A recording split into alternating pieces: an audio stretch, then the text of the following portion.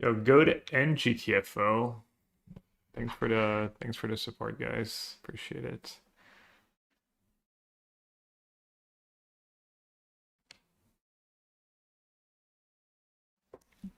You should speak to your person and manage traders and force them to reserve nice arts, of course, for you.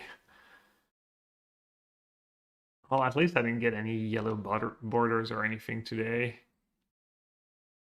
It's kind of a win. All right, what do we want? Lands. What does this thing do? Oh, very scary.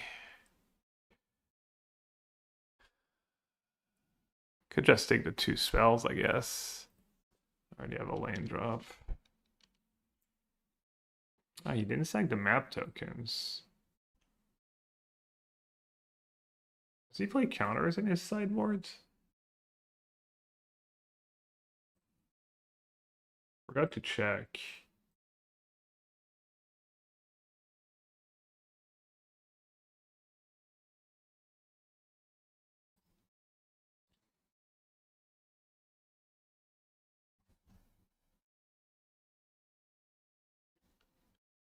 Duress tactics. Doesn't look like it. Let's just do Ultima.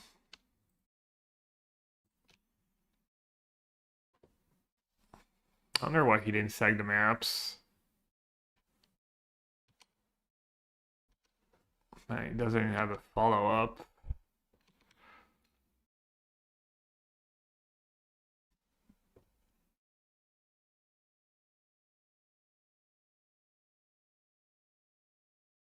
XD Duress.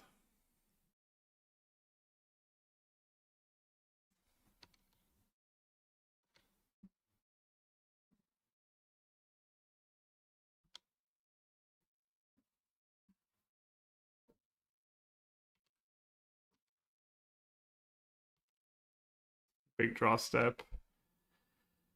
Huge.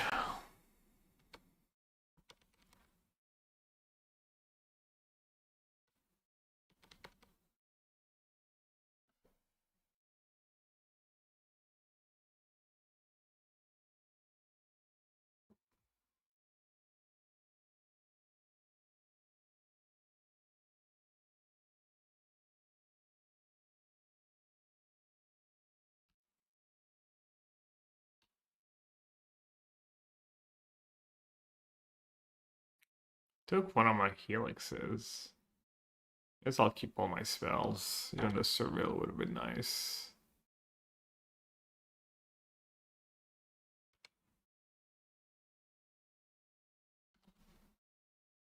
Yeah, Naughty. What's up? Hey, Dave. Hey, Sebastian. Cavern. All late. All late to the party. Yeah, go check out Patrick's Kickstarter if that's something you think you might be interested in.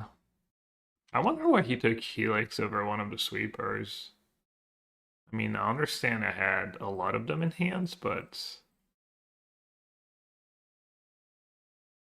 still is all confused. Big young coverage, yeah. I didn't watch a ton. Caught a bunch. Obviously got my list from the coverage though. Well, it's not obvious, but that's what I did.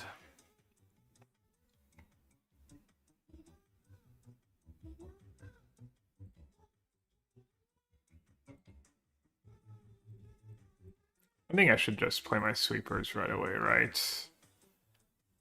Plus get into the bin was rip while I can.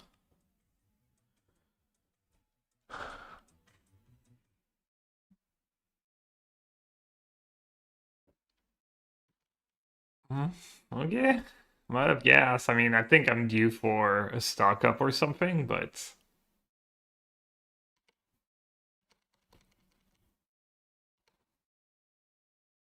okay.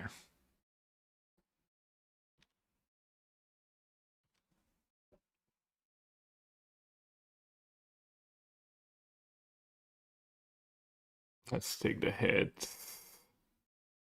If he casts a spell or something.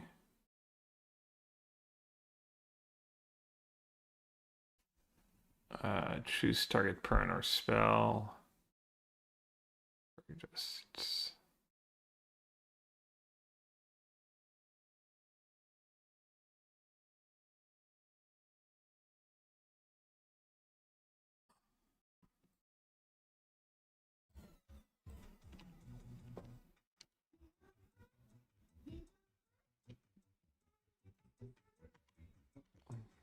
I didn't draw that much.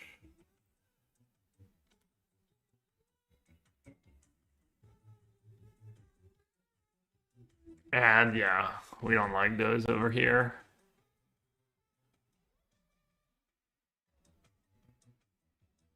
Is it the demon? Bam demon. Jump scare ad just reminded me to sub X. Oh, he like killed my tokens, right? It beats bunch of ore. Double demonic tutor.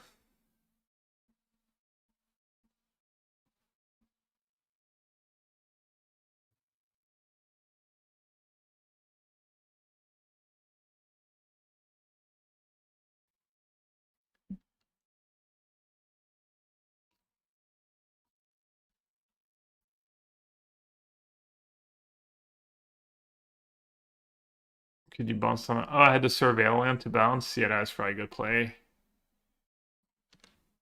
Clueless.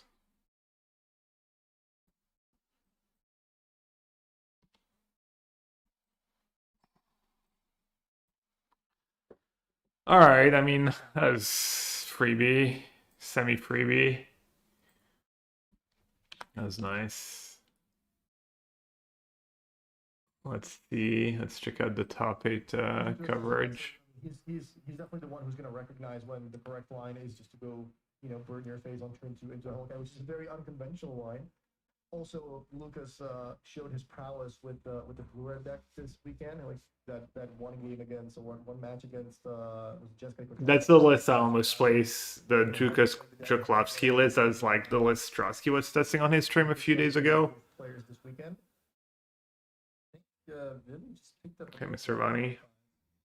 But that one doesn't look that great. It's 2 mana as the combustion technique is looming with so many lessons already in the bin. So Willie just decides to pass with I think a grip. So it's game 2 and Willie is up a game. This game's looking good for Lucas though. Enough lessons. But looks like he's Top decks is tied this weekend at the big tournament. So it's tied between blue green Uraborids and is it lesson? Over 3, for 2, thank you very much. And now you can play. Yeah, we're a Hellkite attack plus 1 more damage away from winning the game. And I saw Burst Lightning, so if the land is drawn, Burst Lightning turns into deal 4. Oh yeah, the village is awkward here. You can't actually. Which list? But you might actually want to keep it, right? Because you want to deal 4 maybe with it. Which islands on the left? I don't recognize them. I can't even see the symbol. I don't feel like I've ever seen them before. So that actually is also The Jeskai control I'm playing. No, I think that's the Ignotus list that he's been playing for a while. I guess Ignotus played it first, but I don't know. I think Lucas is maybe trying to break a record of how many cards of Magic someone can draw in a single tournament. I think he might have actually already broken it. Ignotus has been playing that list for like several weeks. Pictures of Lucas just drawing free With the Rip main. Because that's what we've been doing. John Haven Invasion? No, that's not an invasion island. All day, yesterday and today. Alright, so does Willie have the kill here? He does find land number 5. Lucas probably has some flash trades after sideboard, so he does have hard counters for the late burn spells, but he still needs to like you can just counter the creature. Kill him fast.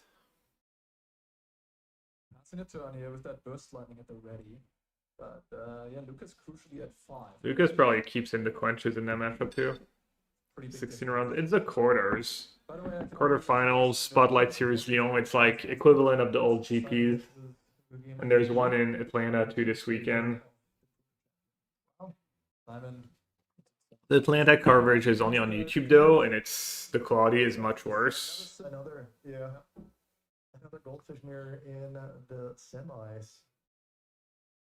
Oh, him repping the spell pierce, but he did tank for a long time before casting the wisdom. And that's gonna earn. He probably decided like, you know what, it's fine. I can go down to one and how calm Lucas is. Just absolutely chewing on the chewing gum. not sure if he's being kind. I mean, I just saw Rhino complaining about it and I watched a bit, but Magic, you can use your life total as a resource. Like it doesn't matter if you're at 1 or 19.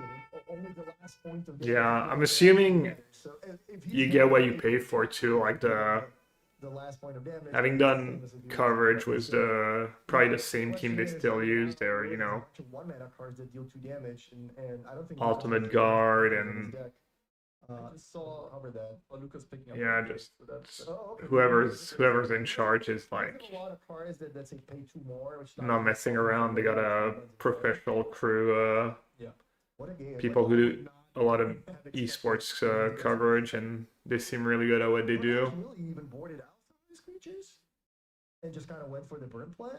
perhaps, yeah. Because Lucas doesn't have the extra talents. He doesn't have the blue talent, so really doesn't need all these shocks. Like if I'm Prediction for this event has been Breath of Fresh Air. I mean, it's been that way for like past couple years now. 9 shocks in my deck. Their coverage really good. Like a lot of people say it's better than the Pro Tour coverage.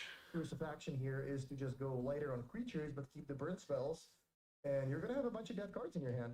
Yeah, I love that to be true. It's just the type of cycle plans where you get the edge, and you know, a great player like Willie Thinking outside the box. Yes, exactly. Just checking Willie's player profile. He wrote a lot of stuff down. Why did you choose this deck this weekend? I like the playpen of this deck, and I was playing red aggro for a while since I would. Oh wow, he's down to 2 mana. Oh, but he has a level up talent, so he could have like, yeah, at least a negate. I stuck with this old. I'm assuming he's got to have like a technique at this point, maybe also a flash freeze. Anyone can spot a flash freeze in the hand of Lucas. In Lucas's hand. Add some scatter, negates. Counters.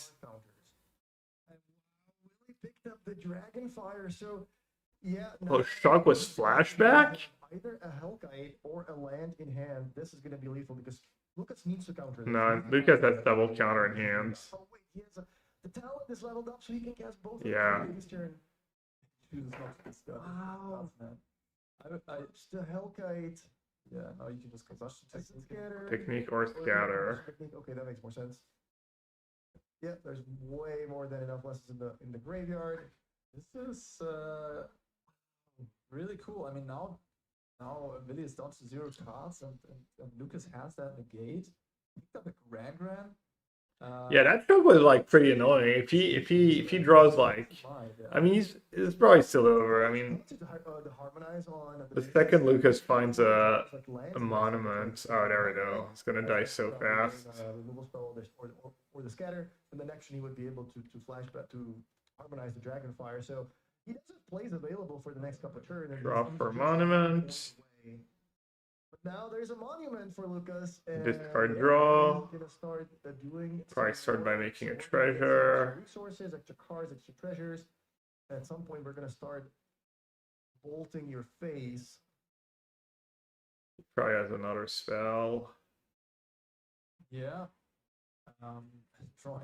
I like not keeping the Grand. You probably just go draw another one anyways, and you don't really need it. You'd cast the Grand for sure. Lucas likes drawing. No, I disagree. Grand's luxury at this point. A long time on the pro scene. Currently, just getting. It is pretty good once into you know it doesn't die to removal anymore. And he already It's free. I mean, it's a card from your hands. Championship through Magic. His other card is all interaction. He's picking up a qualification for Pro Tour Secrets of Strixhaven. Willie also was pretty happy about The real answer is it really doesn't matter. It literally doesn't matter what he does at this point. It's always nice to have one extra one. In the meantime, Lucas finds You're a disagreeing. You're just arguing for the sake of arguing. Like, literally doesn't matter. with the 2 counters in The hand. mountains are pretty too. I think he might. There must be. Did we ever figure out which lands he's playing with? Looks like they're from the same set. Well, I guess this is what drawing 9 extra cards or 12 extra cards is going to do. But yeah, for a long time this looked like this was Willie's game. All right, well, he gets to go first in the. While just enough counters to turn the corner. How many players by the 198 H rounds? I think this might also be kind of a record for maybe the most triggers in one tournament.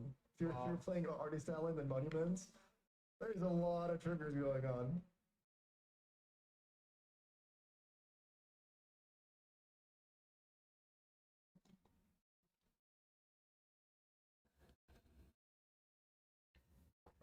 I think they're trying to figure out where exactly they are with the stag having a ton of triggers.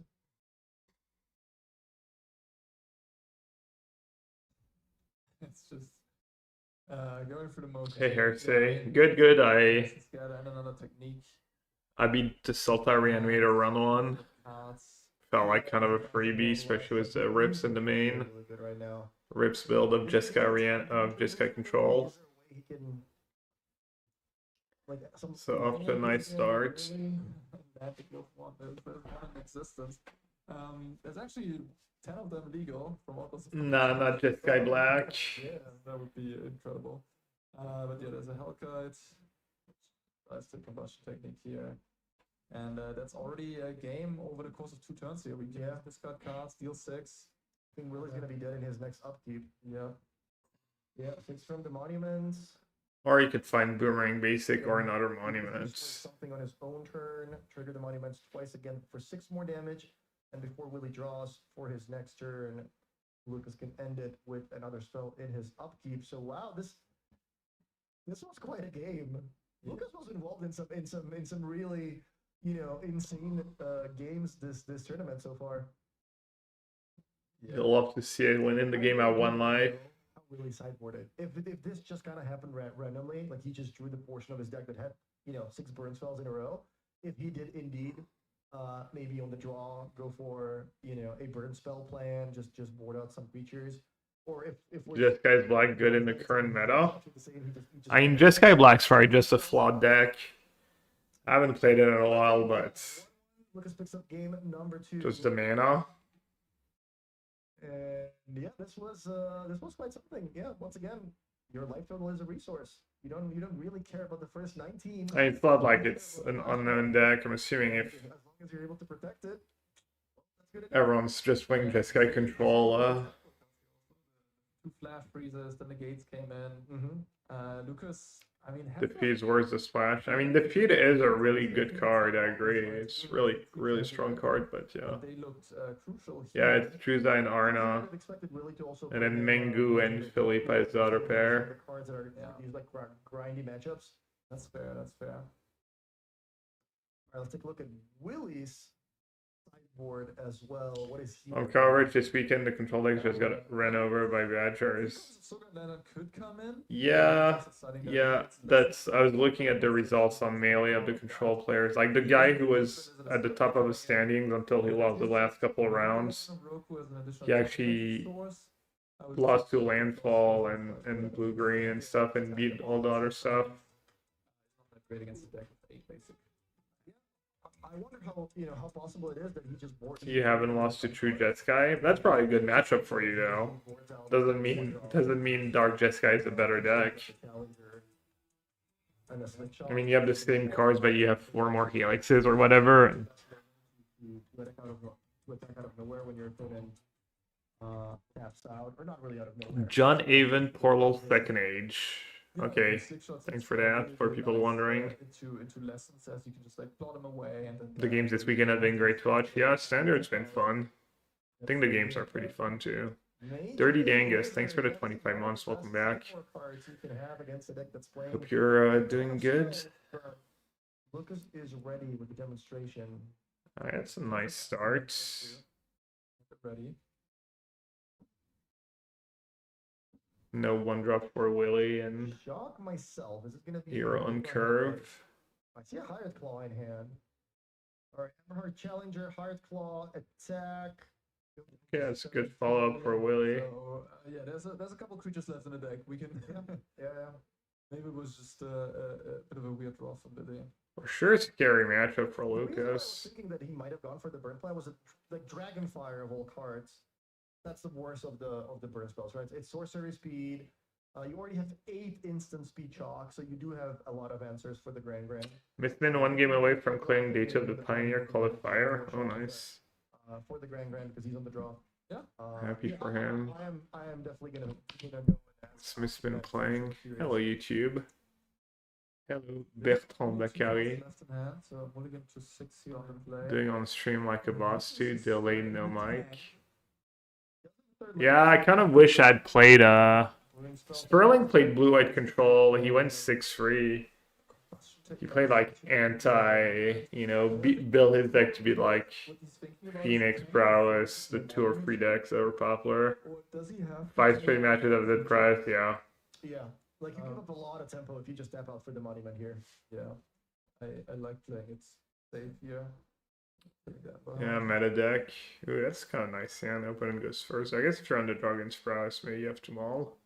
We have Surveil and Agandra. Yeah, Agandra into base that might be enough to live. Also, if you hit any 2-mana interaction spell, if you're you get 1, you get 3 looks. That interaction spell. There's a Mage Bane Lizard. I can't quite make the 3rd card. Yeah, I think blue-white was probably popular as an answer to these blue-red decks. I think it's another Ember Challenger. 15. Alright, he's got a couple spreads into play. Lucas had to waste 1 mana, which is never nice. To kill the Hearth Claw. He doesn't have Artist Talent going, which is really important.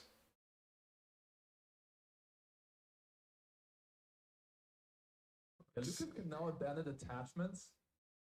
Oh, He just does have like Technique and a Flash Freeze backup. Doesn't, yeah, that's great for. And he has attachment too, right? 1-for-1 removal. Needs to find a. Lizard, and he does have a Flash Freeze in his hand. And he does have like Monument plus attachment to get going. Just fire it off, yes. Yeah, I mean you have to. Well, but yeah, Willie is down to 2 cards. This game would have been so different. Pretty close still. Yeah. Like it's Probably have to play Monuments. And the question is, do you play the land or not? Probably not, right?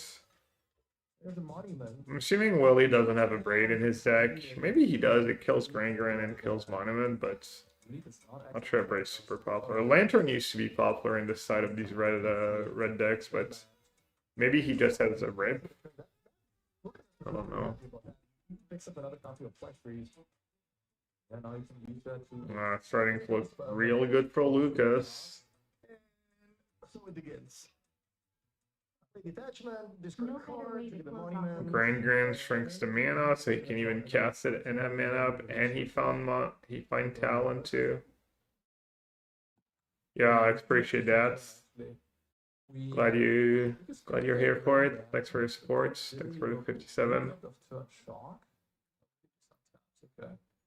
And then Lucas doesn't have one of the counter spells. You're back. Back on the Demir train. Hey Cantus. I'm finally out. Out of the worst state. Sorry, left you behind. Shock you, then Lucas is priced into responding. Fighting over He uses up the mana instead. He can counter whatever Nova Hellcat or creature. Hey Maul. Well, he starts with an untapped Sacred Foundry, and he's gonna just attack. So yeah, we might see the Heartclaw getting pumped a little bit more, or is he just passing the turn? No, he's just attacking. Lucas is thinking of blocking, I think. You just can't block Okay. this situation. Yeah. Beat the Grand. So Lucas is gonna go down to 5 Yeah. from the higher charm. Willie buffs the high Heartclaw one more time. Lucas gives it the thumbs up. I'm down to 5. It's not like Lucas has infinite counters or ways to gain life, so if somehow Willie can run really hot here, All right, the window's gonna close so fast though. Canal, trigger the monument, draw another card. Yeah, Lucas just needs to find a way to deal with the Heart Claw, but with that Flash Freeze and Negate, he's got to feel pretty good about his chances, considering Willie only has 2 cards left. So as long as he finds a removal spell, he should be able to turn the corner again. I don't think he has it though. He has Willie would have killed Grand, right? He Look at another Grand actually. feels like he has to, but it's always scary to like start using your. He might decide to just try and go face. Better to not jump block. Wow. Okay, and Willie recognizes that he doesn't want to let that Arcus Talon resolve. So with that on the stack, he's gonna respond with Shock on the Grand. That earns a negate from Lucas, who really does value the Grand. And Willie responds with another burn spell on Grand. Wow. Yeah, I mean, Lucas pretty much has to fight over this, right? Like, he's just going to die to the attack. A lot of options. Wow. Yeah, I mean, yeah, he doesn't have the room. Probably has to counter an attack, right? Yes. Well, no. Well, he has to. Yeah, exactly. Yeah, There's no choice. He can only do that if he fights over that with. Oh, see Drino. The attack or not. Did you see Spike's blue-black Drogo control Mother Endless? Yeah, I thought he won a challenge. You know what's funny? Also saw a bunch of people played it after him and didn't do so well, but yeah, I might give it a try. Next time I play Modern, either that or I want to play some Narset Days on doing Yes. probably Orim's Chan too. Talon's still on the stack, yeah. And like, these aggressive decks are always about the 1-drops. Like, the quality of the 1-drops usually, you know, dictates the quality of the deck, unless you have some. Kind of makes you wonder if Willie like got a little greedy and he let Lucas get 1 mana for the talents, right? Yeah. That could be a big deal this game. That 1 mana. Just looks in the end. I think I like the attack. Yeah. Never mind. I guess Lucas would have countered anyways, and Not to lose. but he didn't do it in the upkeep. I don't know. Did he get too cute there? Trying to think what the upside was of like. Maybe trigger the Did he draw anything? talent at the monument more times. Or is he Dubs? Find another creature that can jump block. Looks like he's Dubs, right? Did he find anything though? No, there's just a firebending lesson. He needs to like. This is now down to the wire. So he needs to like Discard the shug the higher claw and find a instant speed removal spell of the loot, make a treasure, and wait, what? lessons to then make a treasure, loot away the corner, and find another 1 mana burn spell. Why did he Thought that was going to happen. wait? He had an out. He missed it. He's not Dubs. He had 2 cards, right? You shock? Was it not shock? You shock? Maybe in his head he thought, oh, I have to make the treasure so I don't get to draw cards. I mean, he was in a pretty bad spot, but he needed to have exactly technique or shock on top, and he needed Willie not to have a burn spell.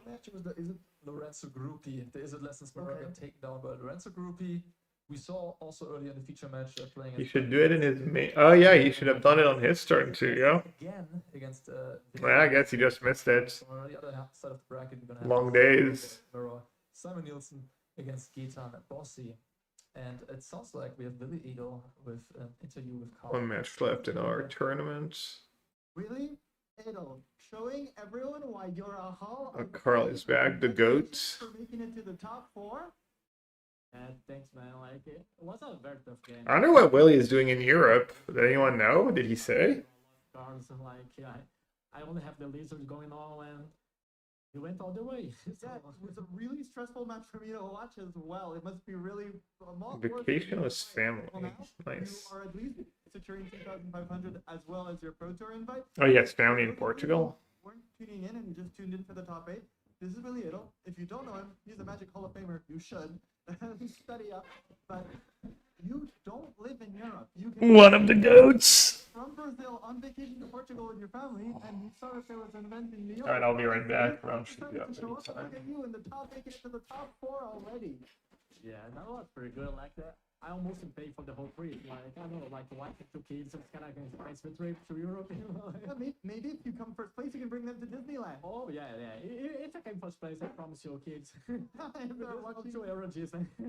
They're probably watching, like, my wife was watching, so. Okay, that's a promise. Like, if I win the whole thing, you can just go to Euro Disney, like, next week. I'll keep them in on that. I'll keep them. They'll keep you on that word. Now, for those of you who didn't watch the interviews we've done before, because just so you know, he keeps on winning, so I keep on having him in this chair. It's fun to be shaped like him. But your deck choice, if you could just tell us very quickly about your deck choice and the matchups you were kind of aiming for when you made the selection for a very specific build of mono red, because you're not only playing red. Yeah. I was playing red like for the whole season, like the next 6 months. I want to play like mono red decks. I really like it. I finished in 9th and Spotlight Orlando, like a couple months back. But since like Screaming Names was banned, I think the deck was kind of lacking. And since Lessons show up, and Lessons kind of plays up on mono red plays a lot of creatures. Like the old build with like the 2/2s that punch when people draw cards, this kind of stuff. I don't think that works anymore. They have so many removals. So I choose to rely on burn. So I'm playing like Lightning Helix, Boros Charm, while you still have like some creatures to curve out and finish with the burn. So I think the deck is kind of, if you see the power of the deck, it's not on par with Scenic, with Landfall, or Lesson, of course. But like the deck kind of plays in a, I mean, like these decks are kind of aiming each other, and they start to disrespect like red and decks. So you kind of feel this guy like you kind of go like under the radar. They don't have like a lot of hate anymore. So when they play, for example, against Lessons, usually they have like a million removals on the sideboard and don't have like a lot of hard counters. So they can just burn them out because they don't have anything to do. Lucas has like a very good list with a lot of counters, which is much harder for me. But I think like in general, if people keep disrespecting red decks, I think Boros Burn or Boros Prowess, whatever you want to call it, has a good matchup against Lessons and has a fair matchup against green decks. Like, it's kind of dire roll thing, but I think it has a fair matchup. So when you have like the two big decks, one is a good matchup. Not set review yet. Not the It's like a fair. not the most recent stuff. No. Just finally, if I can have you here for one more question while we still have you here before going to the semifinals where you will be playing. A whole set. You're very good at Magic. You're a Hall of Famer. You went to the Spotlight in Richmond. You came 9th. No, Orlando. You came 9th. Here you're in the top 8. If someone's watching this and they're like, I want to come to Spotlight Series, I want to do well. If you can remember back to really the early days, what tip would you give them if they're coming to the tournament, maybe regarding deck selection or maybe regarding like how their mentality or how they should play? You have one piece of advice. I think my biggest piece of advice is to have fun playing. I think like it's kind of common sense to say this, but in my case, it's totally true. Like I only play decks that I have fun. For example, I'm totally aware that Lessons and Scenic are much better decks than Mono Red, but I tried these decks and I wasn't having fun. So when you're playing a deck, you don't have fun with it, and you lose the first game, or you are kind of money spree or something, you don't want to play anymore the whole day. And like Spotlight and Pro Tools are long events. So I want to keep having fun if like I'm losing, like I play in the deck I like.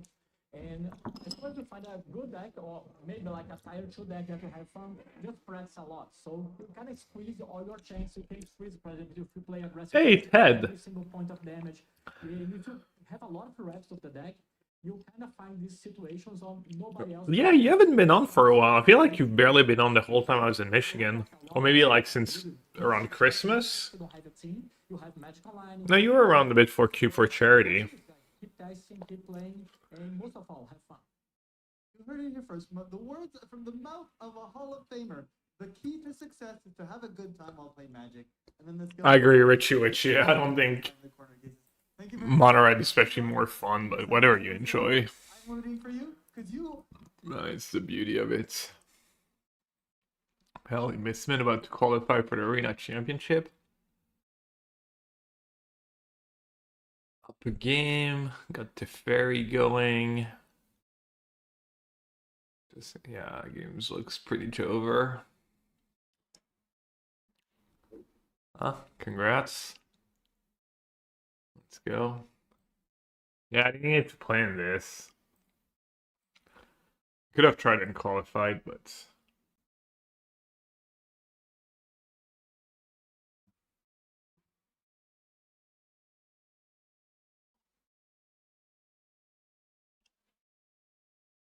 Alright, what does MTG Goldfish has for me? Challenge winner?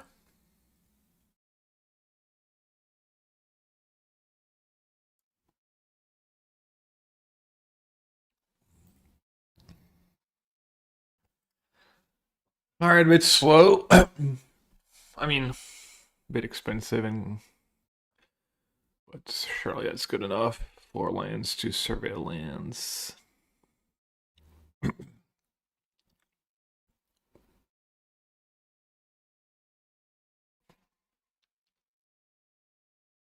Nope.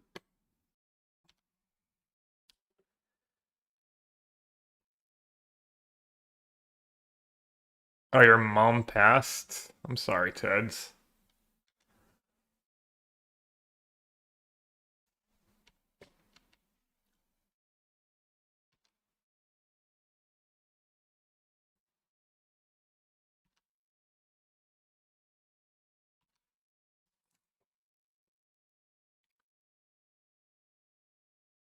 Hope things are not too bad. It's playing black-green version. Does let him make a mana. I'm assuming he can't do much with it. Gets to see my hand. 93 years, lots of family stuff going on.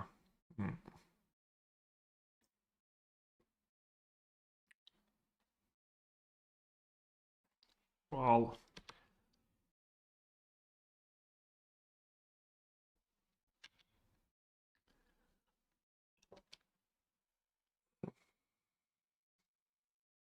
that's tough.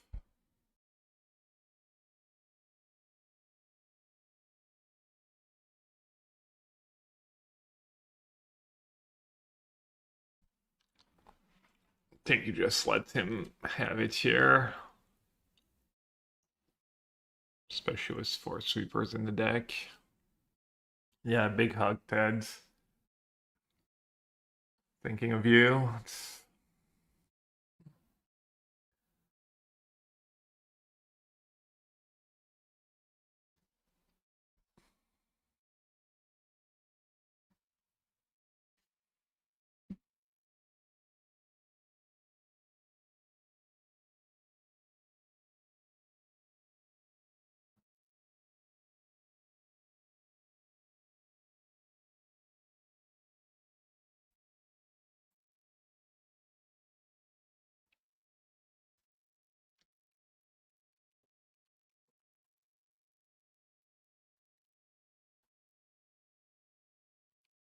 Turns deep cavern bats. And mails 2 nature's rhythm. That's pretty sick.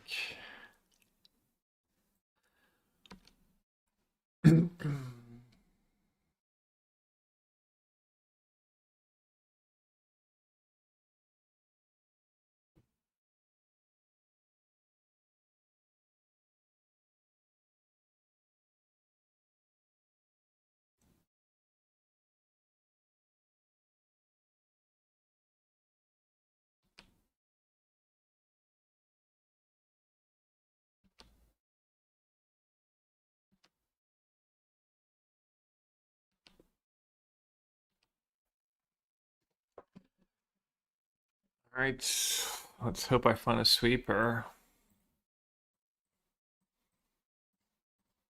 Got 4. There is one. And then probably just take a land. Just make my way all the way up. Cause I'm all the way up. Does have a backup bat in 2 nature's rhythm. I guess I get lost for the bat if I need to.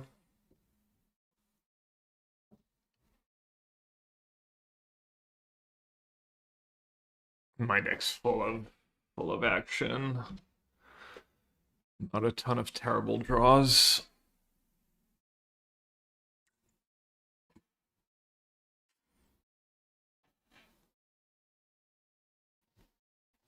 What do you even take here? Just a Jeskai rev, I guess. Make me use my get lost.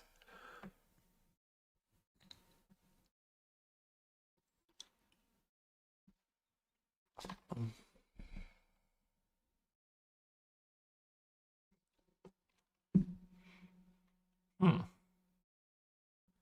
I was surprised they took the Galosts. Guess it could be good if they have another bat. Even if you have another bat, sure makes sense.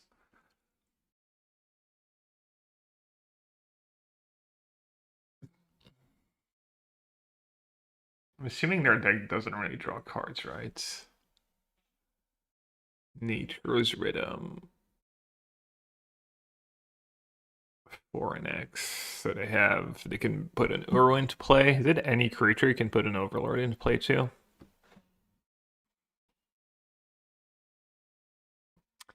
The Beer Slaves will be in Portland in 2 weeks. I'm assuming that's a Spotlight series? For 2. Oh, they're getting another bat.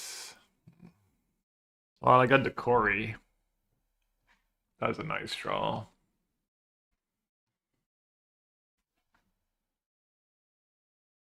Until the end of your next turn.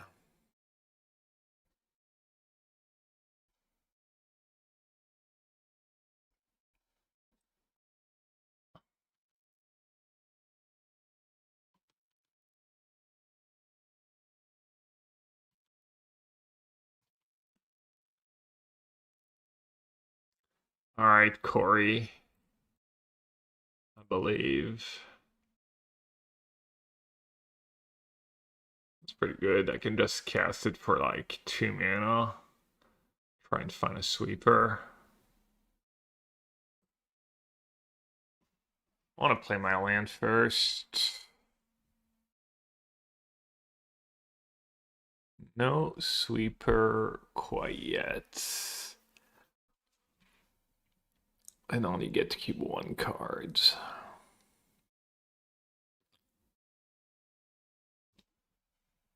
Assuming I just want to take the Helix and then stock up.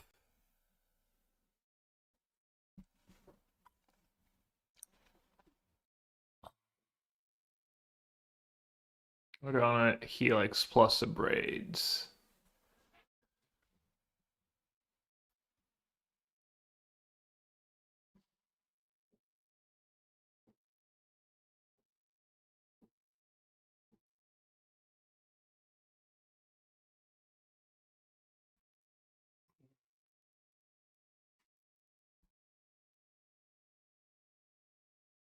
I guess I only get to keep 1. I don't know what I was thinking about.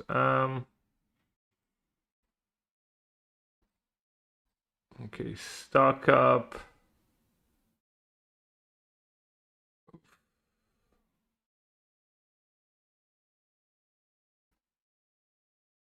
So I'll take Painless Land. Eyes Normalize not the worst if I try and put an Uro in play. And I did dig deep. That's what 11 cards. We just saw 11 cards. And we still have 3 sweepers left and like these 29 cards or so. 30 cards.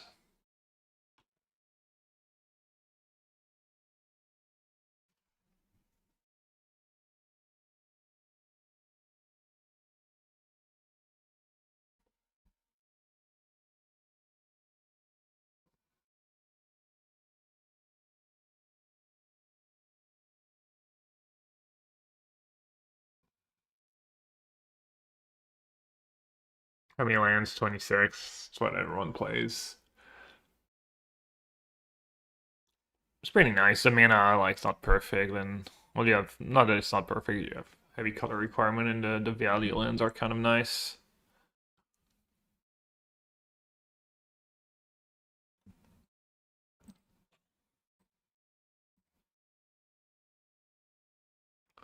Let's see what's going on coverage. Top 4, Simic Mirror, XDD Nelson.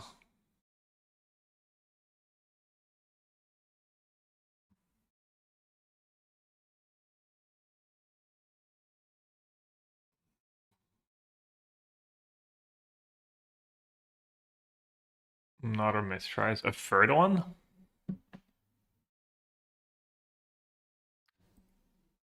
They're attacking first.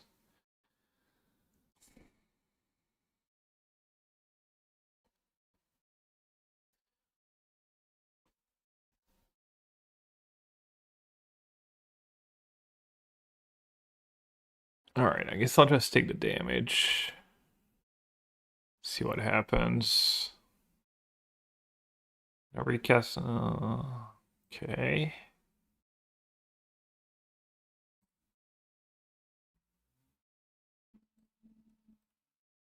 Assuming I want to get back my Jeskai, ref for now.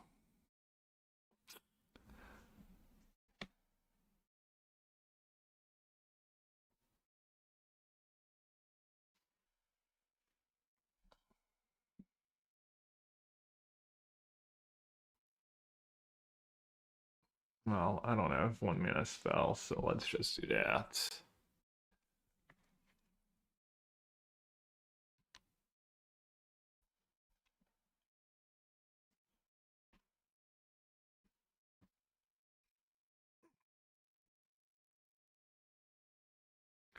Yeah, I mean, having lands in your sideboard's kind of sketch. Especially a land that does recover mana.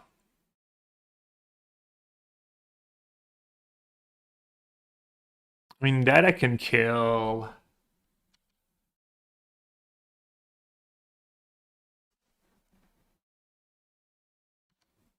I can kill with Jeskai Rev. If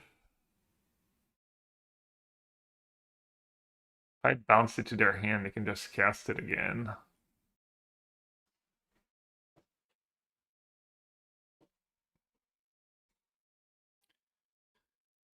Alright. Which spell don't I return?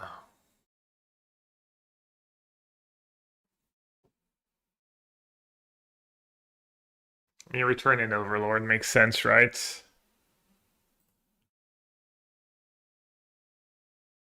Since they're gonna get the trigger anyways.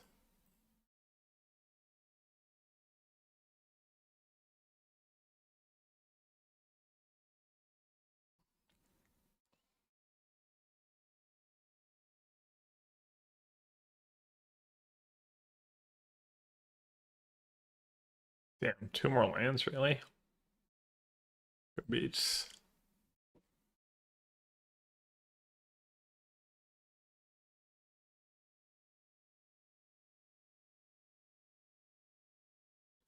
Did I have 5 mana, 8 mana, 9 mana? No. Yeah, 1, 2, 3, 4, 5, 6, 7. So they can Nature's Rhythm for an Overlord in play. Or they can Overlord plus Uro pre-combat. That's tough. I mean, they're stuck on free land, so if I can find a sweeper, I think I'll be okay. Or another card drawing spell. But I don't have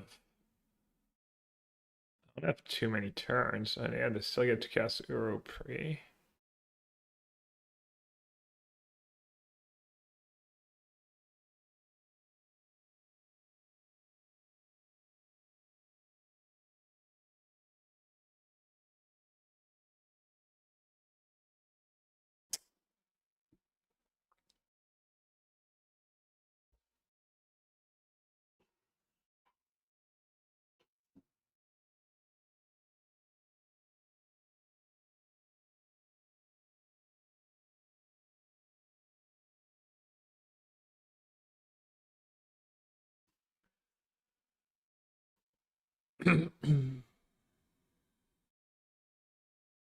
One, two, three, four, five, six, seven, 8, 9, 10. I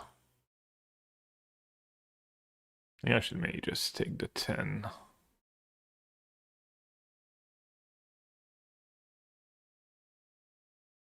Okay, let's say I don't find an answer for Uro. 2, 3, 4, 5. So I can cast Day. So I can soak up 6 damage now.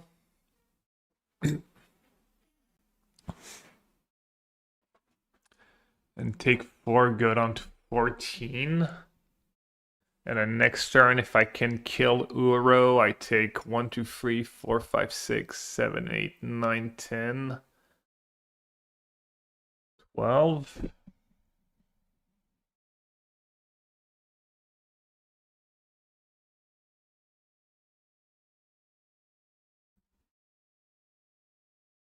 Yeah, probably just best to just block now. Okay.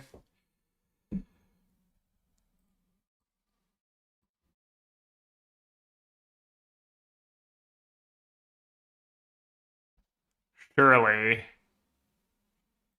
Yes. Surely indeed.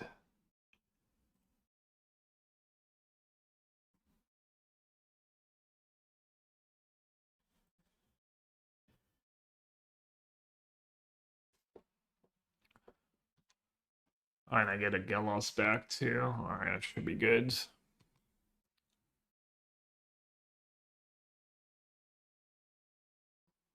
That was a really good Overlord though, milling those two nature. I guess I never had time to cast the second one. Alright. I think that was the first time I've ever played against that black-green deck. Like Worlds, Ladder, anything, any standard.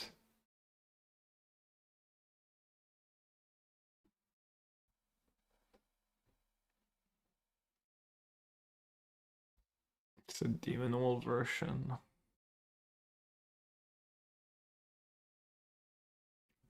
Oh, that's not the version.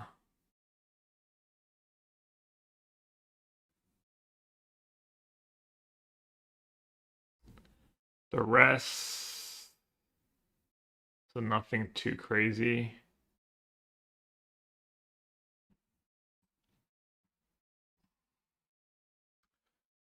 Alright.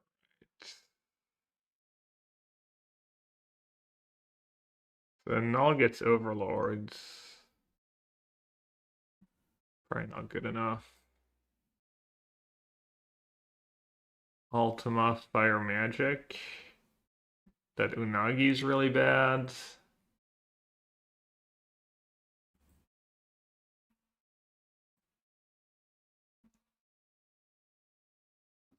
Brave's probably kind of mids. And then I've got Gale Lust and Rip. Do I need Gale Lust in that matchup? Gale Lust seems pretty bad, right? All their creatures die to my auto removal spell besides the Overlords.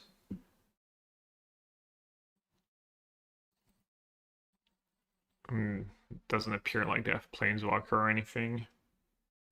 And then Tidebinder. It's probably pretty solid.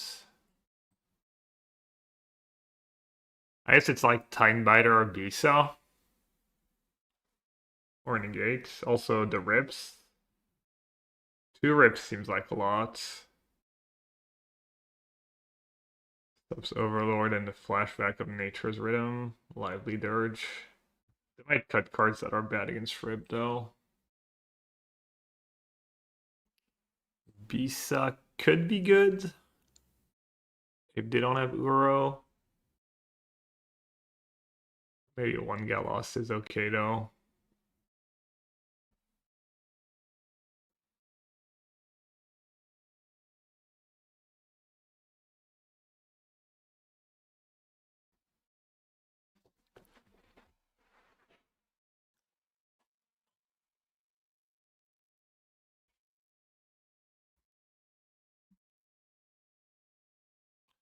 Alright, slow hand, but okay, you still gotta keep.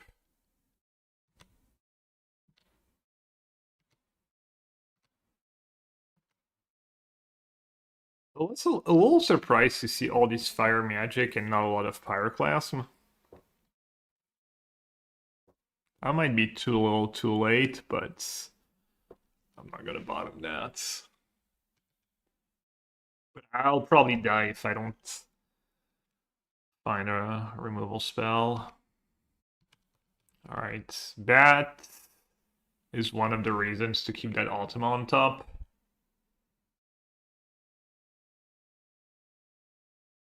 Because they're probably going to take like Consult and then... Oh, they didn't take Consult. And then I'm happy I have some action coming up. Can I play this? Hunter's on tap unless you control a plains or an island. And I can. I guess I might as well play Birch first. Uglier Revelation Art. I don't like it. You don't like it? I think it's pretty cool. Alright, no curving into Uro is pretty nice for me here. Looks like they stumbled a bit. No Overlord either. And you even cast Consult here? It's insanely greedy not to cast it when you have stock up in your deck too. Ah, got him. I mean, they got nothing going on. As I can just play Foundrings to go. That one, as they say, might be in the bag.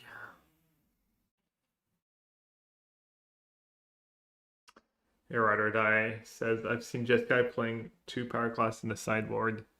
I mean, does seem better against the cup draws than... But maybe Fire's Magic's flexibilities just makes it better. I mean, it's not like Power Class is a obscure card. Like even Lucas was playing that card, and glad I did not tap out for a stock up. Okay, well if I lose this game, maybe I'll bring back in a Get Lost or two, since they showed Vivian Reed here.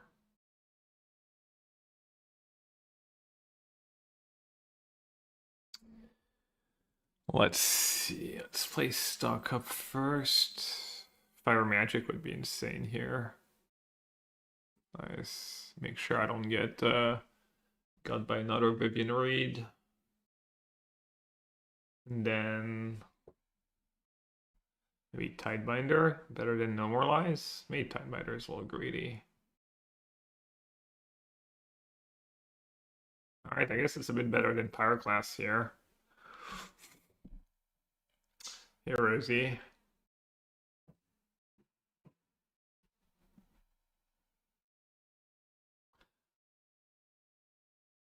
Oh yeah, plus I'm getting back a counterspell, so No More Lies would be a little redundant.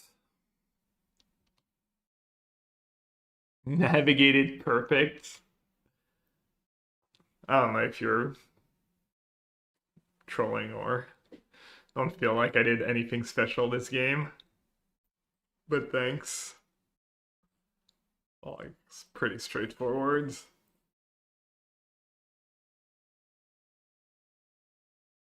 I could Timebind Uro and save my counter for like an Overlord.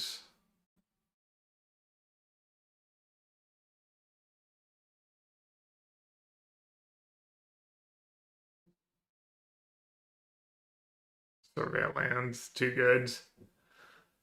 If I didn't have an Overlord, I guess the way the game played out. Yeah, we just watched the quarterfinals. He won, Ride or Die.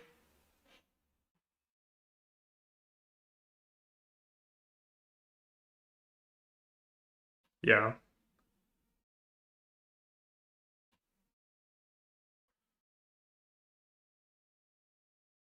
Alright, let's watch all more coverage. Martin is trying to make me Now it's officially Archmage's Druid, okay? No. Never. Archmage's Charm. No, wait, that's the blue one. We're in game. Llanowar Wealth, a card that we can say 3 times very fast. Banner Elf, we have seen. This guy feels like a deck where you have agency with your decisions. Do you you though? To 5, but it does. I mean, the games go longer, so you have more decisions to make, better chances maybe to outplay your opponents, but at the same time, a lot of decisions are forced these days with control just because you have to cast your cards as soon as you can usually. Maybe a little more than other decks. Hey, Overlord, you're welcome. Alright, so our hero is down a game, but potentially off to a good start. Yes, Crater Hoof. What else? Can people tell?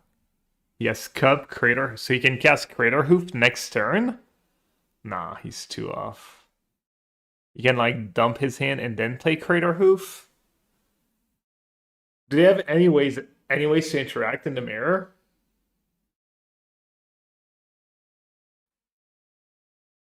Exactly, a Spotlight Series is basically a modern day Grand Prix. Oh, the Mox just started. Yeah, that's kind of poor timing.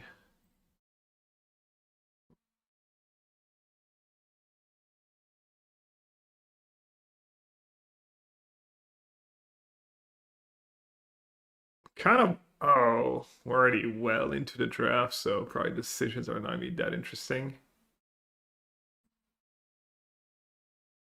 Oh, Miranda, that's Claudio, or as I call him, Claudio H.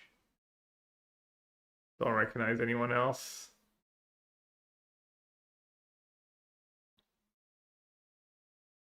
All right, let's keep it on.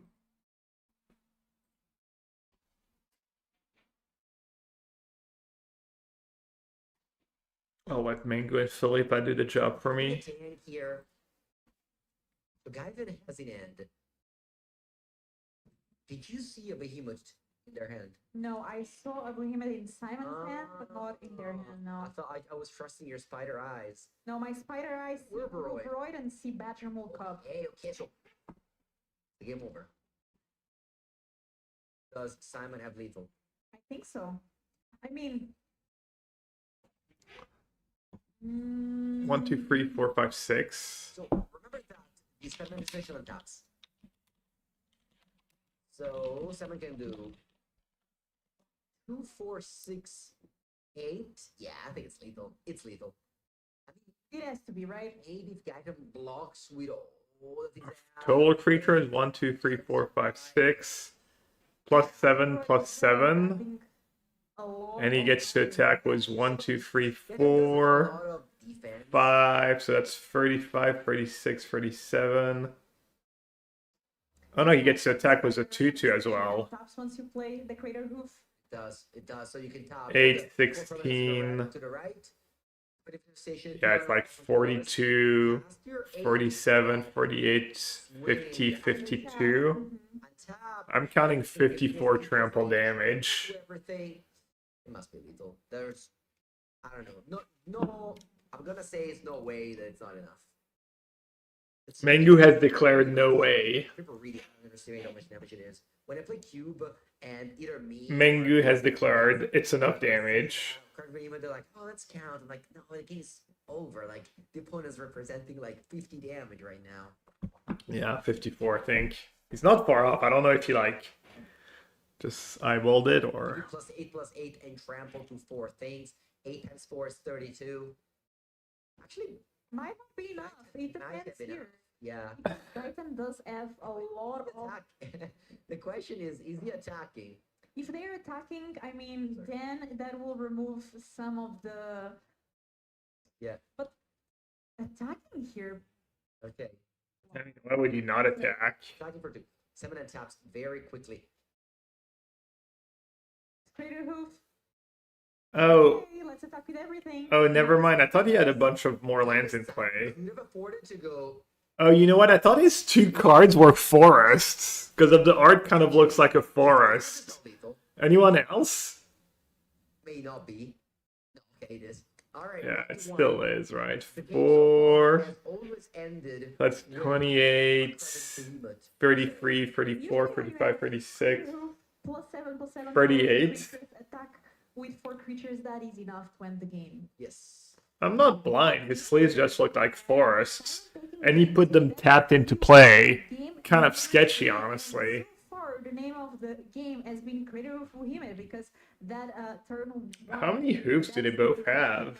to win the game, even though we didn't quite see it yet because Simon just conceded, knowing that that would be searched for. Yeah, Now basically. Simon just winning with the card. Yeah, so this is mulligan to 6 or mulligan to 5. But honestly, the mulligans have just been like, you mostly just need an explosive hand. Yeah, mulligans. This is kind of matchup where mulliganing hurts you the It's least not really about because it's not really about how many cards you're left with resources. It's about at just the end of turn having the one. good curve. It's whether you have the Herborough, I mean, mulligan's 5 always hurts. it's whether you have the game advantage. Mulligan 6 is really not a big deal. Mulligan 5 usually has.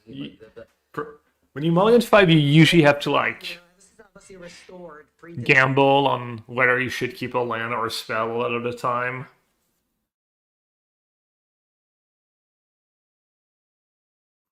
Do you have Riddler though? So even mulligan's 5 not that bad, even though you don't want to be on the Riddler plan in this matchup. You don't want to have to rely on slow draws and Riddler. Phantasmal Image. Is this the fastest standard in Magic history? The players starting. Brother. Gene Pollinator, no Llanowar Elves this time. No land. Tellurian Academy combo was legal in standard at some point. Yes. Turn 1 kill. No. Mockingbird needed for this mirror match. Forget about Affinity standard, Jan. Gotta go a little way back, but I guess I'm the only one old enough. Research standard history, I don't know, maybe. I mean, the Vivi deck, or not the Vivi, the Steel Cutter decks, right? Yeah, the Vivi Steel Cutter decks kill on turn 4 pretty easily, you know? Doesn't see the card. Does he need Academy got banned 2 weeks into standard? Yeah, sure, but still, you could still play it for a few weeks. And there's the Mockingbird. Yeah, so what you can do is Forest tap, Gene Pollinator, tap those 2 permanents, Mockingbird, another Gene Pollinator, but Gene Pollinator is so much worse than Llanowar Elf or Spider Manifestation or just lands. Not a 1-lander on the game 3 of his semifinals here at Spotlight Series Lyon. If there's a deck that can win on one land, it's this one, with so many dorks bouncing off the Spider Manifestation, thinking, okay, if my game is late, yours is also going to be. Okay. Interesting. So using that advantage. Dragonstorm, yeah. Dragonstorm was like probably turn 4, right? Most of the time because of Lotus Bloom. Disadvantage play, which is bouncing a card, but a tempo advantage play. So yes, I'm missing a land, but you also have to get back a little bit. This way, maybe I can top deck a land and I'm back in the game. Let's see here. Yeah, that Spider, yeah. Card's really good in the deck, in these decks, probably. 3 mana available, but actually might. The era of Tellurian Academy was called Type 2 and not Standard. I mean, that's just semantics. Now has access to Type 2 was Standard. It was exactly the same thing, it just changed names. And Spider Manifestation to play it. Type 2, Type 3, Type 1. Let's see, the Simon draw. Type 1.5. Land. He's just sweating. Oh, it's not a land, but it's a Spider Manifestation. There's also Badger Mole Cub, right? You can just play Badger Mole Cub, and next turn your Gene Pollinators will just give you so much more mana. It would have been so good if you drew a land here. It could have. The weird deck building constraint where the deck had to have X cards from a set. That was just, I think, the format for a World Championship for the first World Championship. I don't think it was a format. Sometimes these things happen, so. Yeah. No, Oh, it's Type 3. Type 3 was limited. A lot of variants, and these decks don't have any card selection, so you just gotta sweat it from turn 1 draw step. You already gotta. That was event specific to show Homelands. Yeah, I think so, because it was Homelands was the most recent set, or some awful set was the most recent set, and they wanted people to have to play cards from that set, I think. Okay, Bajamo Cup seems to be on. No, never mind. Spider-Man is the selected card for Simon, who just passes the turn. All right, let's see what the punish is. Does he have a payoff card? I see at least a Neuro. Is that double Uro? That's the card that names the deck. And oh, look at that. Can go Herboroid And then He's just slurling XDD Simon, right? He can just play both Uro and say go. Tapping with the Ouroboros is so good. it doesn't matter how many Pro Tours in a row you top 8'd, you still gotta draw that second land. Yeah, people gamed it and just had all their You know, all their homeland cards in the sideboard or whatever. I mean, I don't remember the details, but is Simon Nielsen a top 10 player of all time? He might be. Disturbed. It's kind of like the same in sports and stuff, though. You have to like. It's like they're hearing some noise. He's been pretty dominating, though. Yeah. I hope not. Yeah. Maybe I just spoilered Gaitan's top deck there. Actually, I have a story about that. When I was playing the Mythic Invitational top 4, Did he? I mean, is he 1 mana short or is he just slow rolling him? hearing He must be a mana short, right? saying, spoilering every good player's hand, and it was, yeah, definitely something. Or that maybe he had the choice the between. organizer of Oh, the event will have to check here. So hopefully that's not the issue. You have to speak very. maybe he did have a second Uro. Yes, you know, like when you're a kid and you're supposed to be in bed. No. We have to be excited. Break. Excited about this game. Let's go. Let's go. Magic the Gathering, you know, not the most maybe exciting game to cast. What do you mean? It is the most exciting game in the world. It is, but hey, it is our job to make it more exciting. So here we see Gaitan going for Herboroid and then going for Lano. Copying the Lana Warwelf. Wow. He's getting a bunch of counters Hoping there. Lano or Elf is unexpected. Yeah, you could have copied the 2-2, right? Look at all these He's valuing getting damage in. And then the Quantum Raider, of course, will leave the battlefield here at the end of the turn. attacking with Spider Manifestation, dealing 3 damage. What can Simon do? Is there a land? Is it enough? Come on, Simon, draw land. No, Or still drop it. not a land. No way, again, that's a fight spell, but yeah. Oh my god. So what Simon can do is play. Mengu's like, I mean, he can play a Cub and have a decent bit of mana, right? For multiple He can turns. play a Cub, then Gene taps for 2, and then he can play something else. He can tap the other Gene. The problem is, does he get to live a turn? You get 2 mana to do what? Maybe another Cub, and then you get 3 mana. He has a fight spell in hand. Which You can. cannot. I mean, yes, Cub? man, our vending Dude, any land would have been so good for Simon. 3. Mana. What does he do there? So he can fight a Lana or Elf, Now everything or a is Mockingbird, I guess. Yeah, he has 3 Might mana as to do well. what? Card. Okay. fine. So now he can fight the Uro. Top. So actually, as 3 Okay. mana.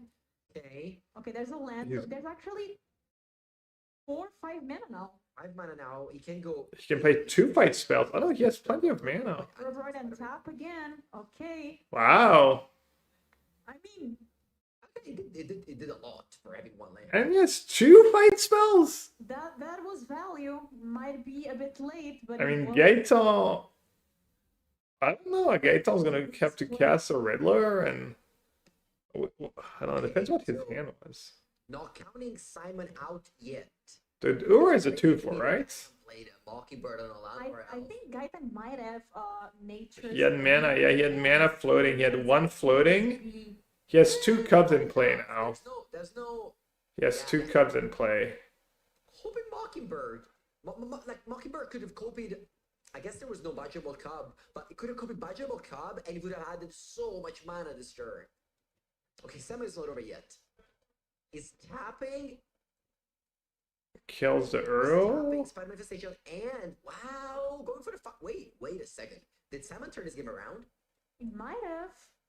Did Simon can turn kill the- this game around in the chat? Wow. Root. What happened? Who are you rooting for? Is this game not over yet? I mean, Sideboard cards really coming in clutch here for Simon. how much mana does he have left? He's now. Mel's try to resolve 1 mana in hand. 4, 5, 6 mana was Rider. And Gaiten You draws can another hardcast a Elf. rider, but Is this really happening? Oh my god, the game actually just having interaction in a Khmer is basically cheating, yeah. Dude.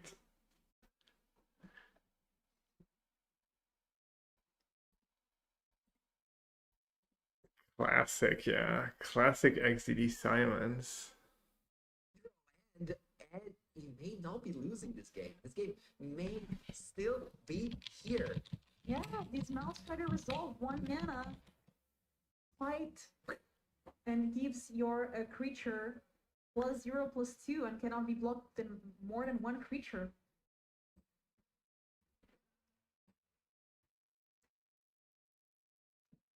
Oh no, Twitch chat lost us. We're back, we're back, we're back. We're back, okay. We good. are back. We're back and Simon is back as well to this game out of nowhere. Simon was too powerful. Maybe the guy doing the I mean, and if you're Gaetan, you just have to be thinking. the guy running the show is from Switzerland and he got mad. He just slammed the desk.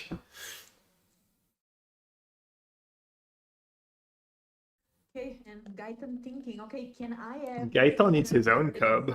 Just add of 1 land and dreams. Alright. Happy to Forest. And Verge to play another Mockingbird. That's why that's why I casted the first one so recklessly, because he had a second one. Now able to copy. Badger Mole Cup. Oh, that's huge. Doesn't have double blue, does he? No. I mean, there's the Pollinator. There's Pollinator. There's But you can't the hardcast Forest, a Riddler, I there's guess. Wealth, but yeah, only 1 source for blue, which is that Gene Pollinator. What do they have left in end? Do you know? Have you seen it? I thought there's a Nature's Rhythm, but I might be wrong. Just read them now for 4 mana. Oh, it's No, yeah, Uruguay. Uber was I back. still wonder if you could have just cast both Urolaster instead of playing that Riddler. The shiny Rubroid. It's Llanowar Wealth, that card, so...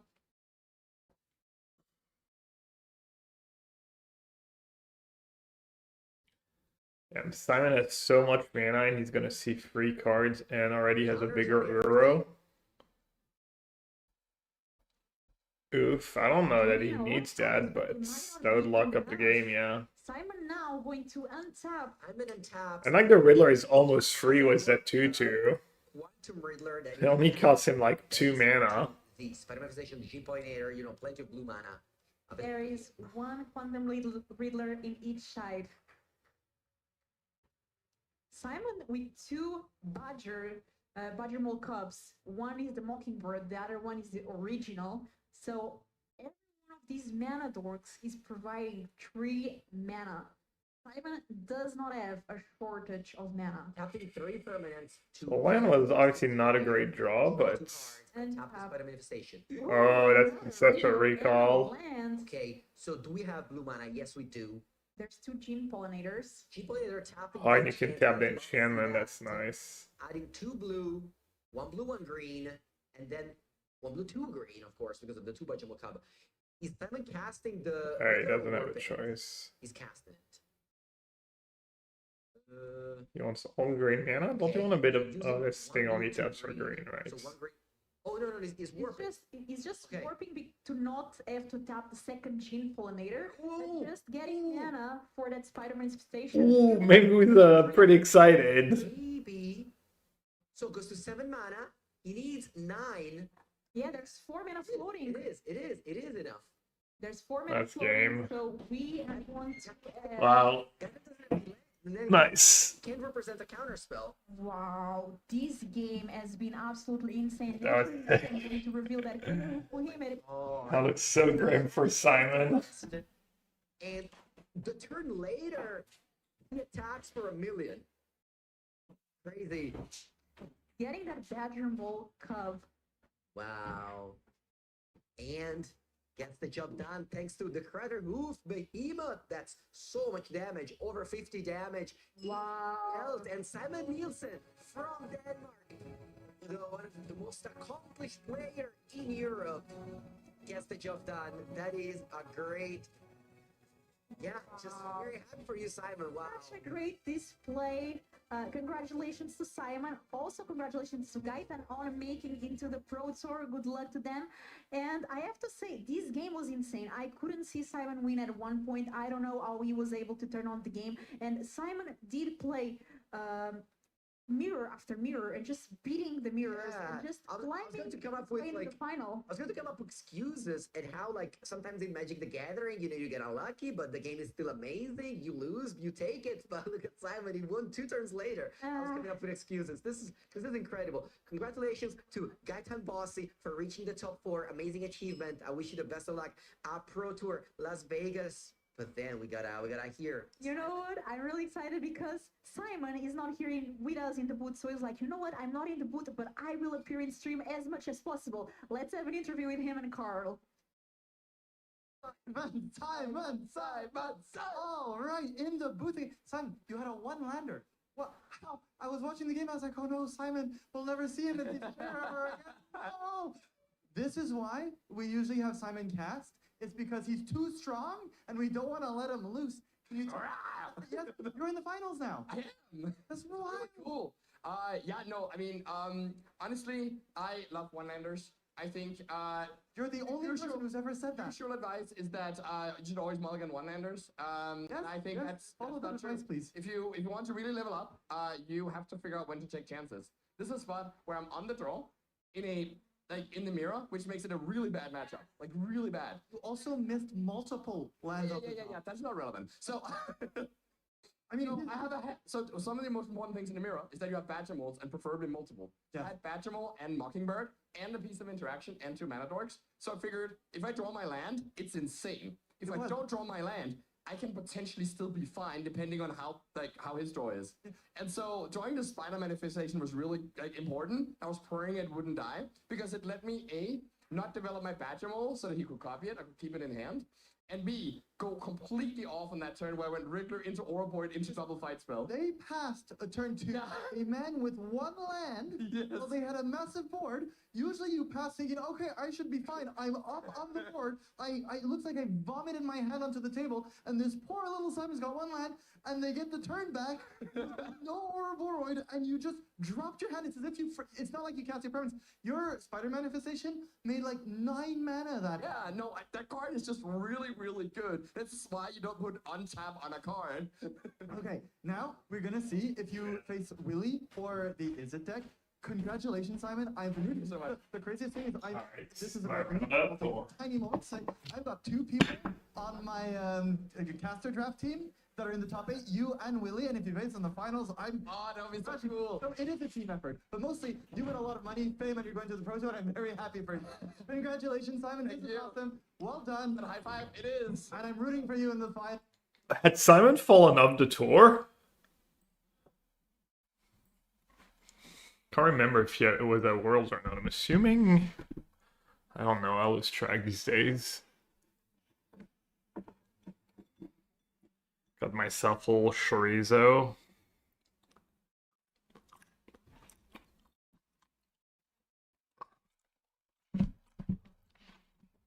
Oh, I didn't qualify for PT2 this year.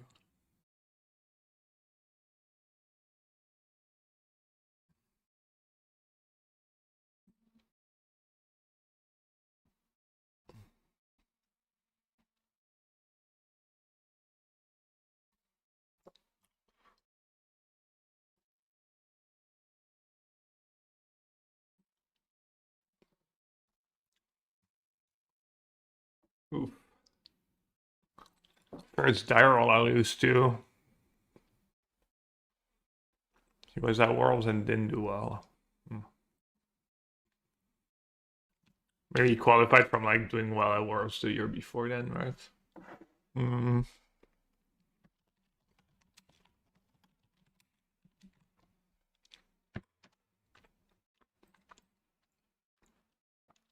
No standard recently. And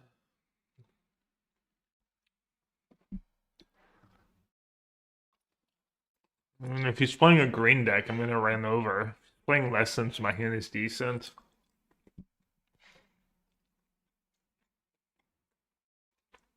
I have a surveillance and pretty good mana.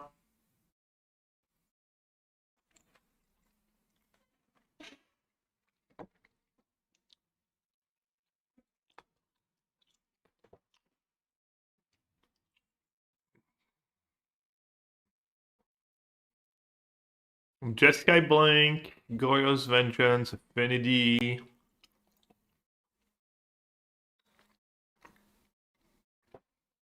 Is that more of a landfall or cub deck ammo, or more on a, is it less than ammo?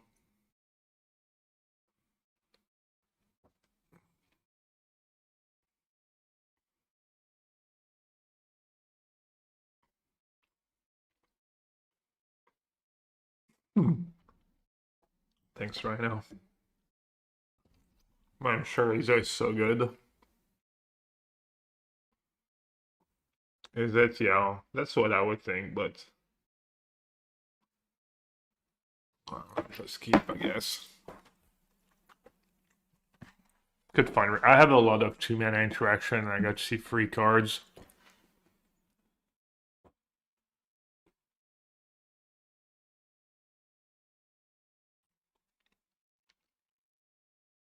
Oh, Watery Grave.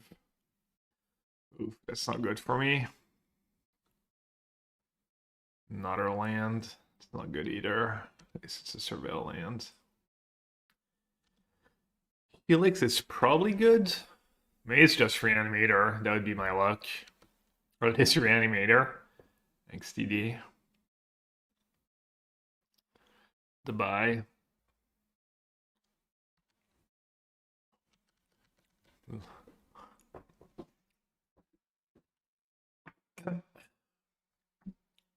Maybe it's a homebrew.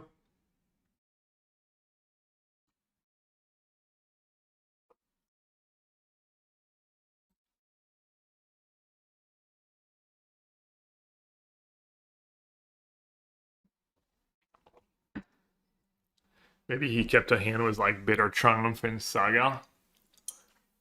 He kept him. Because you can't even play the Saga on its own because it has to kill something. So like destroys itself. I don't think there's a reason to play a Rip right now. Because of the Saga that he probably has in hand. Pretty lucky to get paired against Reanimator twice in 3 rounds. Bargain.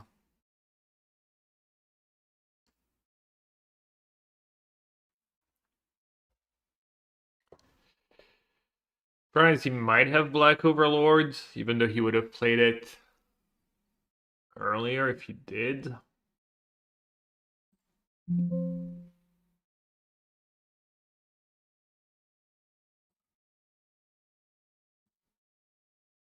He has Black Overlords. Yeah. Maybe I can lose. If he has land Black Overlord here.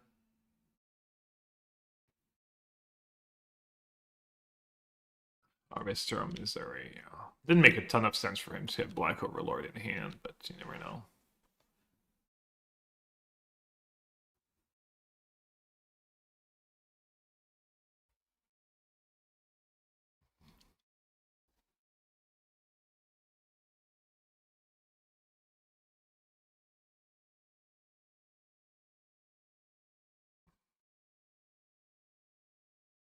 It's worth shocking just to start racing.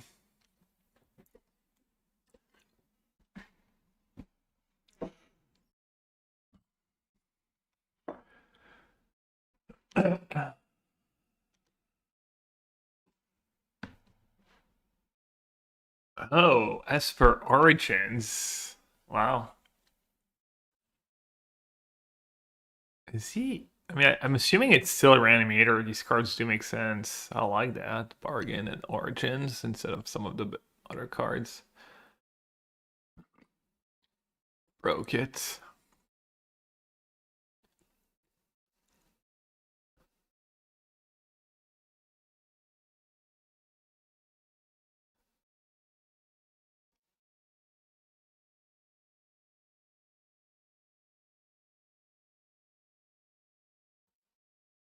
Could be one of Shahar's Sultai pile, yeah.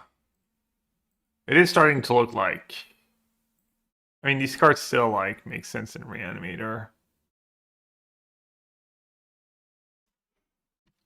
Alright, this thing has Menace. I'm gonna attack, and I guess I'm gonna play my first rip.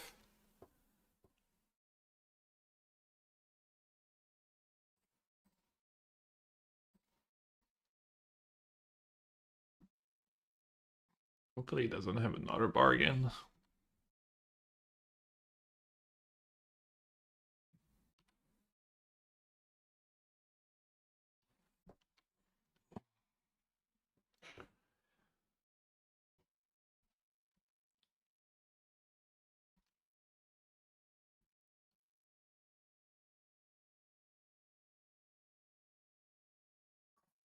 It is Reanimator.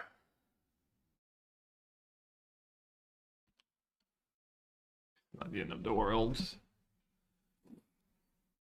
Brood Spinner, Surveil 2. I think has 4 toughness.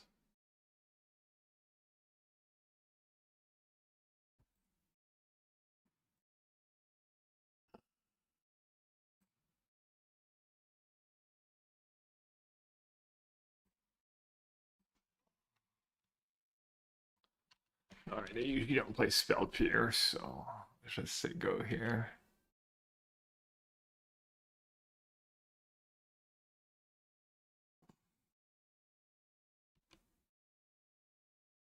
I actually was one off killing him last turn. Of Helix face. And then bounce and dealt 4 damage to him.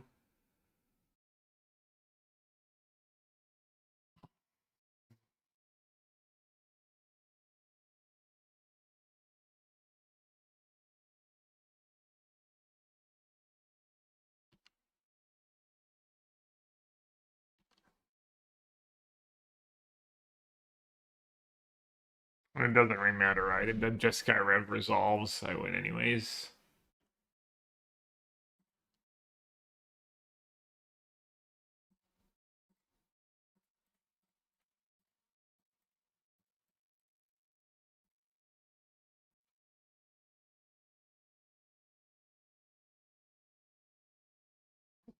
Better Triumph by 5/5, but then I just cast any spells and he's dead.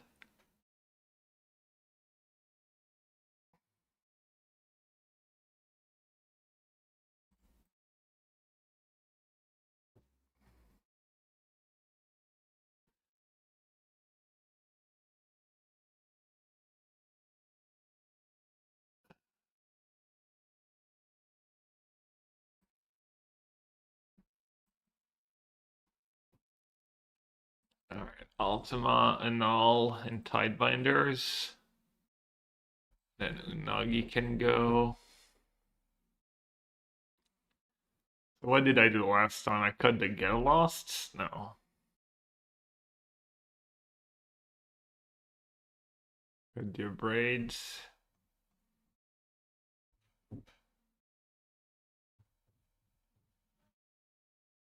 What did I cut? Did I just cut the Get Losts? No.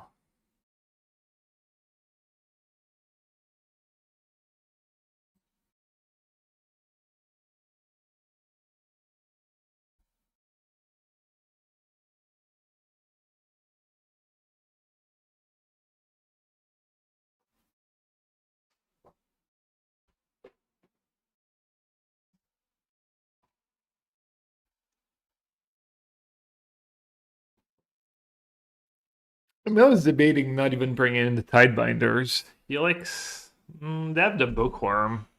Oh, they have Glarb. I think I did cut Get Lost, but he could have Glarb. Yeah, I guess I should trim Helix. Keep like 2.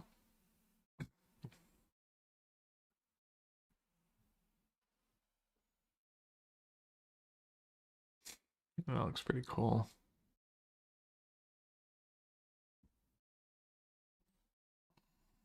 I could trim a Jeskai Rev. 7 mana is a lot. Game could be over by then, but this deck kind of floods to a bit. Let's try that.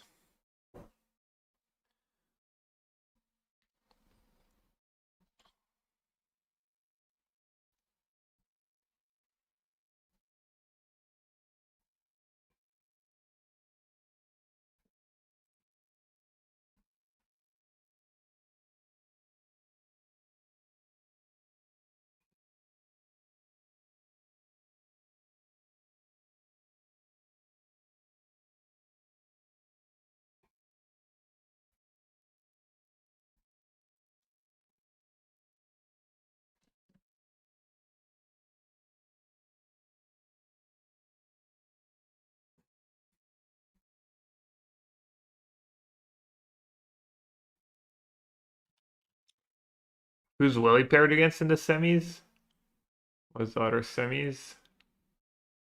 Lorenzo Golpi is a lesson. It's over. It's over.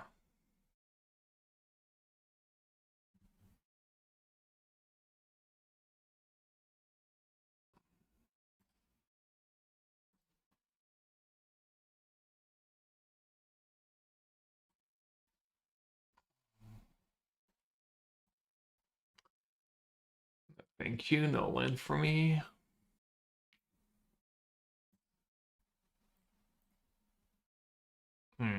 Okay, Overlord. Pretty solid start. Start target artifact or enchantment.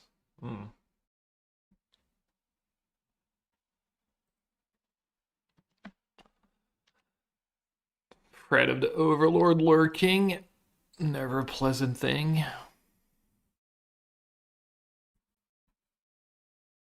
Artifact or creature? Huh? Did he misread tactics? What are you even thinking I might have? One black mana? Or activate my Urza's glasses? So I can take no more, I can use no more lies. Or I can let him have it and use a Get Lost. Don't hate using Get Lost here.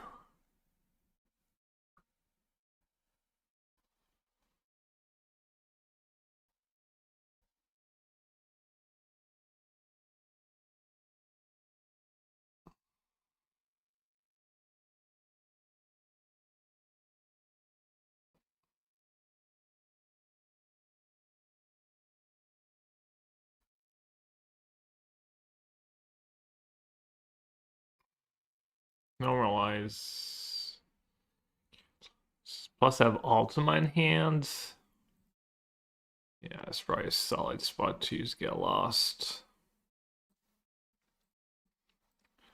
Hope that No More Lights doesn't go dead somehow. Seems unlikely.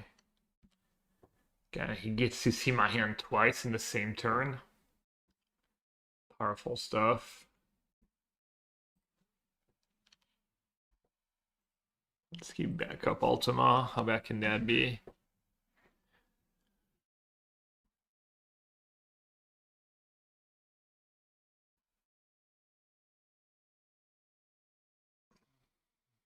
I mean, that does nothing. It gives him the target for the map tokens, actually.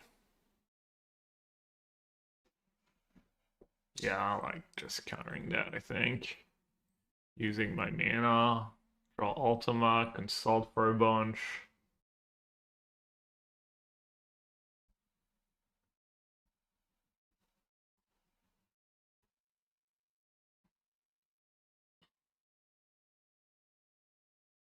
Good main phase consult, honestly.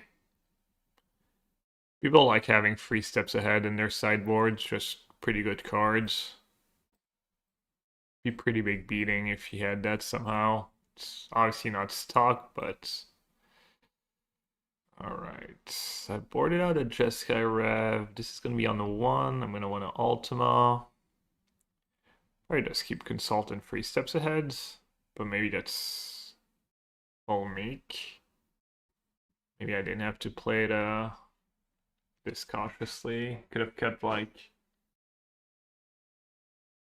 Which one do you keep though? Could have just kept 3 steps ahead and just Skyrev. I don't know. Resolving Consult just as good as resolving just Skyrev at this point. It feels. Get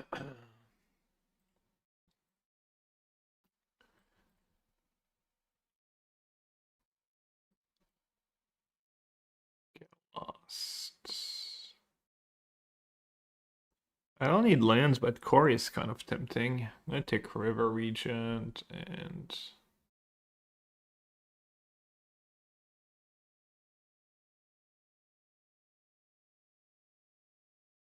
I don't know Ultima, and then he untaps and gets to play the 4/4. So maybe I'll just take these two and use Galos when he sacks the first map.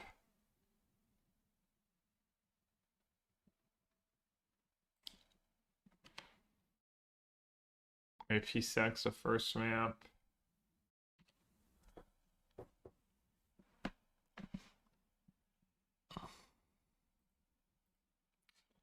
Didn't fall for it.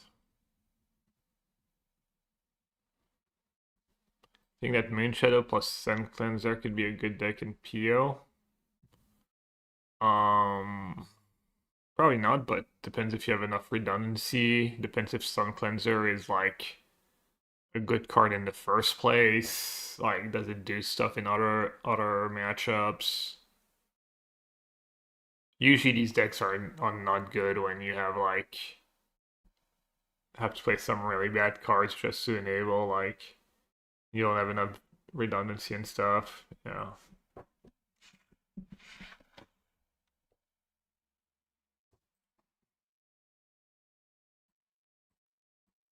Coil and Catch. I did not know the name of that card for some reason.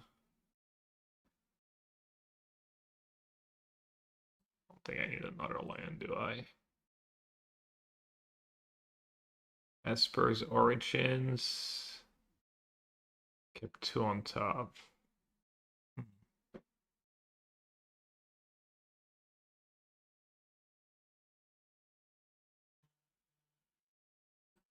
Alright, let's cast Stuck Up.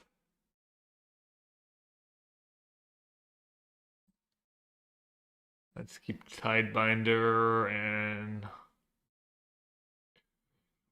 6/7. Wait, did I miscount? I thought I was not gonna have to discard to hand size. Oopsie.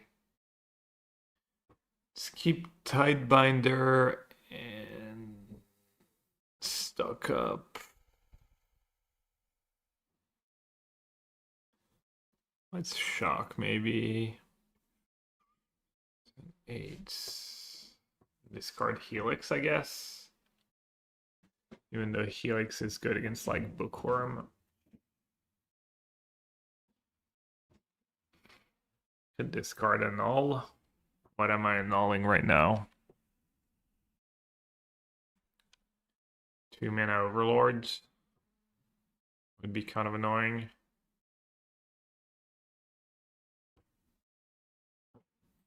Alright, I'm gonna discard Helix. Could have like not taken the Tidebinder. Could have just taken 1 card. I should have just not cast that Suck Up. That's I somehow I like thought I wouldn't have to discard to hand size. Alright, I think I can counter that card. Seems worth it, especially with all the cards I have in hand.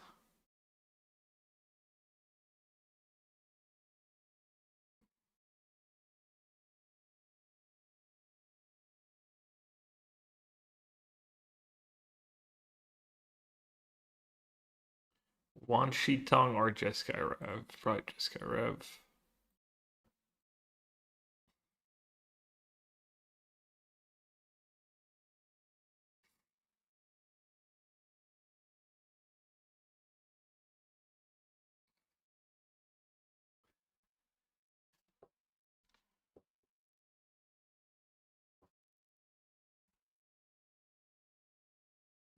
The Mind Bitten. Shuffler on Spell Pierce. Meh.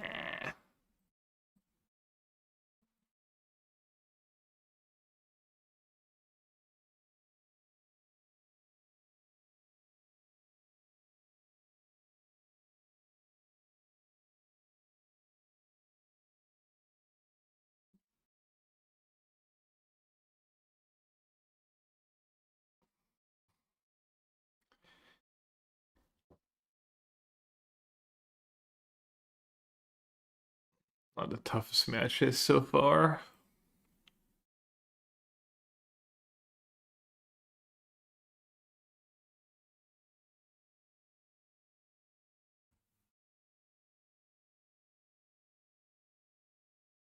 I mean, why not, right?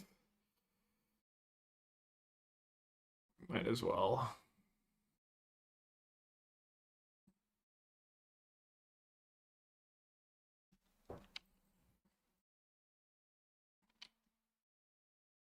Hello from Lyon. Hope you're having a good time. Damn, I played Control thinking we'd go late in the rounds and stuff. I guess there's a lot to watch today, though. Finals. The two most played decks of the tournament is a lesson and Soon, and blue-green. which is something The two most played decks in both tournaments. He has a bounce off in his hand. That is a strange choice for a bounce spell. Well, it's basically unsummoned with upside. It also hits vehicles, but pretty much unsummoned. I guess, yeah, I think Protect your own guys. That's the reason. It's funny, it's literally the first matchup I ever tested was the Lessons deck. Matt was playing Lessons and I was playing blue-green Uro for Worlds, before Worlds, and he beat me so badly. He beat me like 6-win games, but Taking some mana away. the very first build of Lesson when he played me, he had 4 Euros demonstration in the main deck, and then he had 3 power class in the sideboards. But people have like way less removal these days in the Lessons deck because you need cards for other matchups, and then blue-green Cub decks were not as popular for a bit, but maybe people just didn't adapt with the blue-red decks. Didn't adapt enough. You just played Ouroboros again. Carve out from the main event, ruin the limited into free. What can you do? Yeah.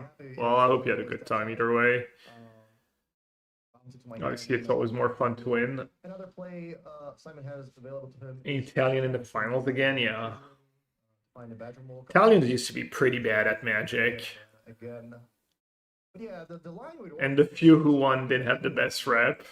Those creatures are gonna start getting pretty big. Yeah. Like, you might want to wait a turn. I think like the Frenchies would always make fun of the Italians back in the day. Gonna go for it now. I mean, what's the worst that can happen, right? Or already have trigger. My lands are now 3/3s. Let's try. No, yeah, I mean, maybe at that time, I don't know, it was a little different. But before that, I mean, when I started playing competitive Magic in like late 90s, early 2000. That was important. Iro's demonstration here to show Renzo in the game. If that Ouroboros would have been tapped, that would have been rough. No, the Portuguese didn't have like a bad rep. There wasn't a lot of them because it's not the biggest country, but Lorenzo finds. the Portuguese had like a few decent players. Like Bastos was good, and Might just get back into this game. Get the lead. So I wonder what line is Simon gonna take now. Okay, drawing a land is gonna make his choice a bit easier. I was wondering if he was just gonna attack with the 2 lands, because that's 6 damage, right? That's a 3-turn clock. Clearly, my world champion who Andre so tapping out was arguably one of the worst constructed decks of all time to win a championship, to win a Worlds. Too great, but with that extra land now, he has the option of casting. It's tried before. Yeah, I mean, back in the day, there was Raffaele Lemoro, Try to find. but in France, anyways, he didn't have the cleanest rep. Yeah. Can't think of too many other players. Yeah. There's like the Dato brothers for a bit, and one of the first good, nice Italian players was I think there's a Stefano Fiore. He kind of does want to get Is his name? his hand, but at the same time, Him and I kind of like the idea of just tapping the 3/3s and just beating my opponent. Federico and Andrea Dato. This is the finals. We have untimed. Simon can certainly take his time. What is the worst deck to win the World Championship? Relatively to the field it was, I don't know. I'd have to go down the list. Could be fun. Most awkwardly. When the French thinks you're shady, yeah. Shady knows shady. Shady recognizes shady. He's casting it for reclamation stage. It might have just been, you know, like, The lost law, both are actually reasonable, but how I do you think say? he's going to go for the Rex Sage, but neither of them will resolve. Exactly. when you see in others what you are. Yeah, Lorenzo has to be really happy about this. Projection. Right into the flange, and that kind of just bought Lorenzo an extra. I'm not talking about me, I'm talking about the other Frenchies who are like cheating and stuff. Yeah, that's actually a great draw, yeah. Discard a mountain, trigger the monument, draw to. Zach Dolan, I mean, I don't remember his deck. I mean, in a vacuum, maybe. I don't know what his like actual deck was compared to the field. Treasure to activate the Arcana. Maybe. It's actually a reasonable line. Mm-hmm. Alright, now I guess just place the land now, so can activate the Arcana on the opposing club to sort of cast the catalog in a way. Yeah, the abandoned attachments was an incredible draw here for Group B, which kind of allows him to get back right into the game. That's the turn to Simon, and yeah, he's yet again gonna have the decision of, do I want to deploy an expensive threat, possibly walk. He Mockingbird the lands? Is that how it works? Now that I have 6 damage on board. Cool. Noteworthy. So what's going on here? Did Groupie just turn the corner? I'm not exactly sure, but Simon has a lot of action chest flying and a decent bit of mana, but can he now animated. can he add enough to the boards? Could just go for the Rex Sage. Yeah, I think given that he demonstrated he wants to do. Groupie needs to find his first Ancestral Recall. That suggests to me he's gonna try to make the same. Or play. first Artist Going Style. for Bergamo from the graveyards. SS4?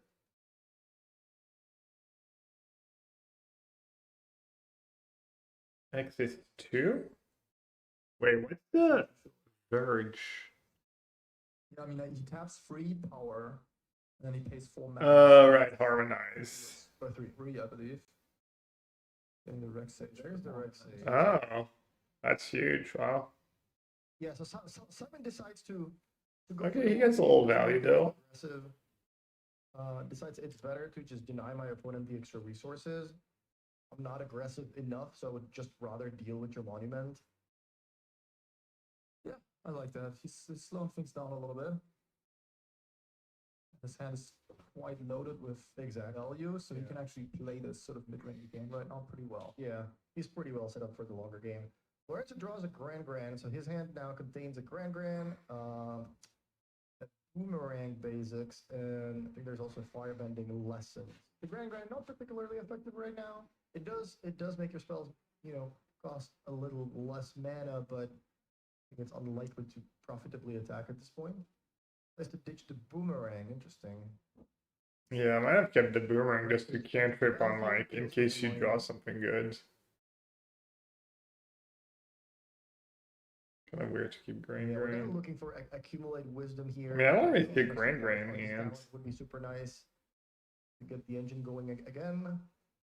By the way, like, I'm in the Discord server with the 4 of them, plus Nathan Stoyer, who's playing in Atlanta, who tested this deck. Might have to just loot main phase here. Specific matchup, like infinite times, and it is a really interesting matchup. It plays out in various different ways. Sometimes fast, sometimes slower. The post-board games can go super. It's alt art Grand. This and that. It's a really, really cool matchup to play. And I'm sure Simon, with all that, Those matchups in standard are really cool to play. Exactly what he's doing. I was just talking to Loopy, who lost to Simon in the quarters, and Stefan, and they together went 8-1 against Lessons in this tournament. Wow, really? I was just going to ask, what did they conclude from all the testing? That is very lopsided. I don't know how Simon did, but I think Simon played against Lessons like the last 3 rounds, maybe, before the top 8, and I think he beat them all. I thought he mentioned that when he got into the draw bracket, that didn't work too well for him because he was getting the Jeskai controls. But yeah, he did. I think he did paired up a couple times. Yeah. Alright, he picked up a multiverse passage. He's probably happy about that. And yeah, just a lot of options. This deck is not easy to play, like especially with the Nature's Rhythm being just can add mana with the Badger Mole. It can also become an Ouroboros. You want to hold up the bounce off, perhaps. Watching all the rounds at this event, did anything stand out to you? I personally liked the Ally deck. I thought that was a great story. We had a guy here, one of the players that won a bunch of boxes on the Arena Direct event. He decided to just crack them and realize, hey, I can just build an Ally deck from this. And then he found himself, I think, at 8-1 after they won. Obviously, you need to get the mana base. Those are the only cards that you cannot find in the Avatar set, the last Airbender. But everything else is basically Avatar block constructed. I guess you can pretty much say the same thing about his Adolescence. You found particularly interesting this weekend? I was excited to see some Jeskai artifacts in the match area. That was a cool deck. We got to showcase a little bit. And yes, Simon, look at this. Sentinel lost, so he's just playing control in a way. He's disrupting the monument, disrupting now the graveyard, stopping Ancestral Wisdom. And yeah, really cutting off Lorenzo's good top decks here. Yeah.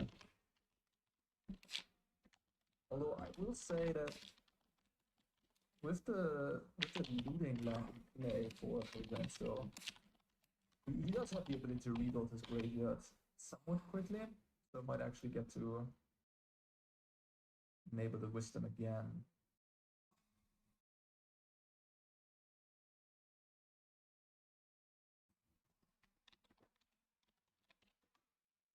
You can certainly feel the tension. Cut the tension with a knife.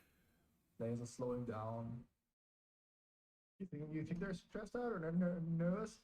I always felt like whenever I logged the top 8, it was just like, okay, cool. Now I can feel good about the result, and that's kind of the this is what you kind of came here for. Well, I guess the finals is very specific, yeah. But at least like they both locked up the Pro Tour invite already. There's no like extra special prize other than the extra $5,000, which is obviously pretty big deal. But I think they can both be pretty calm right now. That like, hey, we've had a good weekend. You think? Yeah, It absolutely. is kind of the goal to make the finals. Really want the trophy. Interesting. I thought Simon might keep up the bounce off because it's so. I wonder if they split the money. What's the difference between first and second in these? Like using them maybe in the future. Oh, there's a wisdom off the top. Oh, Simon. What's first, like 8, 12, 6? I don't even know. Interesting, yeah. Simon decided 5K? here, and yeah, it's paying off. What are the payoffs? 10 versus 5? Oof, that's steep. Gotta compliment Simon real quick on that. I'd probably split. Structuring. He's just on point. Very nice Alton, really? Yeah, this is. I mean, it looks like all the practice. The rope would explode 10 times already. I wish for more events to be played on Arena. Right? Like, it should reward the kind of practice makes perfect mindset. Amazing. Do we have first time Olsen on the Discord server, start testing together.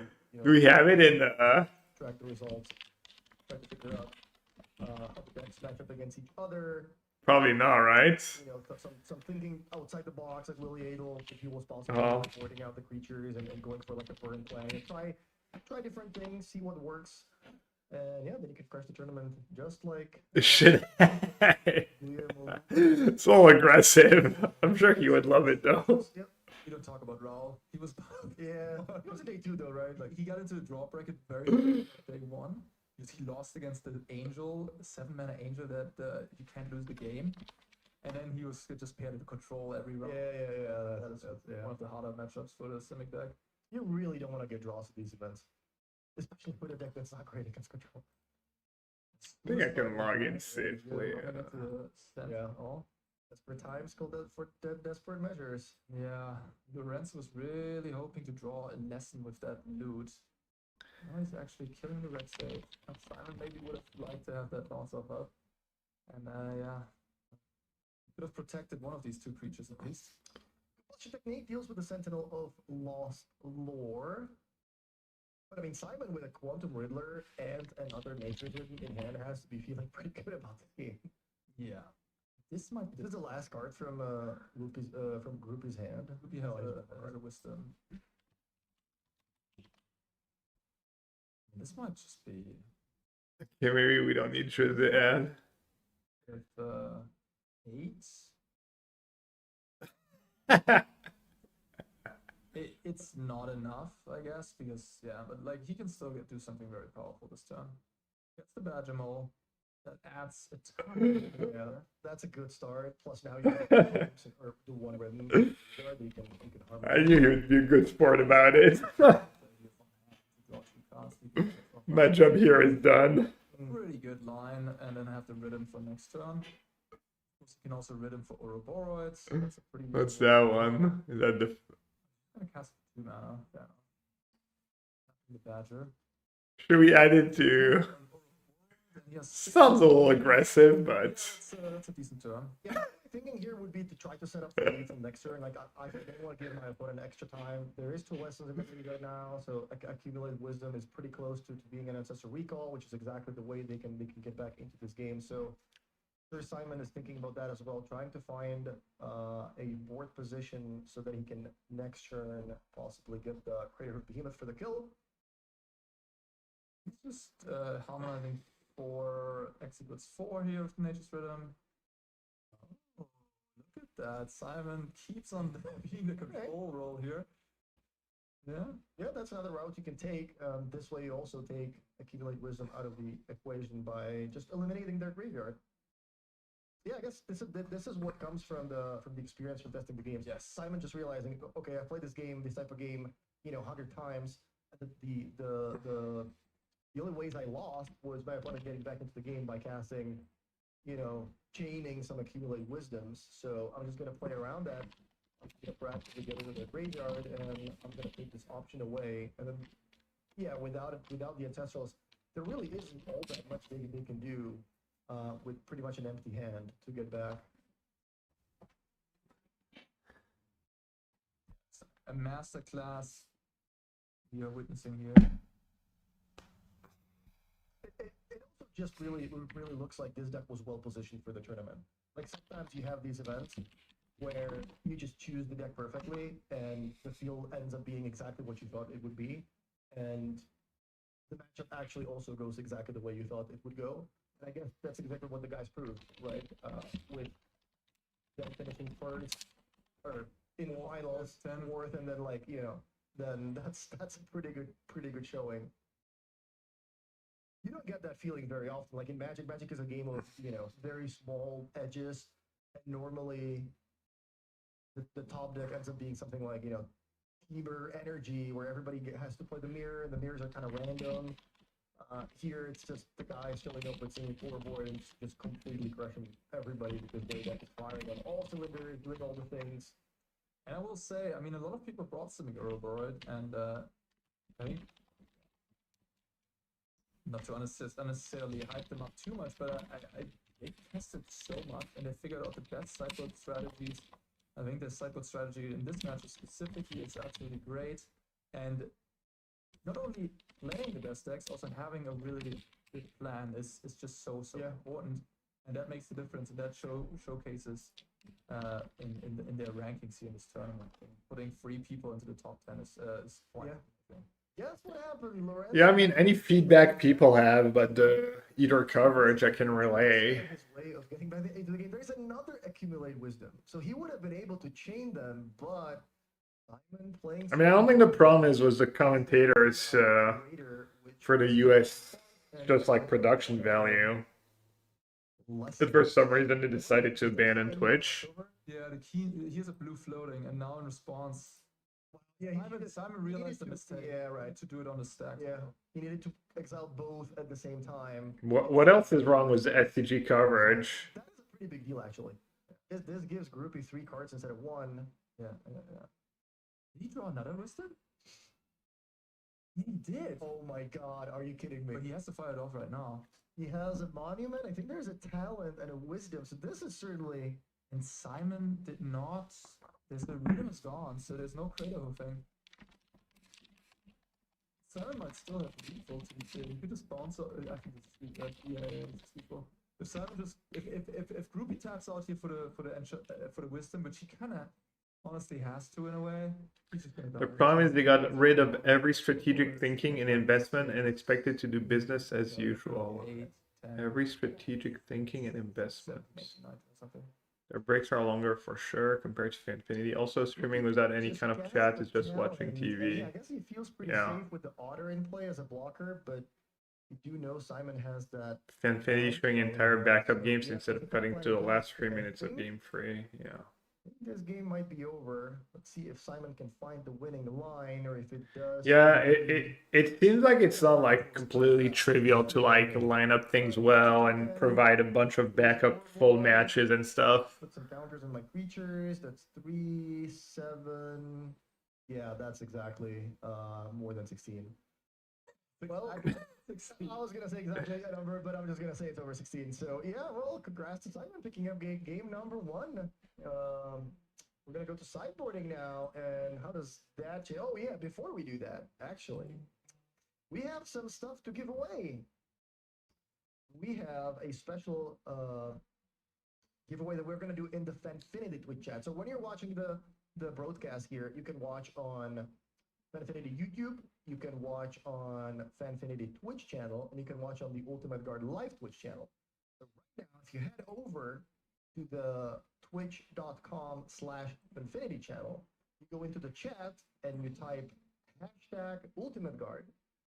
That is how you're gonna get entered into the giveaway for this really, really sweet Katara playmat and also an Ang Boulder. So we're gonna send you this avatar package. It's gonna go directly to your home. You just need to send us your address. Go to the chat, twitch.tv/Fanfinity. Go into the chat and type. Oh, we have to go to Fanfinity? That's how you're gonna enter the giveaway. And Everyone's typing it in the Ultimate Guard live chat. during sideboarding or before we start the next game. And we're gonna pick a winner that's gonna get this sweet avatar package. Yep, head over there. I see people. Lots of first time Ultimate Guarders in chat. You go in the Fanfinity Twitch channel. That is important. Yes, not in the Ultimate Guard Live. Right. Fanfinity, guys, on Twitter. I feel like that's trolling now. For sure. In the meantime, both players are trying to figure out their sideboards. Perhaps we can take a look at that as well, put it on the screen, and talk about how they're both going to approach sideboarding. So here we have Simon's sideboard on the screen. We've seen this many times. So for the last time this weekend, how does a Simon as a Simic or board player approach the matchup post board against Is It Lessons? Finally, I can talk freely. There's no more hurting my teammates, giving away all the tech. We're in the finals. No, I'm joking. Of course I gave. No, I'm joking. I'm saving the tech for the next Pro Tour.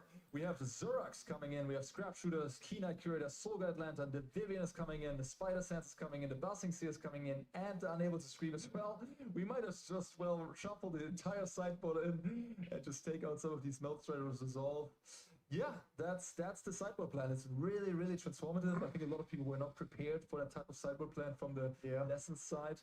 And yeah, we're taking out the Spider Manifestations, we're taking out the Mage's Rhythm, we're taking out some Ouroboros, we're taking out the Hof maybe, we're taking out What can the lesson deck do Riddler, interactive control against all that?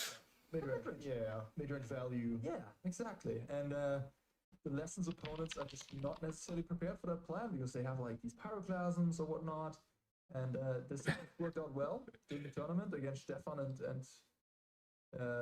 Guillermo. 8-1 in the Lessons matchup, which is impressive.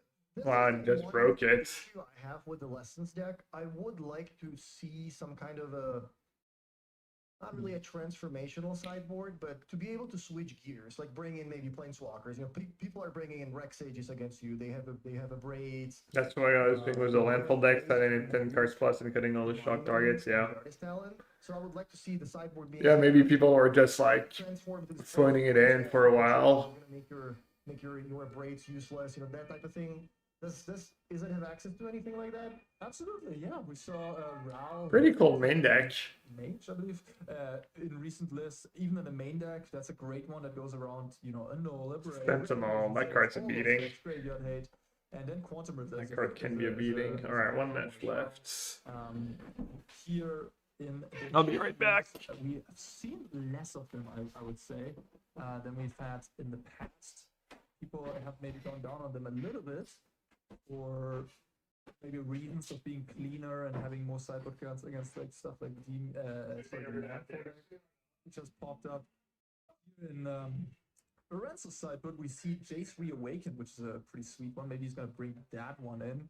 But yeah, otherwise he just has one singular Quantum Ritter, no Ral in the 75, so he does not have much of a transformative plan.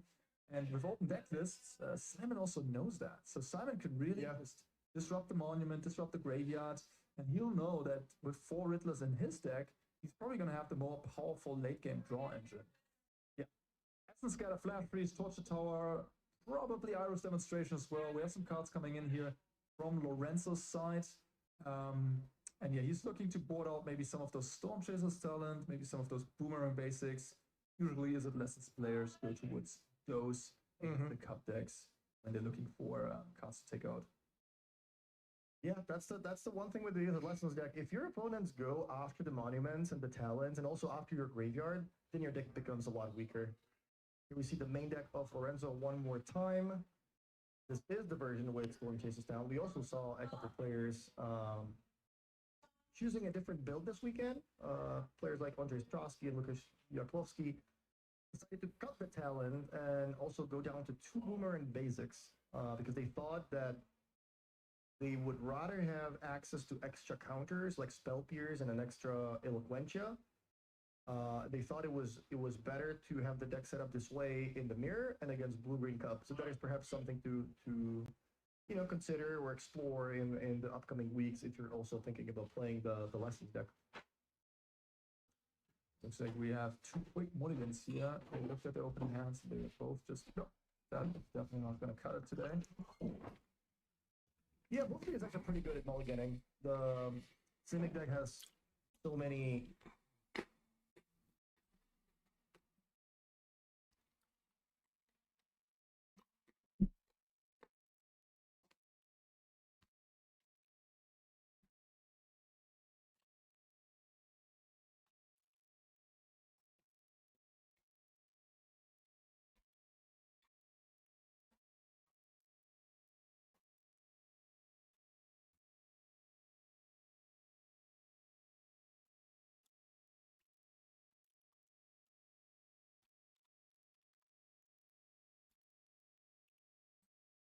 Getting serious.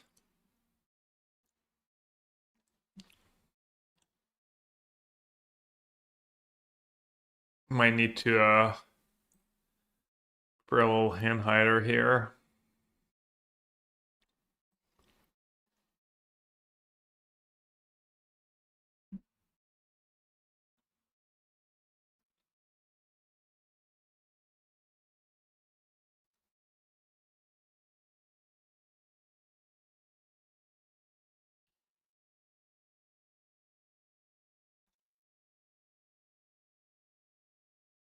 What if it like draw me from the tournament, trying to concede a solitaire match? Claudio? Alright, I guess I don't need to hand hider for now. Could be a mirror match. No white mana. No white mana, but a reasonable hand.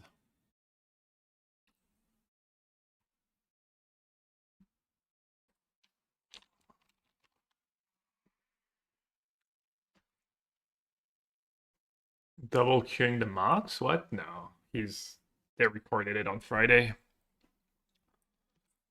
It has been a while, has it? Ooh. -1 win con.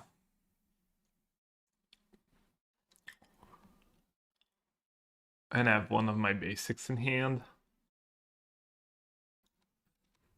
Oh, Watery Grave. Is he playing Reanimator too? Well, GG win cons.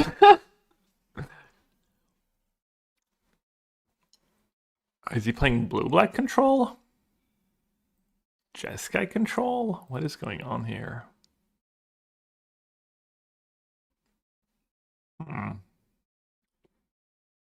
Pixie, yeah. I don't know what's in the Pixie deck.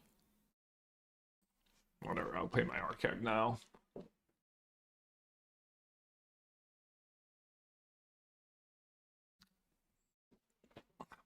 Do I need the value?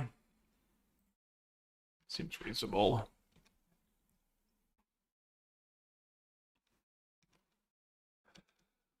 Assuming Esper Bounce should be a decent matchup at least game 1.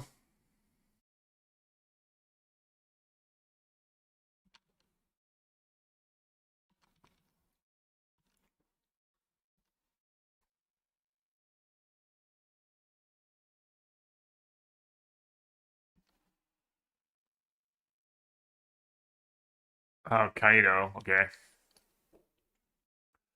Oh, Claire, he doesn't have it, and I've got lost, but...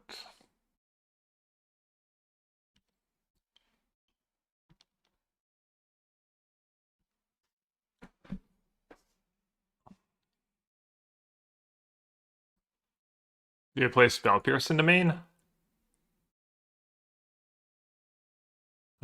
Easiest discard of my life.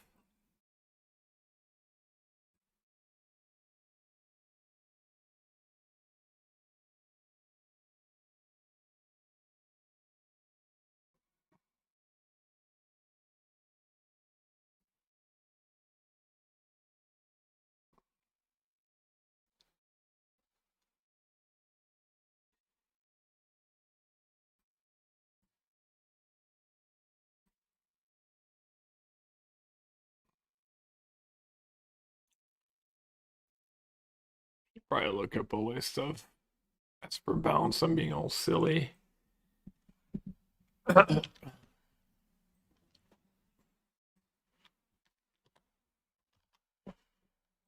so how does it work? I can probably just pay to kick her again.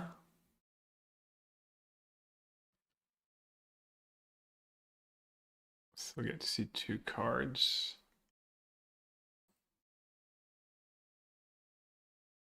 4 mana to make a land drop.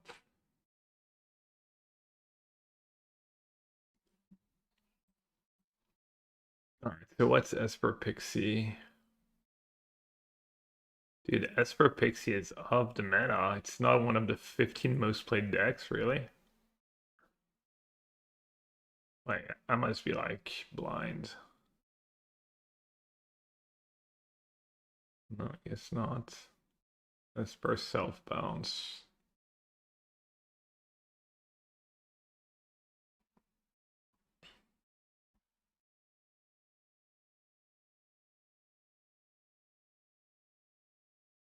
Played Angda, so clearly his list is all different. Just play an Ultimo. He's probably gonna like play another Kirin. Starting to take a lot of damage. Should probably make a land drop.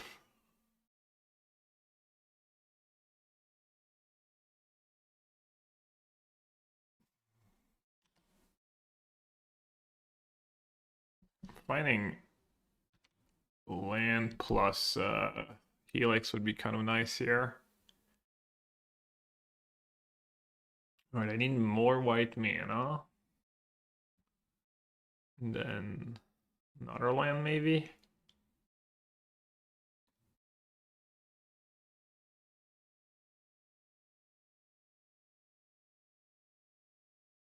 I wonder if Rip even does anything against him.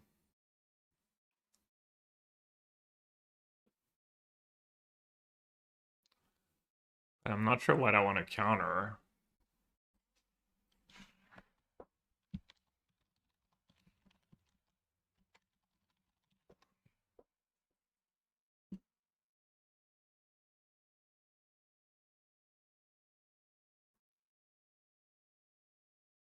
Probably has Storm Chaser talent, right?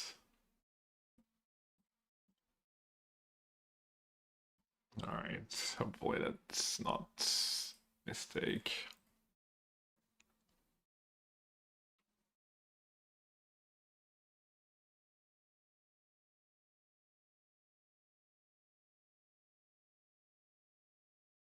I'd be silly to not like discard one of my No More Lies here, just so I don't have to discard 2 hand size to get potential useless rip into play.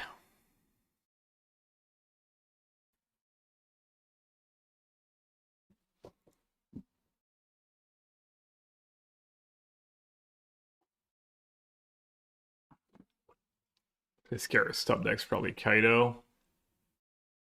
No More Lies not doing much against that.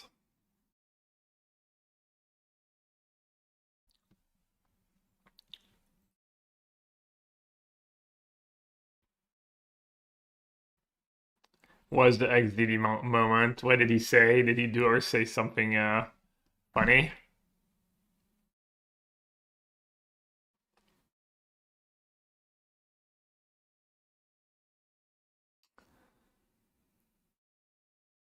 He's just winning as usual. Oh yeah, just your usual XDD Simon experience. The huge.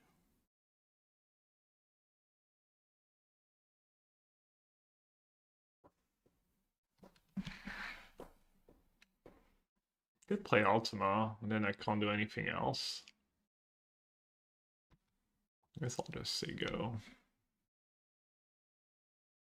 Ah, he didn't even play the Karen here. I guess he's worried about a Helix.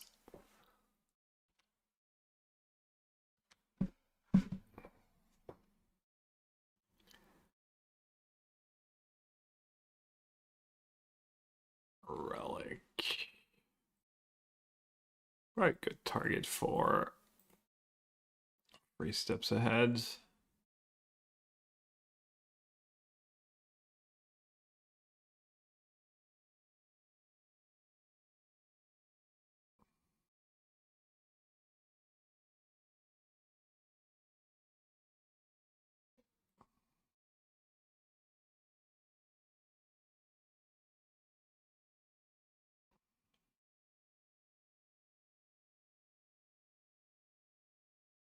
Damn, no second white. I think I can just recast it right away, right? I'm dead if he has like a cheeky spell pierce. XDD Simon 1. Nice, congrats. Best player wins.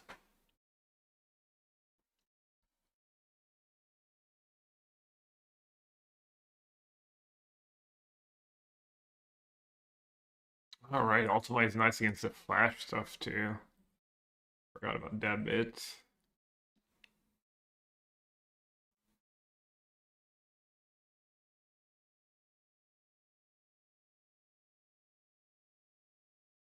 Make a land drop.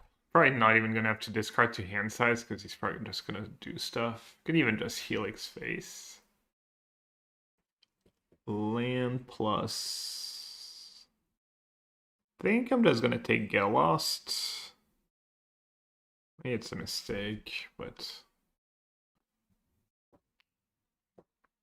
Tidebinder? Okay. Good beats.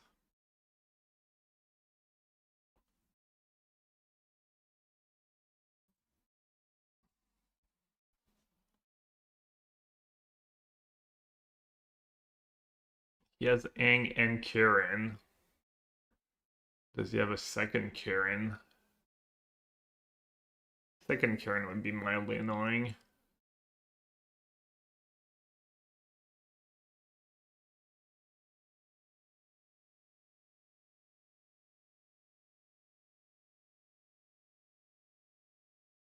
Alright, board clear. Pretty nice. Damn. Classic. Classic broken momentum. Completely broken. How will I ever recover?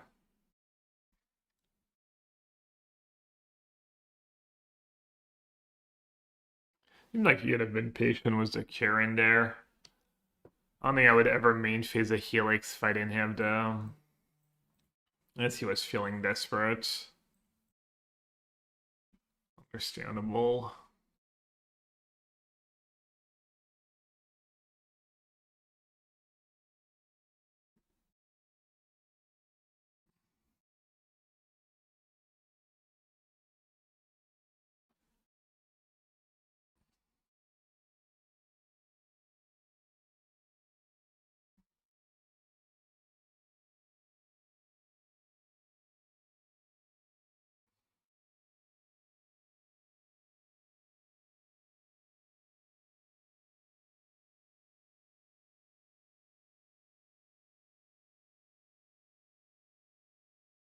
Arnett qualified for the AC by playing in between casting the rounds. That's pretty sick. 20. Yeah, I probably don't need to be like so cautious. Well, I guess he has that Ang. Do I care though if he uses it? No, using the Corey feels good. Got a min-max. Damn. God.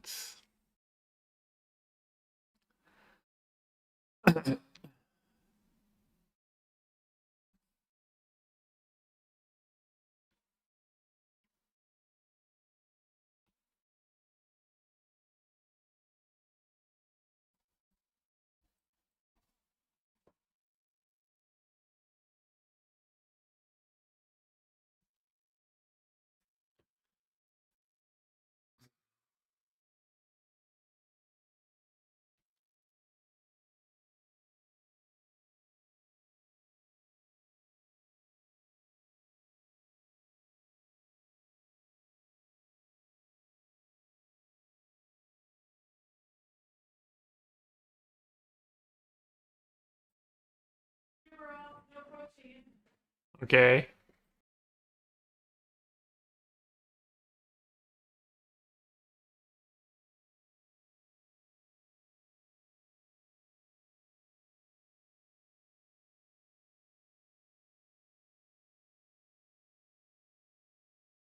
You didn't hear it, but I was getting bullied by Liz. She's making fun of me. As always.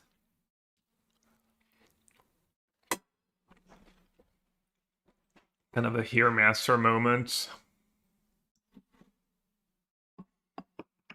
Speaking of momentum, that's a real momentum problem. Only,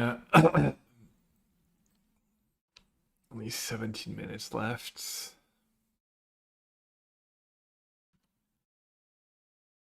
Sorry, gotta min-max. Every card advantage spell, it's in my contract.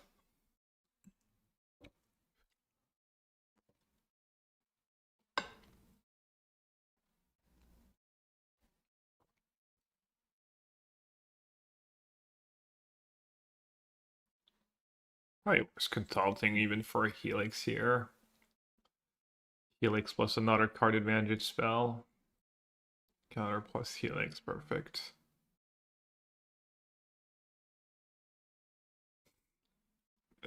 Making fun of Gab, Liz, and Jose. Yeah, more like Liz and everyone in chats ever. I'm basically like a punching ball. A digital punching ball. It's my life now. It's okay.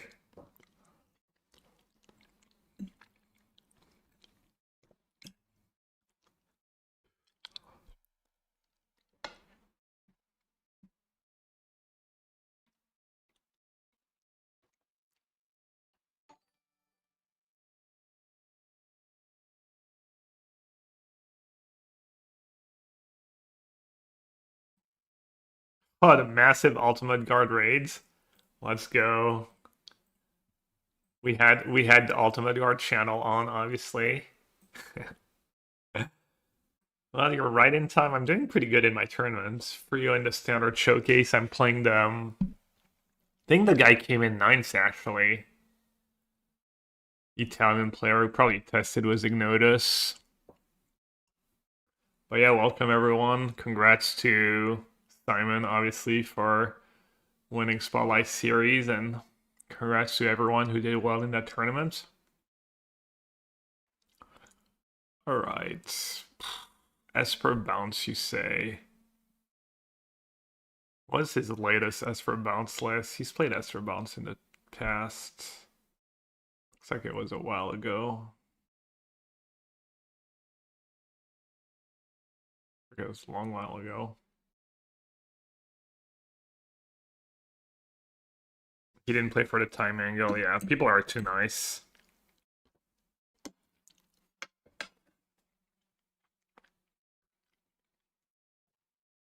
So Null could be good in this matchup.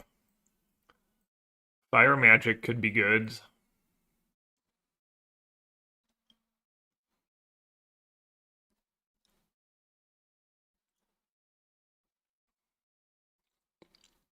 Probably play Stock Up too. I mean, he probably played, yeah, Stock Up, so Negate could be good.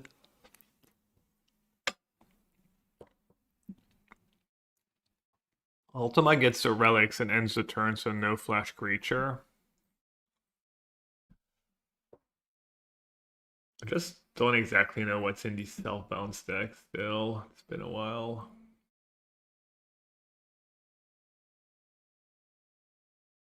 No one plays that deck anymore.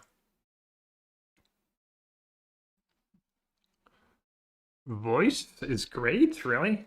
So they can't flash? It's really bad against Momentum Breaker.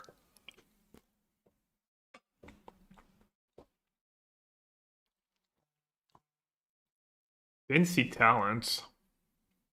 Do they play Talent? I don't know, I'm gonna cut it. Gonna keep all the Get Lost because Kaido is really scary. Unagi's probably good.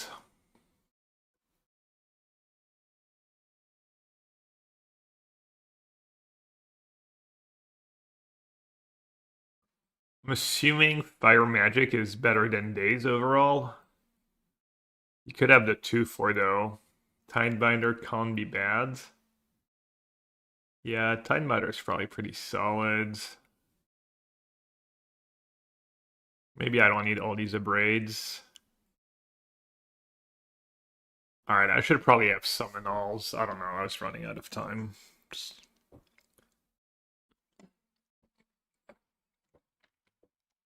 And I started testing for Richmond. I mean, this is kind of testing for Richmond to some extent. Hey, Captain Salty. I hope you keep playing Pre-Modern. It's been super fun to watch. You're gonna stay on Black-White or change it up? Well, I will definitely change it up at some point. I was sticking to Black-White because it's doing well, and I wanted to try, man, another River Regent. Probably don't need another 4. Could come in handy, though. To have a bunch of stuff to bridge the gap.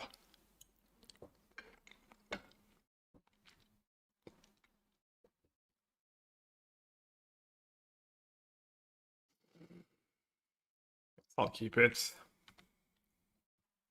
I'm gonna try black-green. So I might try Reedsel's version. He's been putting a bit of work in it, so.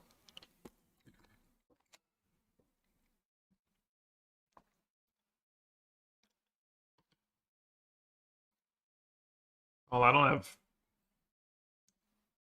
have free set. I don't have no more lives anyway, so I'm just gonna helix that. Hope I don't get punished.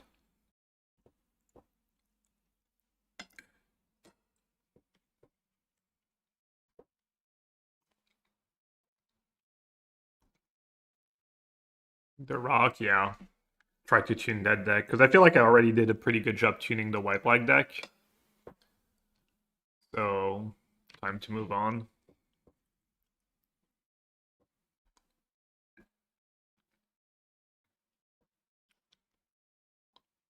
Hello, Olsen.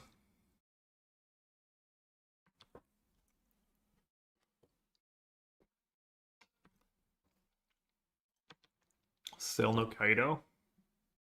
Nice. Probably just started was black-green.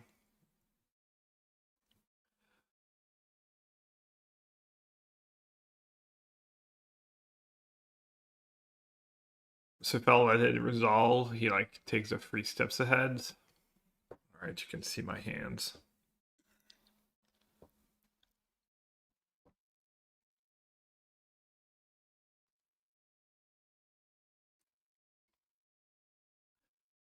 My black violet seems like a huge upgrade over Dead Gal Ale. Yeah, Dead Gal Ale did decent recently, I think, in one of the challenges, but I don't know.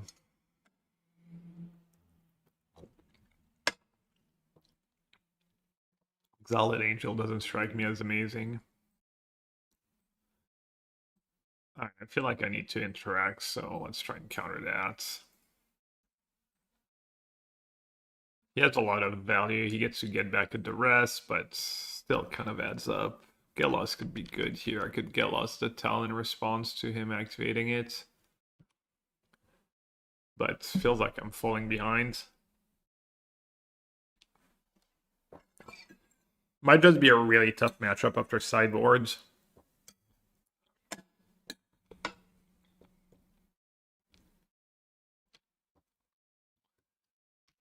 Kind of matchups where just, you know, adding 4 duress for your 4 worst cards is just way switch the matchup. Plus I don't get like anything amazing.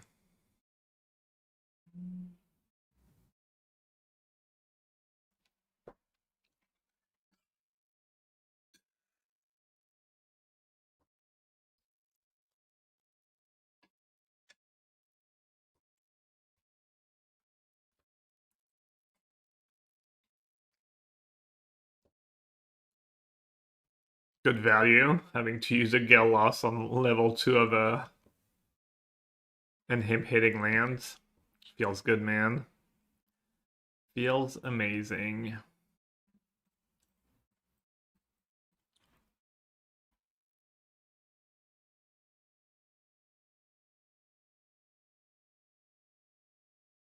I wonder if he has counters, or if it's just duress, or if it's a mix. I'm assuming he has Spell Piercer Negate.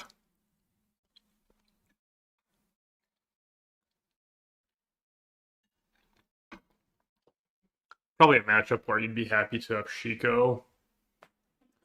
Just proactive and not just die to a stupid 2-1. Good against Kaido. It kind of forces him to keep a bunch of removal spells in.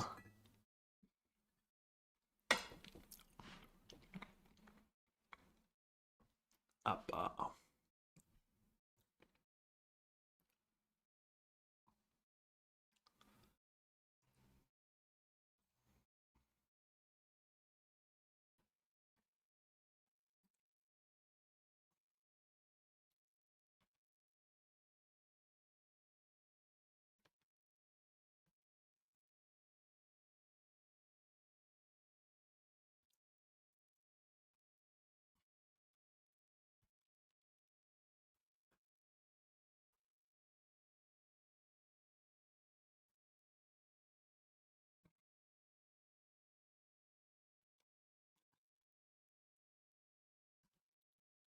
Well, good news is if you duress, I can Helix the Otter. So win, right? Maybe I shouldn't even bother, just hope to draw lands.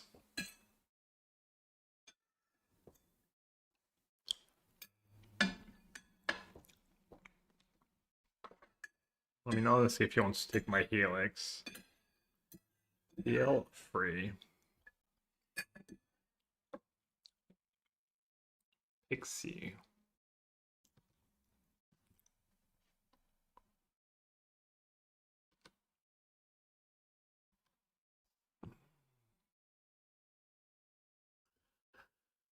Um,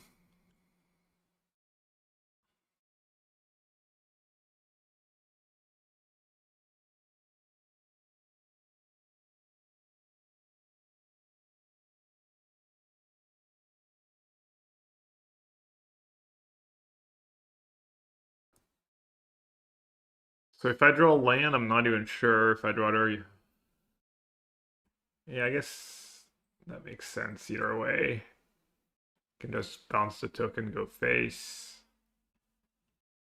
Not punished. Oh, that's probably GG. The Corey land is probably just huge in this matchup.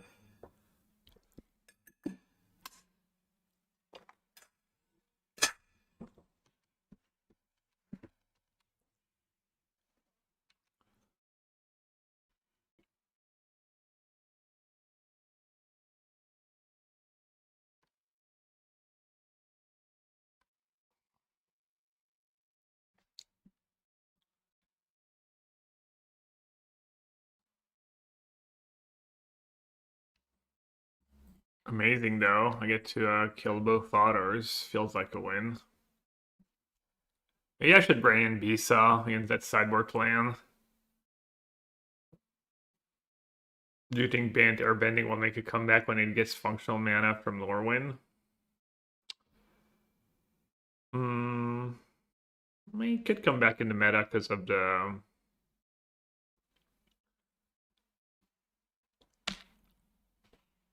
If it's good against the blue-green decks. That was the main appeal. The deck was pretty good against the other Cub decks. I guess now they just play Nature's Rhythm and Hoof, so they can also kill you fast. Probably not, though. That deck's probably like not very good.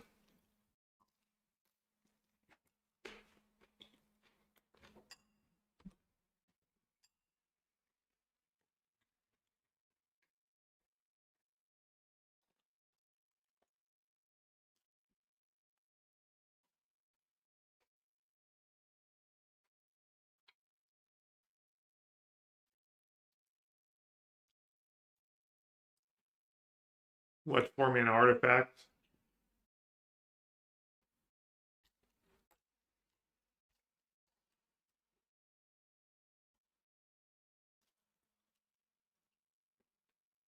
Ripe would have been pretty good this game.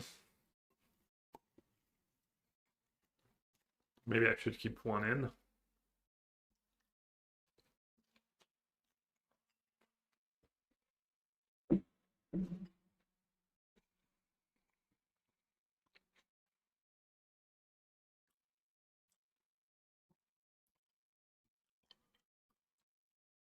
Seven cards in hand, you say? Oh,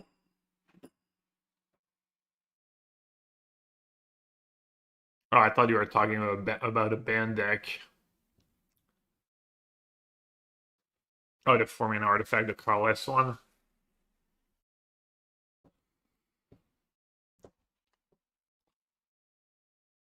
Alright, let's see if this resolves. Maybe you can just grab a bunch of lands or land plus Tidebinder. I've got him.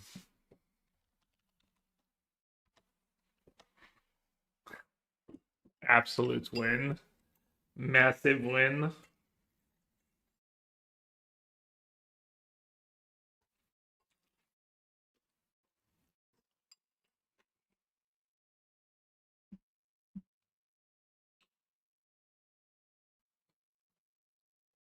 Interdimensional web watch. I knew that.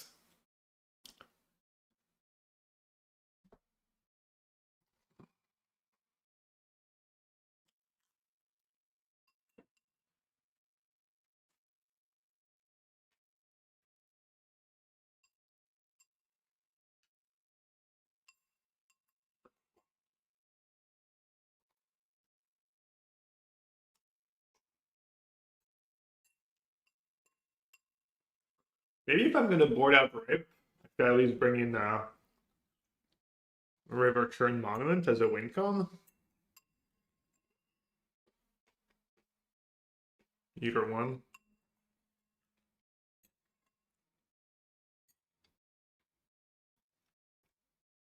River Churn seems bad though.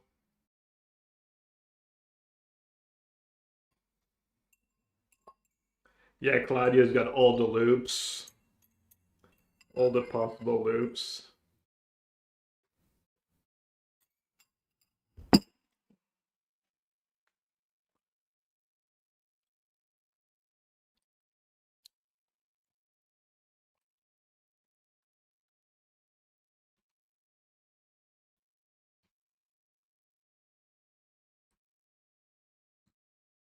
I haven't seen a Kaido yet.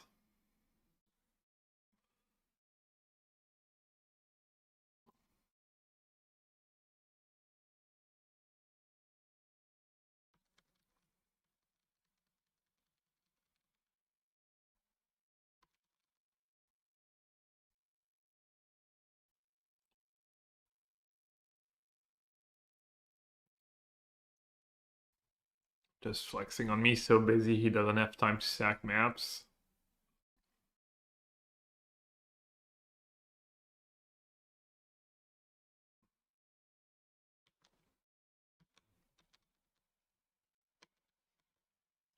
Maybe Kaido's up, the up as a Kaido slots.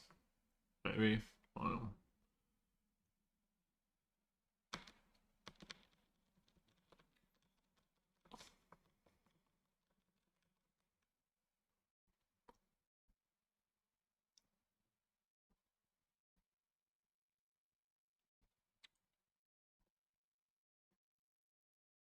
I was thinking the same thing pre-drag.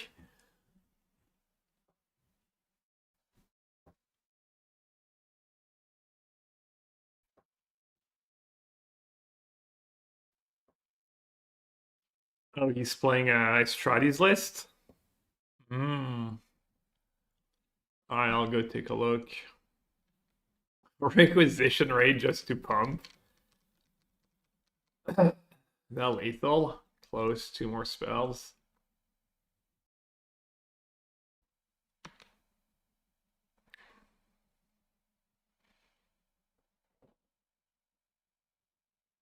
Oh, I guess I should have played Tidebinder. So I can make a 7/7.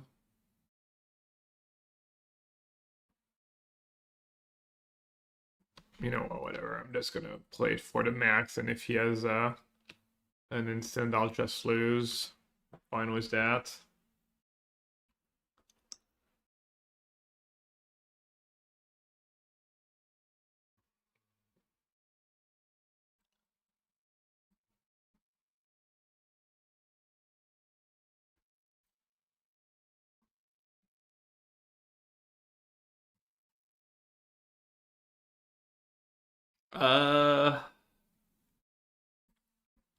Alright. Tidebinder or sweepers.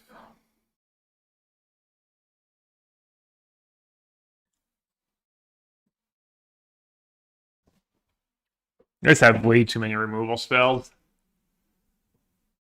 Yeah, I don't know. I just boarded really poorly.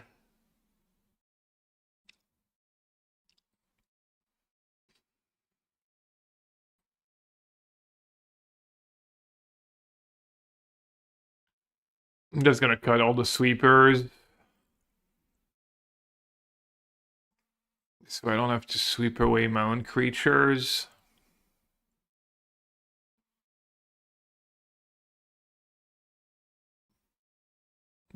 Do I believe in gods? I don't know, honestly.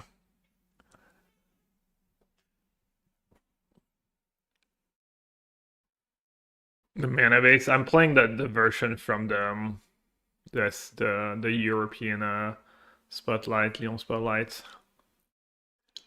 I don't know. Why?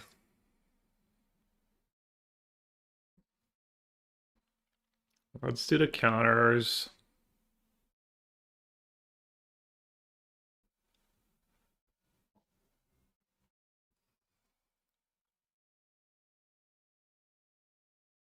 The first base that could be good.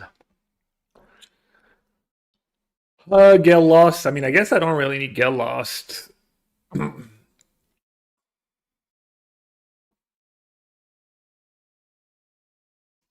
But then I can't get rid of a Napa.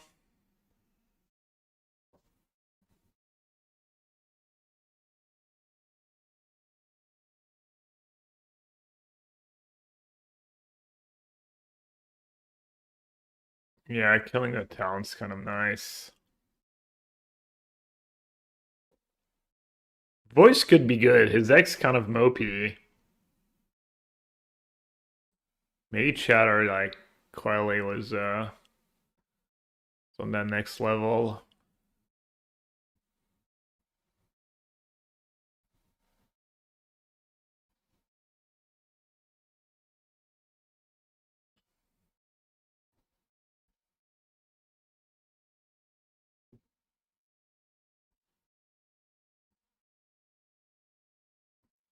All right, perfect. Perfect configuration. Lands and spells, sign me up.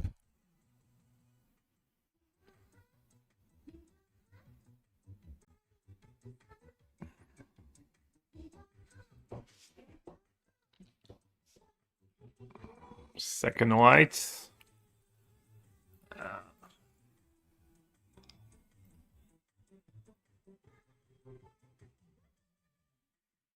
How is I not playing it? I was just not here. I might have not gone, honestly.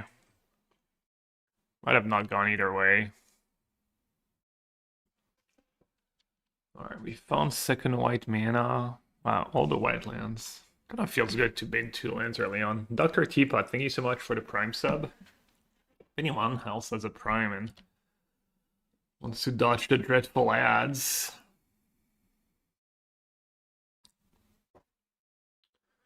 Okay, let's get the good lands in play. Well, I guess I'll get second white mana in play for now, but you might have like random discard spell make me wanna.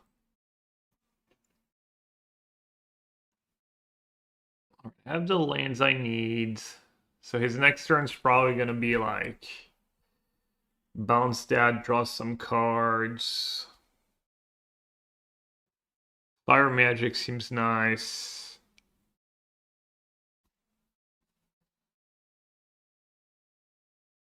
I'm gonna take a second consult in case he casts a duress. And is it too early for fire magic? I don't have a lot of sweepers in my deck. And I don't want to get ran over. I'm still going to take this to No More Lies, though.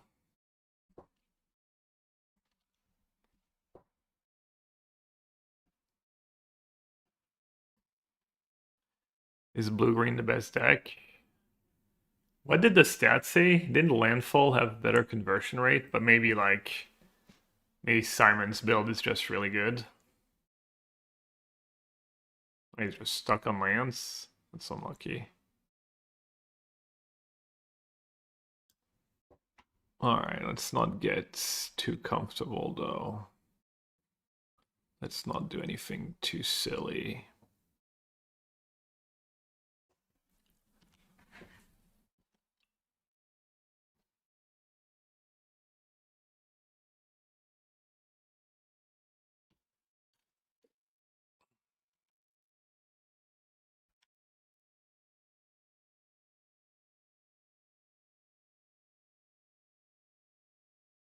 Cycling.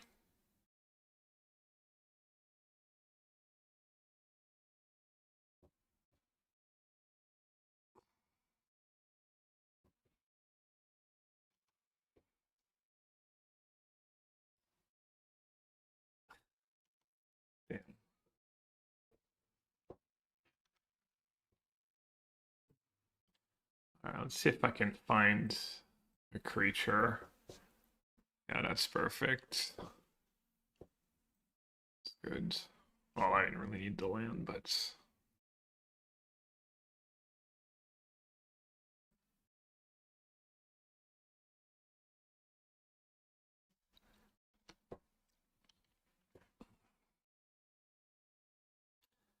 No interest in B-side, start pressuring the stumble. Kind of sucks if I go B-side and he goes like Momentum Breaker.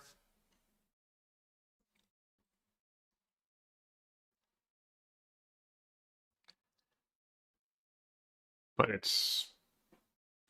Plus what do I get? I would have gotten the life only.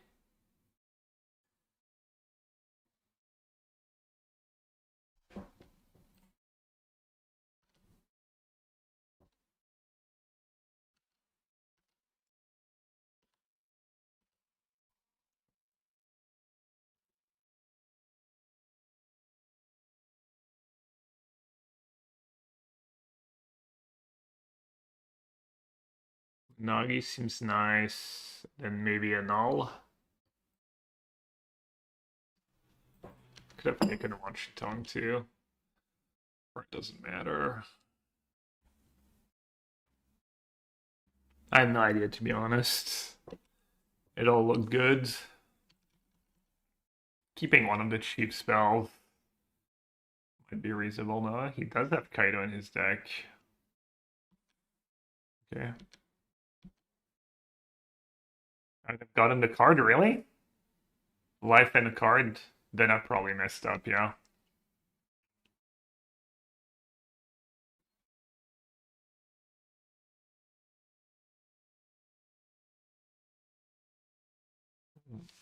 Guess he was off it. This guy gets to live. Probably could solve there. I guess I get to cast Jeskai Rev next turn. Alright, I was lucky. I'll take it. I mean, it would have been interested to see, like, how the games play out when I don't sideboard like a Munson, but...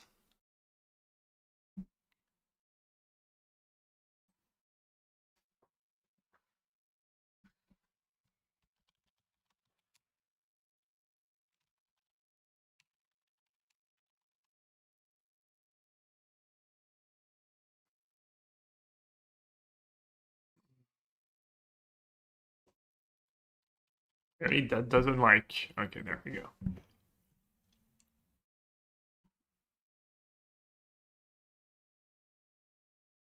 So who did well? Estradi did well. I guess the wheels fell off for Estradi.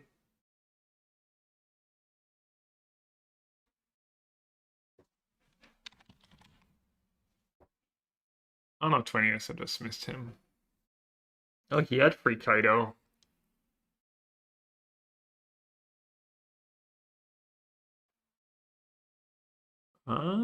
Could be his list. Wait, didn't he cast Stock Up? I kind of like that build of like not even bothering with Stock Up, just all impacting the board in Kaido. Nah, that's not Claudius. I mean, Claudius not really a net decker. That makes sense. Did I consider going? No, I couldn't go because I flew back from the States on Saturday morning. I don't think I would have gone. I don't even go to the regional championships, and the regional championships qualify for the world championship.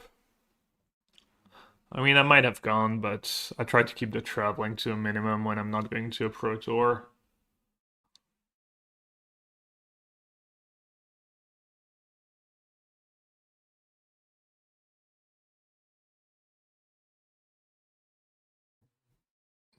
I go to enough, I don't know, like Magic events are usually minus CV. As far as money goes, and weekends are good for streaming, and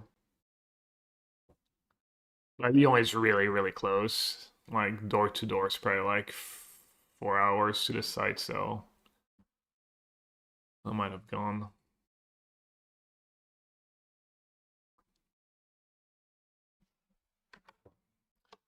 But yeah, I think I updated the list on TCG Player, but I'm playing Rafael Pinto's list. I didn't change a single card, I think. And then Ignotus was playing pretty similar list, but I like that his list had 2 Ultima in the main deck. Felt like a good meta call. Ignotus was only playing 2 Day and 1 Ultima. Give me a sec, I'll open both lists so we can compare. Ignotus did good too though. 44th. I don't know if they tested together or... Wait, what? I don't get the wrong... Or if he just inspired himself. Because Ignotus, like, Toby has been playing that list for a while. So maybe that guy is... I guess Pinto's not even Italian, right? He's probably like Spanish or Portuguese.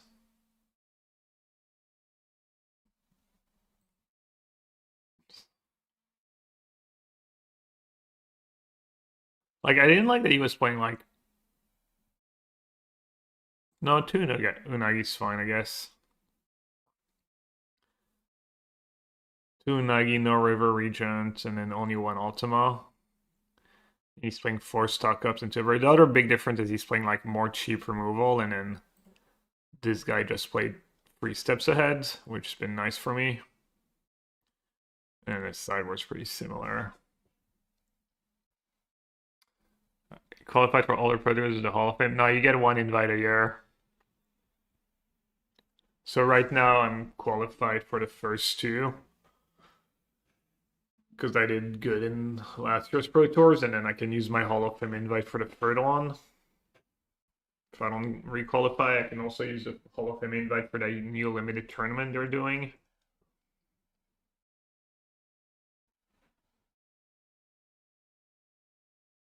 Yeah, for Ultima after sideboards. They notice had 2 days, 1 Ultima, and then an extra day and an extra Ultima. So they both have 5 sweepers up their sideboards. Oh, he actually played Pyroclast over Fire Magic. Oh, yeah, I'm not sure which one's better. Pyroclast is better on turn 2 against the Elf Cub draw, but Fire Magic might be better overall.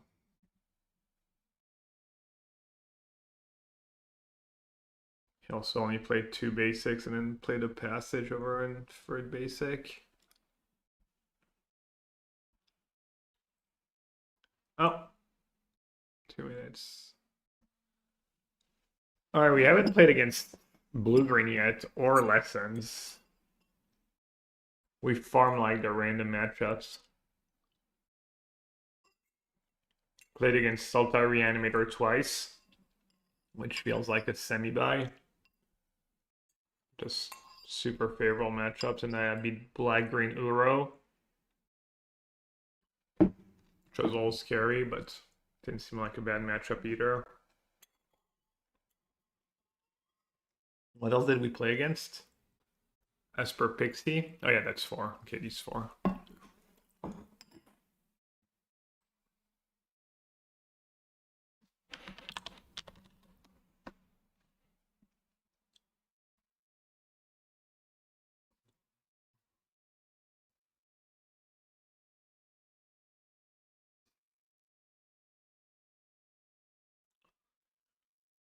Five off. 5 of a reward.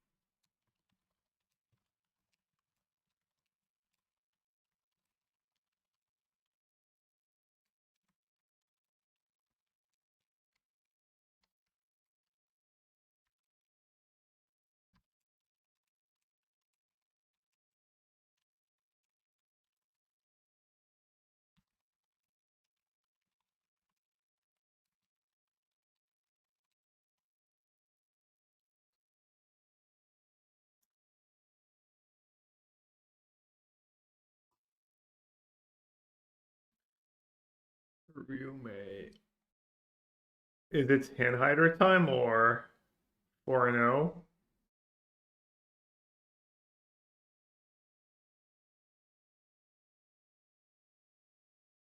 Could do the XDD hand hider. Or the regular hand hider. Oh wait, wrong deck.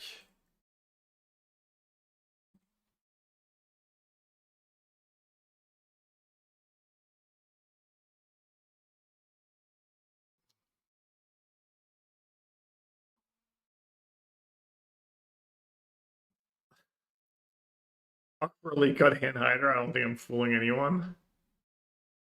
Last seen Jeskai control? Alright, I guess I'll keep my hand. Is Ryume on my naughty list? There's these names that like I always have to look up because they sound like they could be, but usually they're not. No, whoever that is. They're not in my naughty list.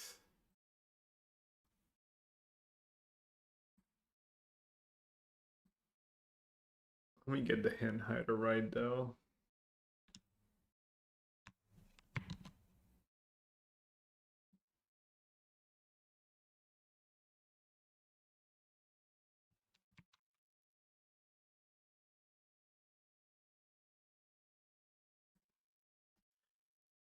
Alright, not the greatest hand against control, but some land drops and a normalize. And looks like they're not playing control anyways. Well, I'm assuming if it's blue-green, I should have a pretty good hand. A pretty good time. In game 1 especially.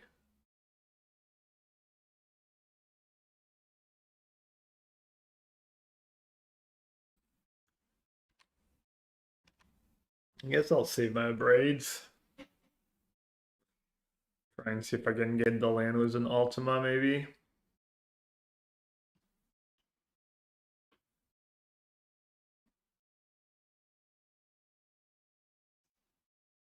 Pay up? I owe people something?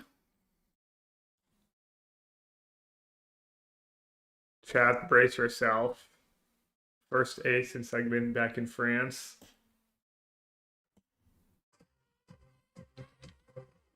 Wow, almost got 2 cards in hand.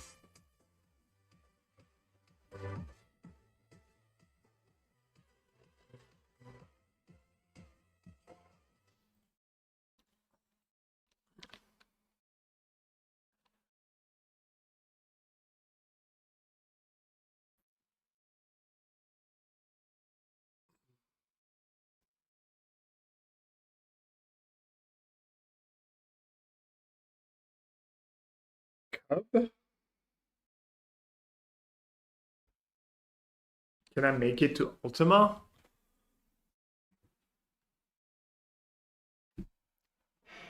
Let me do a quick Simon check.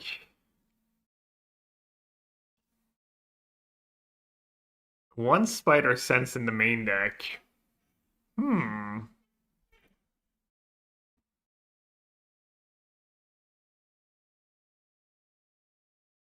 I'm gonna be a bit of a coward. He's normalized now. Because I don't want to get too far behind and then rip. Well, stuff's nature's rhythm, I guess.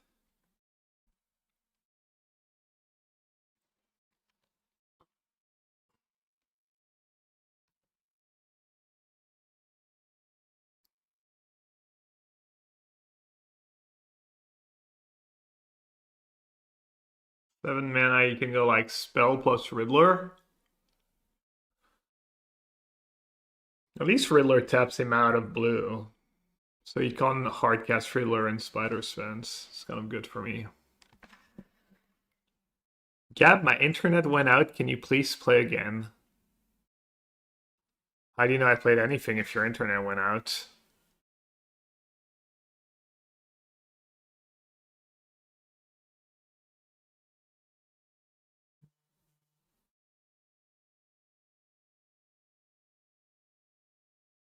It went out just after I said I would play it, but before I played it. You heard the first part. Well, that's good enough.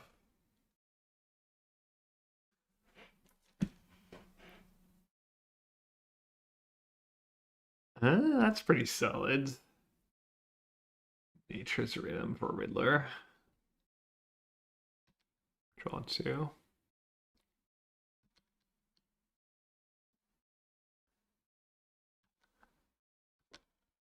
I mean, I could flood horribly and lose.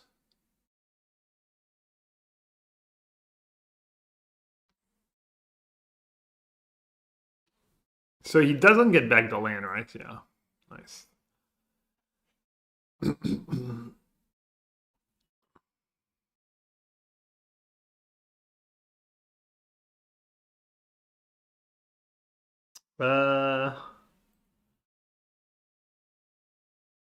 A worthy upgrade target? Question mark. Sure.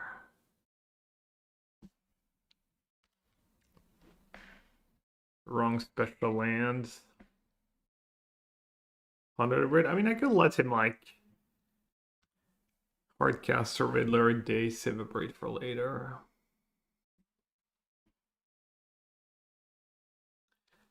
All I need is one card advantage spell.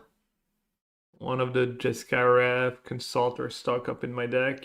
River Regent, one Chitong. Even Unagi's probably good enough here.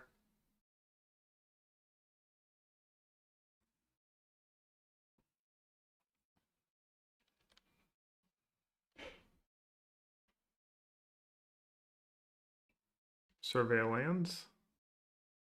No more lies. I think no more lies is good. Good enough.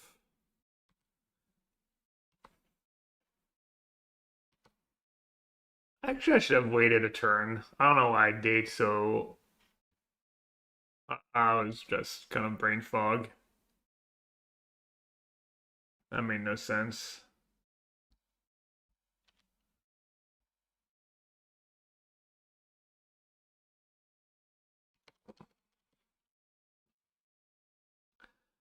Alright, I have to remember to use my Mistrise Village every time now, because they play Spider Sense main sometimes. It's gonna be kind of obnoxious, but...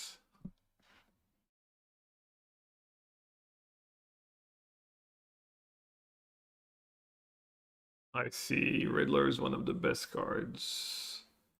So no more line that spot.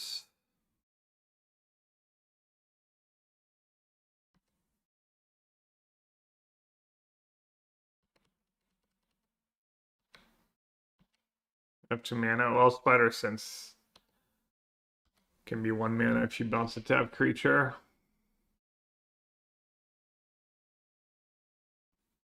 Yeah, that rip was pretty mid-draw, not gonna lie. Yeah, I mean, I might lose. I might lose now. He has the one of Spider Sense? He's just playing an elf.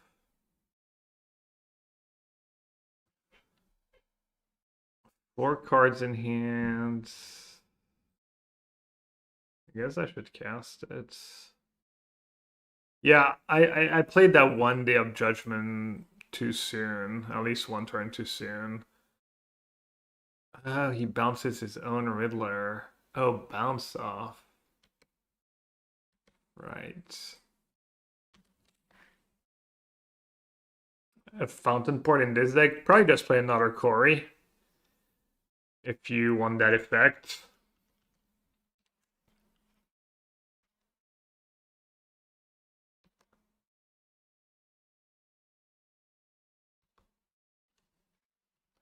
Alright, so I've got a couple turns to draw something good.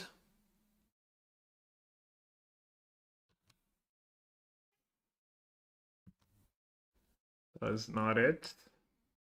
Better than a Rest in Peace or a land, I guess.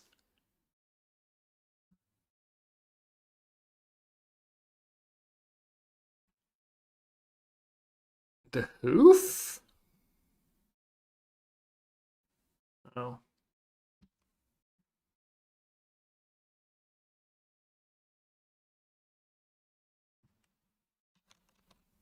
Damn, losing game one in this matchup is like really bad / unlucky.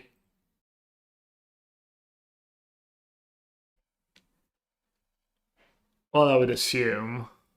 Maybe the matchup's like tougher than I give it credit for, but finally. Alright, on a bounce. You're gonna have the Spider Sense now. 4 out of 9.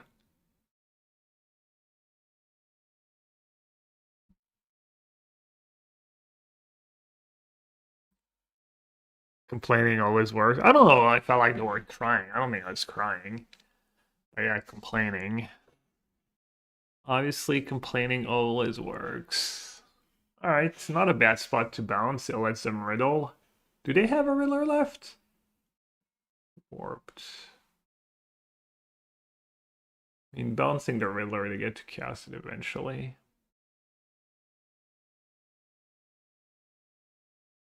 Alright, do I play around Spider Sense? Oh, I think I should, like, not mess around. It means I can't play, like, a top deck Normalize or something, but...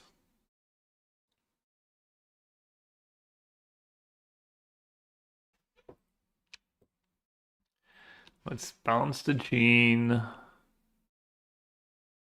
Kill the Weaver.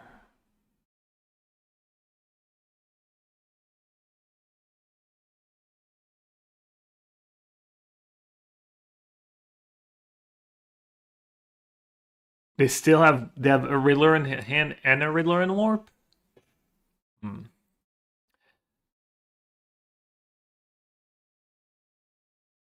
So I actually knew they didn't have a Spider Sense in hand?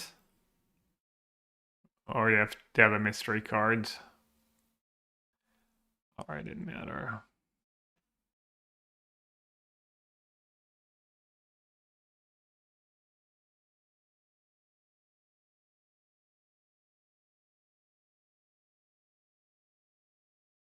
Wow. Just it on board. Alright, I guess I got punished for playing too cautiously. Pretty unlucky. Next card was probably a win.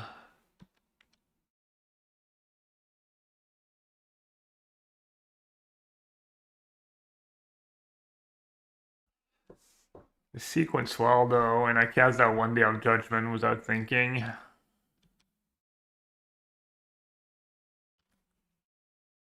Riddle.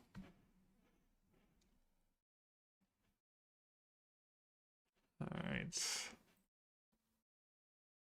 Well, the good news is his sideboard is more for Spider Sense, Stroke, Vivian Reeds, 2 Sirach. Still pretty good.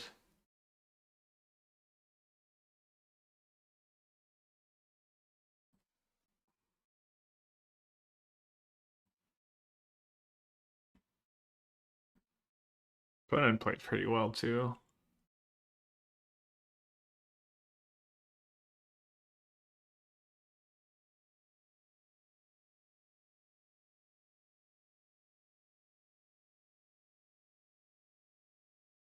That's not good.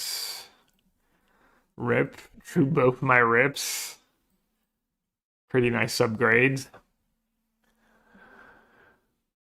Braids. Is a braid good enough?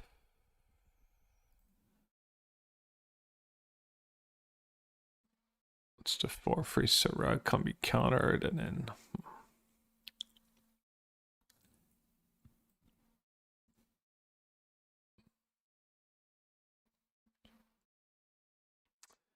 Tidebinder. The blocker is pretty bad. Counter is a lot, but honestly, the first rip's not even that awful for 4 Nature's Rhythm. Just gotta hope that by the time they're flashing these things back, it doesn't matter anymore.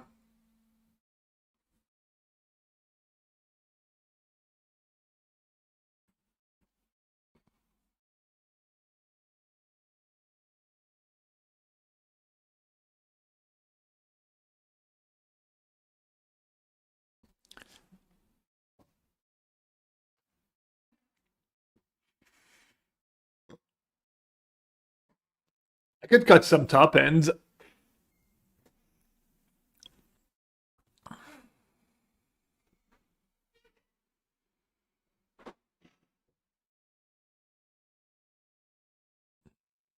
Rosie has a point. What did he say?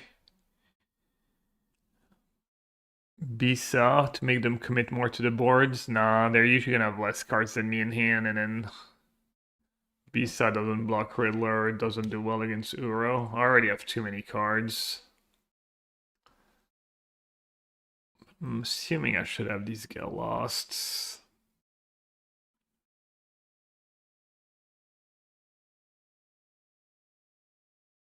Let's trim at least one Jeskai Rev. Alright, how much time? Oh, we're doing pretty good on time. Not even a surveillance. Alright, good mulligan. Keep, and stock up. I want to go no more lies, and then keep Ultima or Helix is close.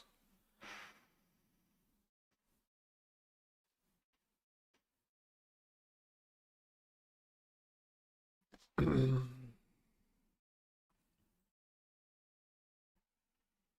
think getting rid of Ultima makes sense. Oh, I don't have second white mana yet.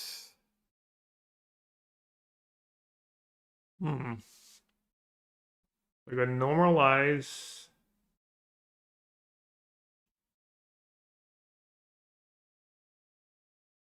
No, I don't need another coming to play tap lands.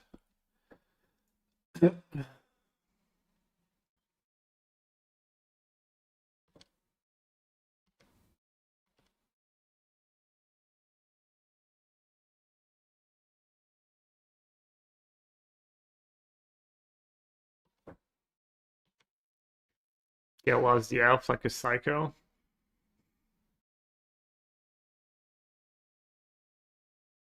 Can't be countered.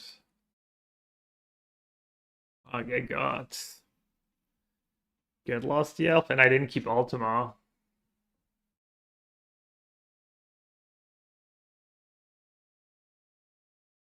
Oh, this is awful. Time to be a psycho? Yeah, maybe.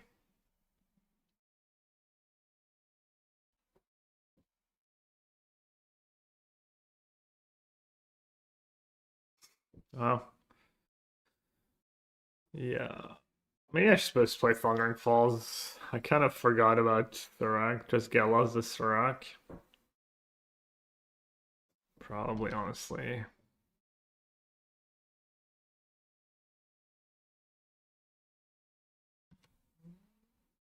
As if Get Lost didn't give your opponent enough cards in the first place.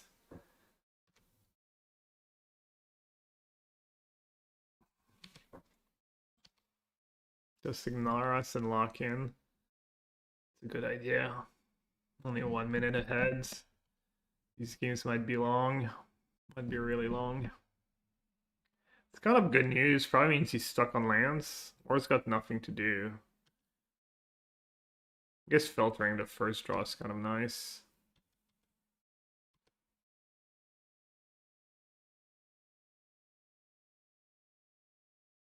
A Weaver. Gotta just use my cards. Or do I?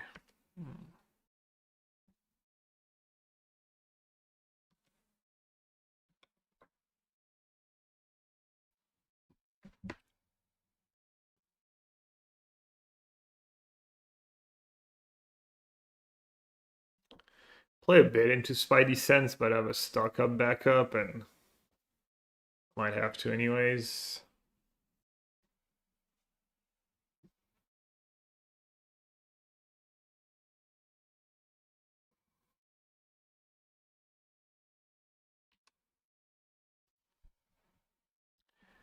See.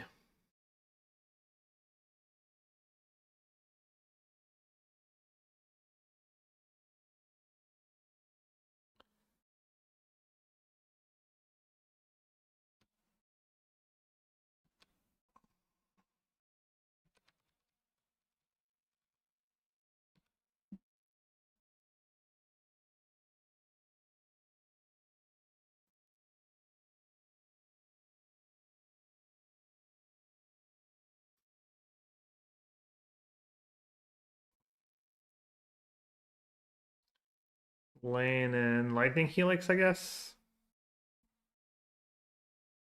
I mean, that's just bad, but let's not fall too far behind. Makes Riddler less effective, Spider Sense less effective. Could have Vivian, that'd be bad. Simon only had one in his sideboard though.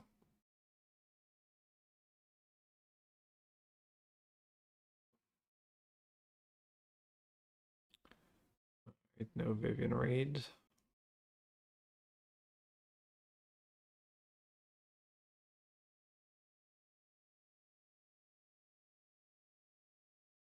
Damn, that's almost lethal.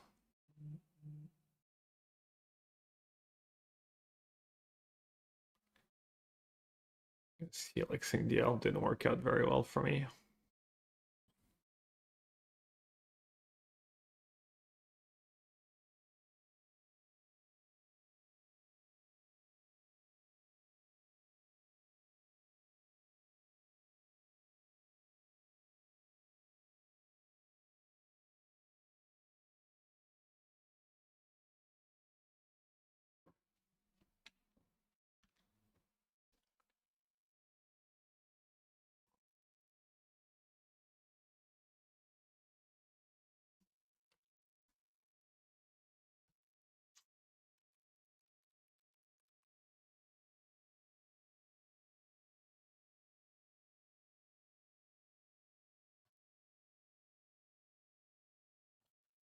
Yeah, my early game decisions might not have been the best.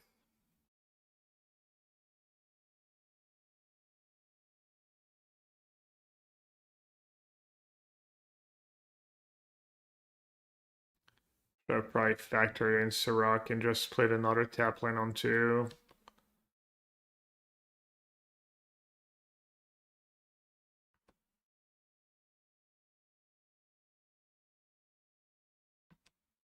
Oh, looks like he doesn't have a counter spell at least. I'll take that.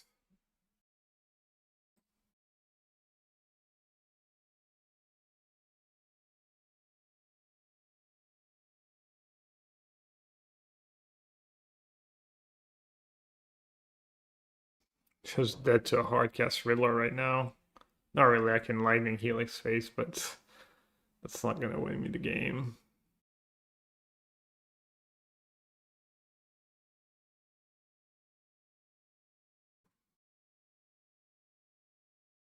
Yeah, pretty good.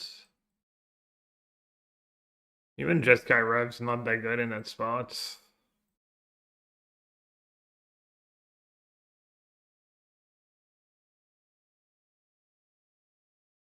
It's fine, I guess.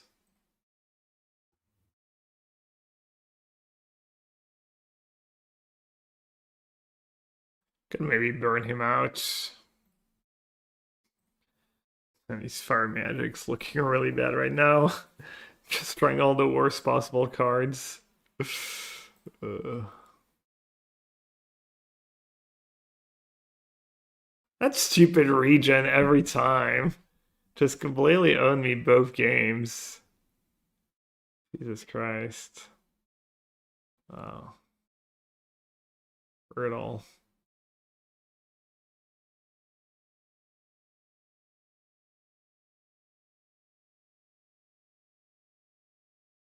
Damn. 7 toughness. Just dead. When did I have in my sideboard? I mean, there's no way I was cutting these cards for like extra get lost. I don't think I'm ever cutting No More Lies either.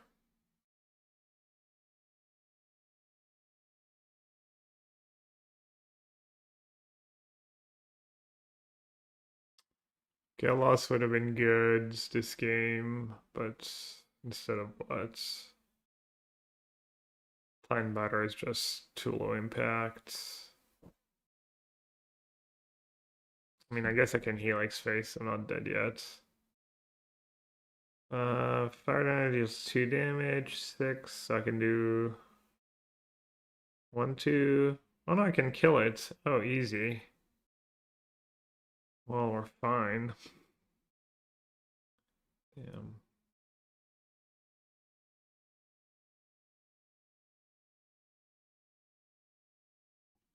Is he ever casting something pre-combat?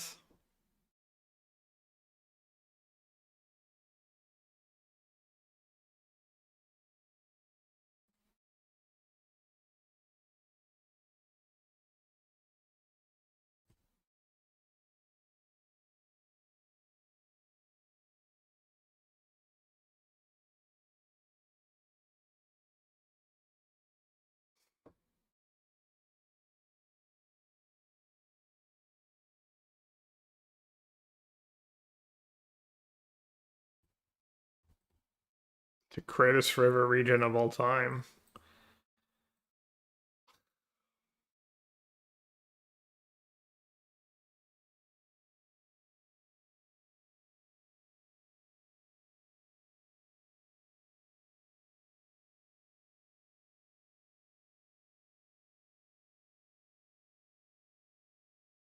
He might have done that pre-combat to get one more damage in.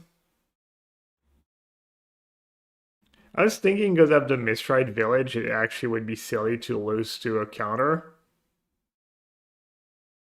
Like if I didn't have the village, I could do it on my opponent's turn and be like, okay, well, if he has a counter, I'm drawing dead anyways, so. But since I had the village, I was like, maybe I get to just draw a sweeper and then get to like make his counter spell useless for the rest of the game. I think I have two of my sweepers at the bottom of the deck. The bottom one was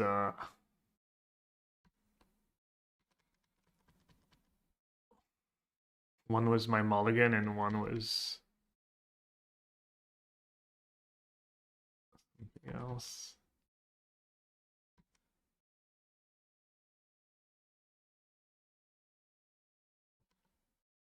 Sweeper. Alright. Pretty unlucky draws, but could have played better both games. That was a bit on me. Let's take a look at the mocks. Read swing commentary.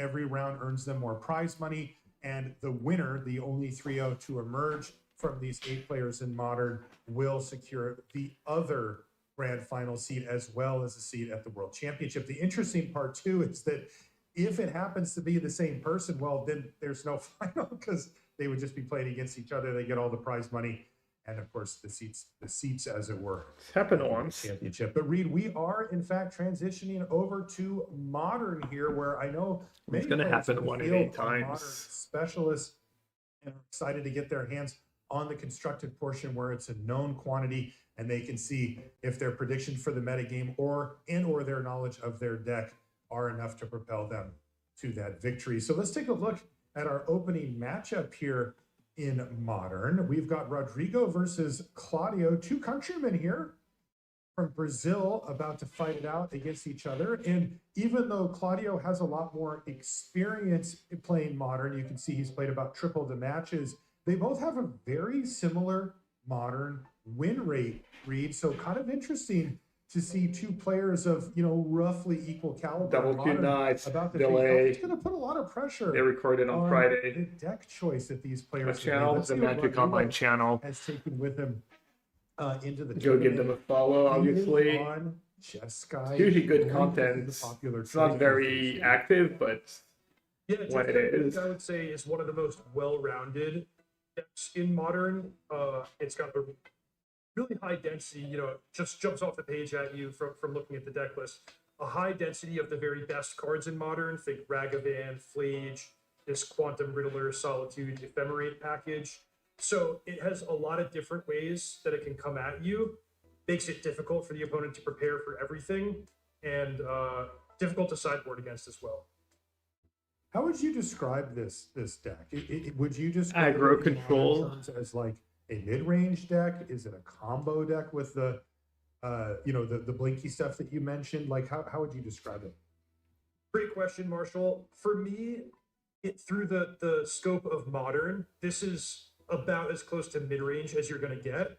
However, Modern is such a high power level format that basically every deck has elements of combo baked in. You know, in this case, it's going to be Quantum Riddler Ephemerate.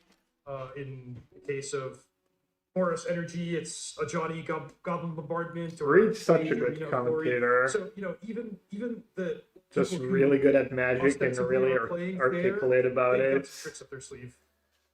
That's right. Kind of like it's Riesel. funny to see a deck Riesel that was a starts really with good Ragavan and commentator has too. Quantum Riddler in it too, and you're like, what is this deck trying to do? But it turns out a lot. Let's take a look at what Claudio's got lined up for us as well. Curious to see what he's brought, and a very similar list here. Oh, it's a mirror match, right? Yeah, really similar to what we saw there. Perhaps just a little bit less leaning into the ephemerate package, but still all the cards are here. Zero ephemerates. Exactly right, Marshall. It's a dead heat on the scorecard. It's a dead heat in terms of the deck choice. So it's a really tough one to call. But we can be sure that this is going to be an intricate matchup where it's not just the cards the players brought, but also the way they're played and who can sort of get their threats and answers to line up properly. That's a big deal in these Solitude Blink matchups. So the players are going to have to bring their best game and really navigate as carefully as they can in order to get through a tough opponent. All right, well, let's see. We've got evenly matched players on very similar lists. And let's see how this thing goes. You see Rodrigo on the bottom part of your screen, Claudio on the top.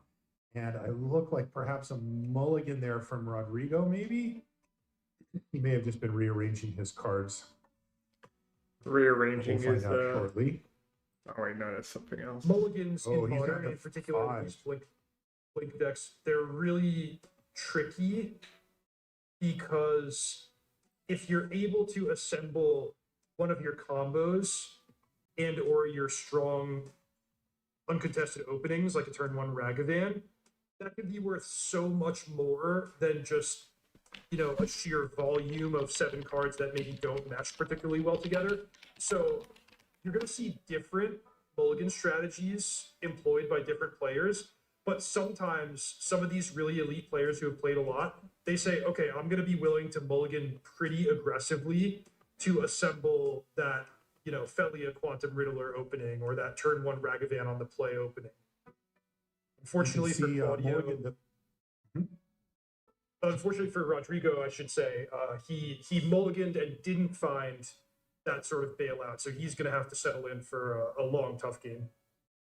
Yeah, this one looks really rough for him. He's got a painfully fair hand thus far. Hey, there's Quantum Riddler. At least he has something to do on turn 2 if he'd like. Yeah, Quantum Riddler is a great way to unmulligan, so we might see him just sort of cash in for a card now, but having that later on, maybe pick up some treasures from a Goblin Shaman token, and by the time you are empty-handed, you can replay the Quantum Riddler and restock after the tough opening. Okay, he's going to run out the warped Quantum Riddler here to see what he can find. How does the hand look for Claudio? You know, he's got 2 consigned to memory. A lot of interaction up there. Yeah, very reactive hand from Claudio, which might. I was looking at the given Atlanta Spotlight series. 5 cards, but he doesn't have his freebie this game. He's not gonna get.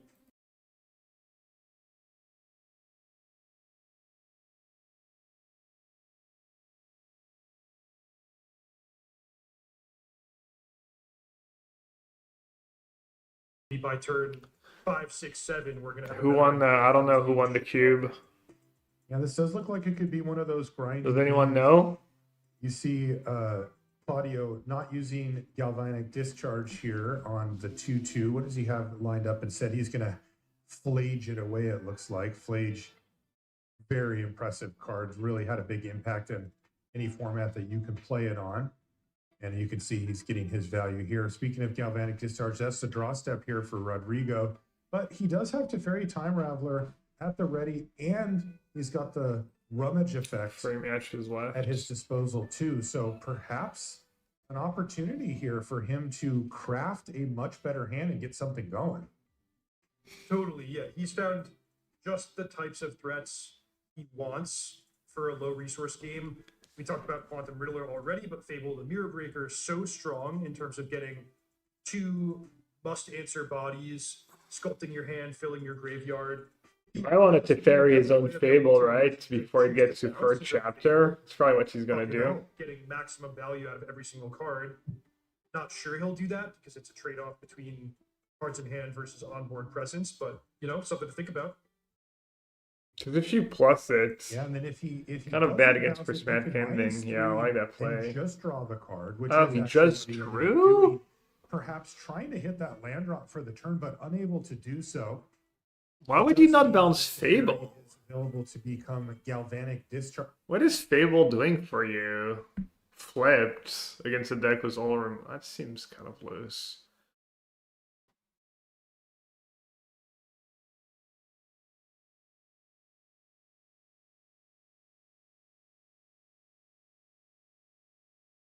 Oh, even worse now. Not bad to use F consign.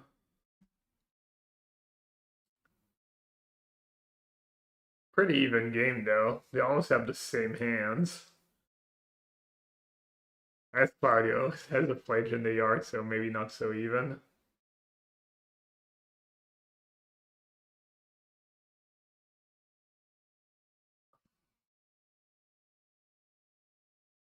Copying Stouty down the line, I mean, that's just super wishful thinking now.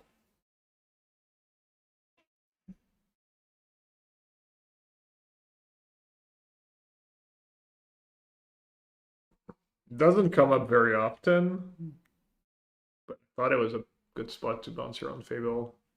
Say that I've only played 1 league lifetime with that Jeskai deck. Did not especially enjoy it.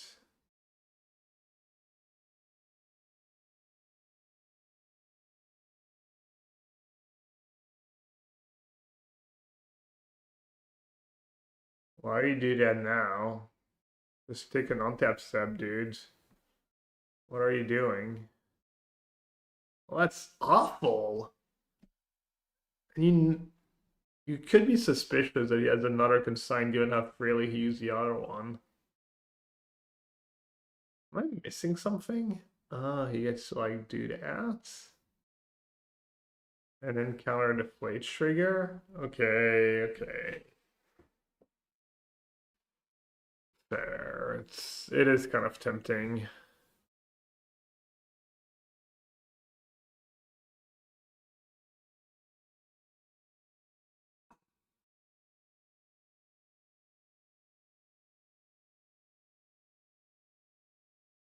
I think I would still take a draw step. It's still like a really ambitious line.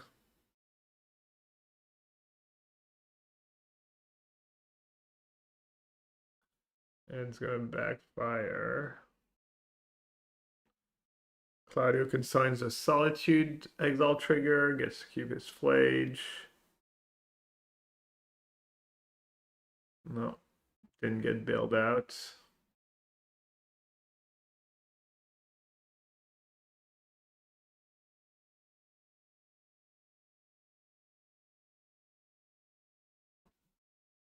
Oh, he had a Riddler in Warp. Well, that all makes sense now. My bad. My bad, apology.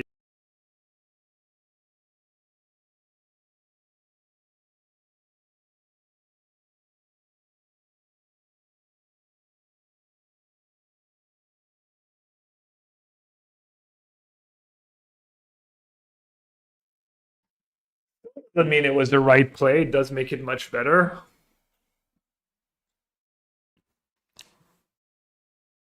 But still looks like it was the wrong play. He just played it too fast. It could work out though. Rodrigo's line might be right in the long term, and it's possible I was wrong. Like, he got to empty his hand, he made Claudio have it, and then tried to rebuild with Riddler, maybe draw another Riddler faster. It looked like it backfired a bit, but Now you found Solitude. It's kind of tough. It kind of depends if you think you have time to like hardcast every card and then use a Riddler to refill, or if you feel like you need to like cheat some of your spells and try and get ahead on tempo. I don't know. Tricky matchup. I'm 4-1 in the showcase. I just lost to blue-green. There's maybe room for a win. I didn't play like super well.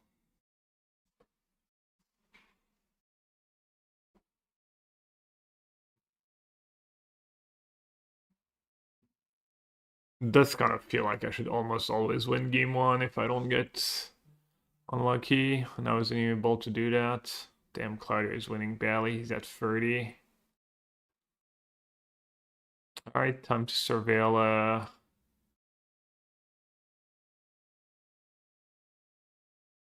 place to the yards. Well, no, I guess Claudio even has that covered. Claudio ahead, but not anything like a top deck Riddler con flip.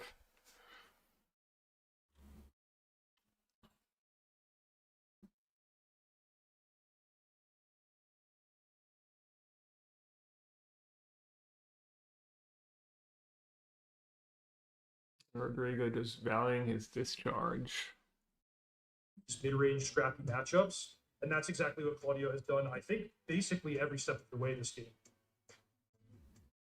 Now, this galvanic discharge does want to hit the reflection, right? Like that's, oh, never mind. Wrath of the Skies off the top. Yeah, that's a nice one. He even gets to bank an energy. Clean up the treasures. He could like tap out. I don't know how much energy he had in stock, but for the discharge. Wow, this has been a. Plus, you were giving away your hands. Not sure I like that. No, he's going to keep the Solitude in hand. I mean, at what point do you run it out just as an attacker? You know, you do have Rodrigo down to 9. Never, especially not now. now. I think it's good to be patient.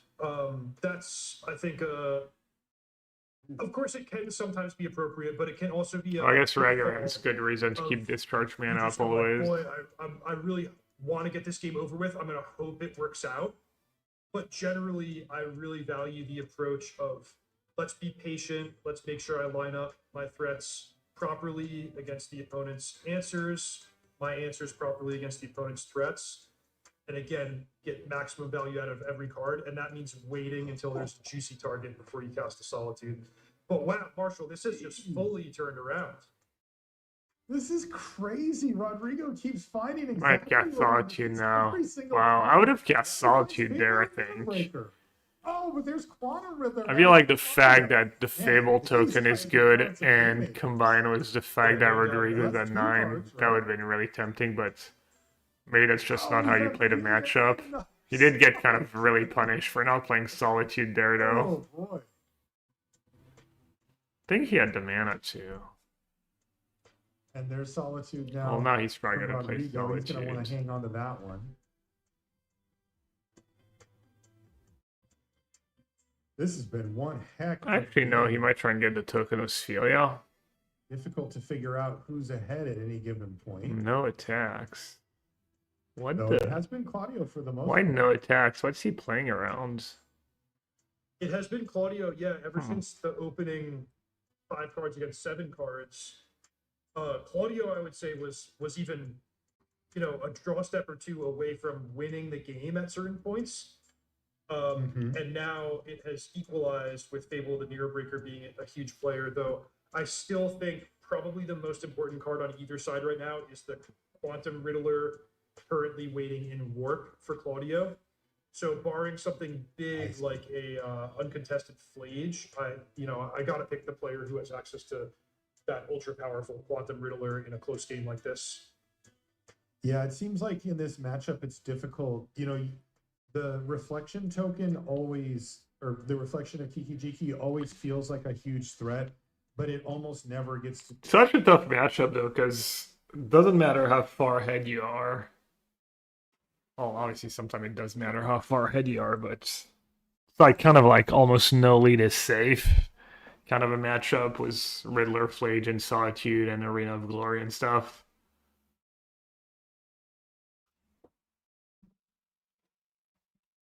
Yeah, Claudio's like really far ahead right now. Actually, the Hasephilia is really obnoxious for Claudio. That's kind of nice.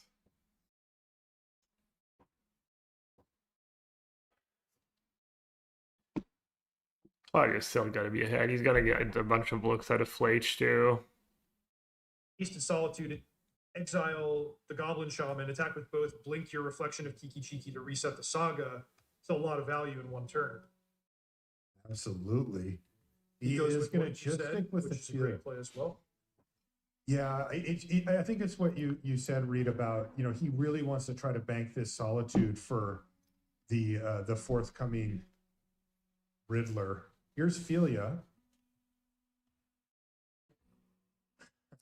Both players have a Fine's very kind of similar nice board insurance state if to you each have the other. read on Consign Solitude. to Memory was the draw step there for Claudio, and he seems It would be content to just Solitude keep that and the number 3 Solitude in hand. for Rodrigo, but good instinct there, keeping the Consign. I guess Consign's really good against So Philia again, too, talking so about the nuances mattering here. he probably wasn't even necessarily thinking about just another Solitude. It's just like cherry on top.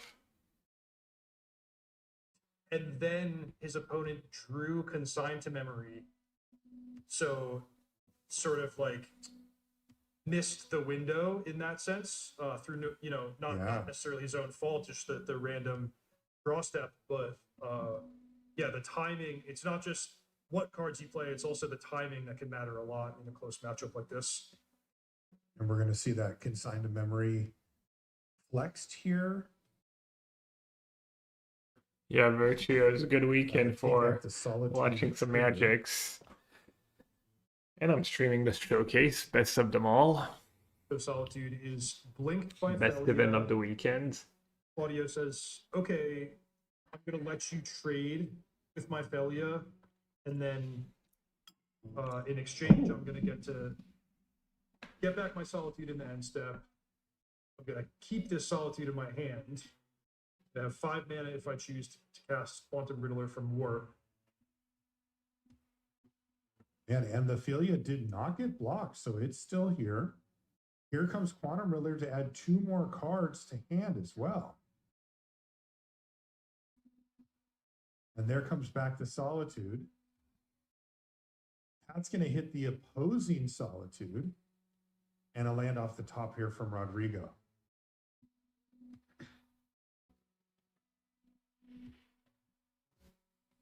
The mirror's kind of funny. Feels like he has to chump attack his Philia to blank his own Fable. Not really sure. Oh, he was at 8, I never mind. mind. These, and it looks like that's what Rodrigo thought too, because he just scooped them up. Yeah, it would have been interesting to see how the game would have played out if Rodrigo didn't just go for it. It was a pitch Solitude line early in the game.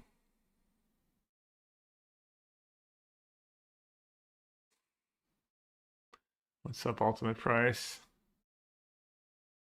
Who's 5-0? Mogged? Who else? Mogged, Hamuda. The usual suspect. The Newser Dog. What the hell's a Newser Dog? Kamataman. I played against the Kamataman at a PK this year.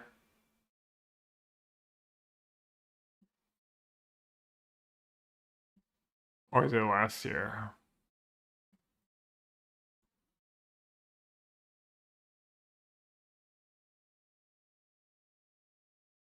Wait, how are my breakers so bad? Oh no, they're not. I started by... I was gonna say, I literally just lost round 5 and my breakers are still bad. Never mind.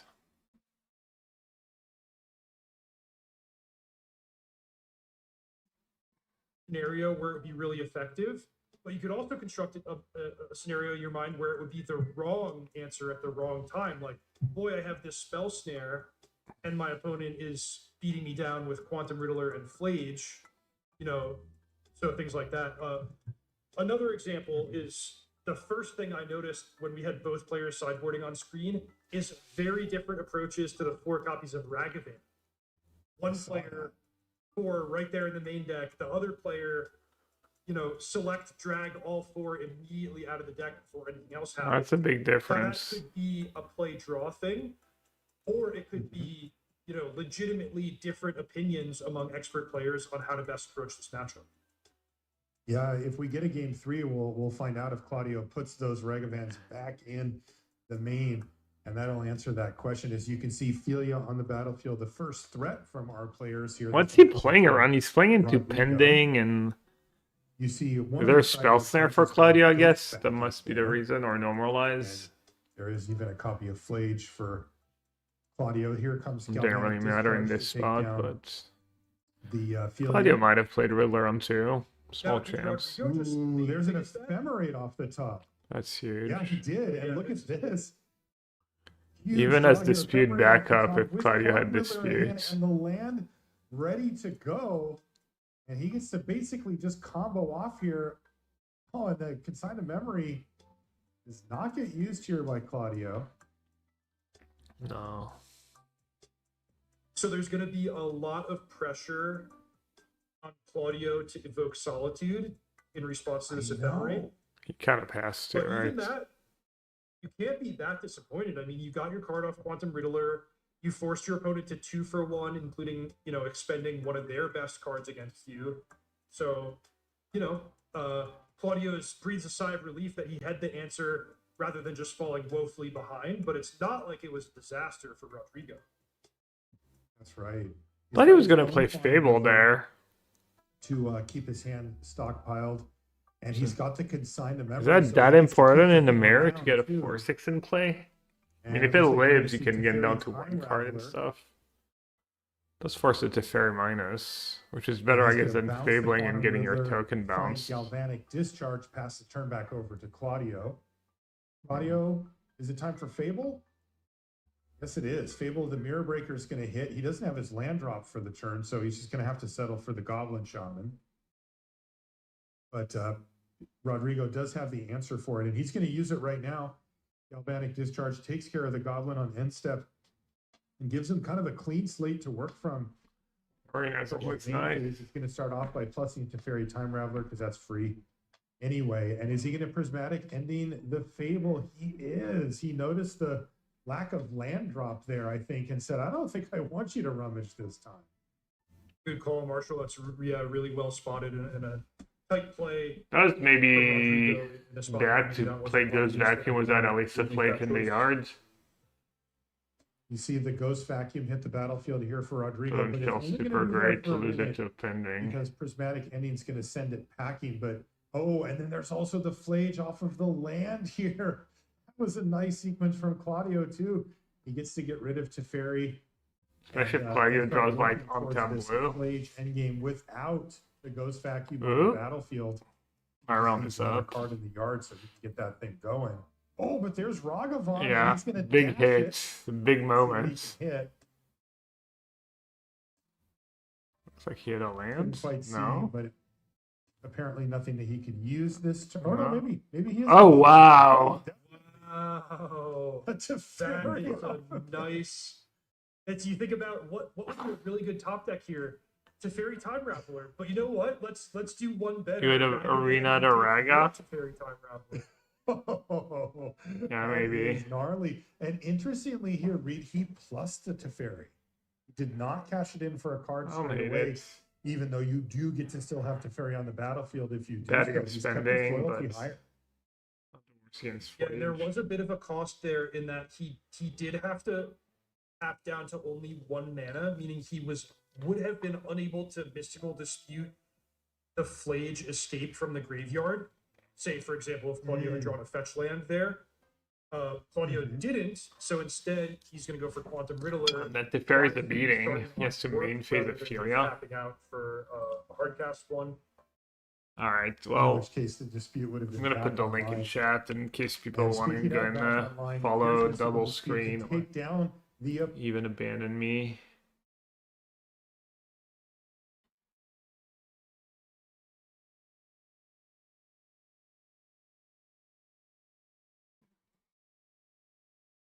Alright, who am I playing against? Henry Morehouse. Any Henry Morehouses in chat? None. Not even a Henry, a regular Henry. Last seen deck is a lesson. Alright. Let's not put the hand hider, I guess. Pretty bad hands. Has a green answer, which is nice. But, and an artist talent. I guess it's nice to have normalized in your opening hand almost always.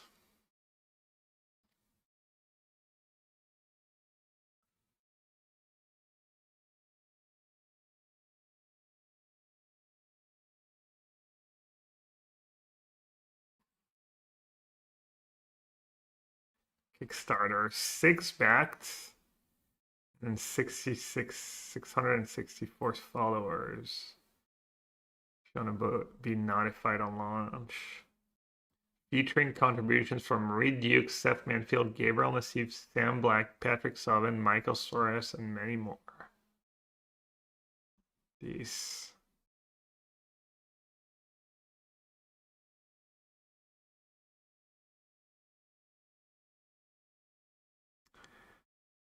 See you on the 13th. 6 back, 6 contribution writers. Yeah, I didn't back yet.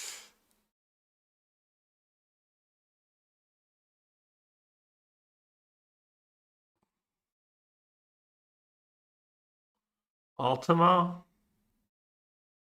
I mean, it does get rid of Monument, but it's a little far-fetched to keep a 5 mana card here. It is if they're even playing Lesson. They are. Alright, no 1-drop, kind of nice. Alright, you play Foundry here. Get rid of Artist Talent on curve. I think I'm just going to play Archive.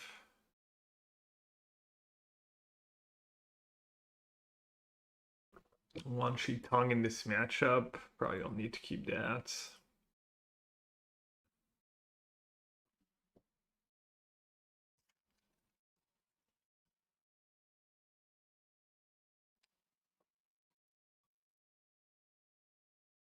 Oh, no talents.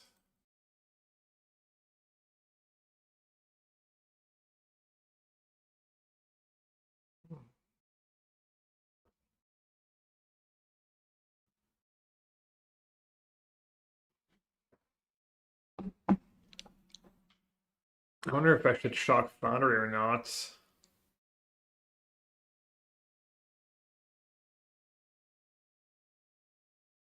Maybe I should have played Foundry Tab last turn even? That would be weird. Think so? They're pretty unlikely to pick a creature next turn. They didn't play a talent.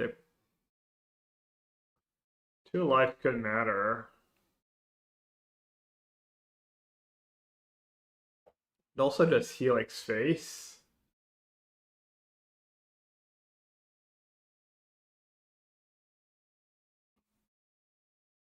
I might just Helix face.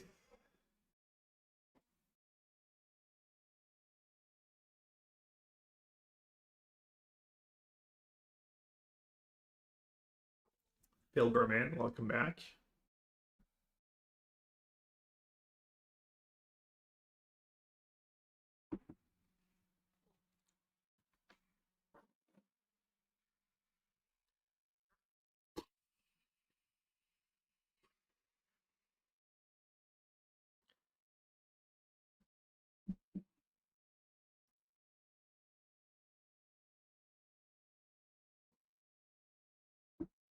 It is true. I should have put him on attachment, and then once he plays attachment, it's more likely that he has a creature.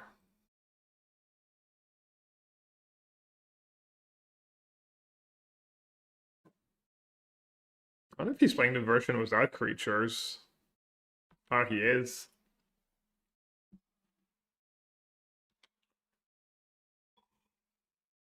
Not without creatures, but without talents.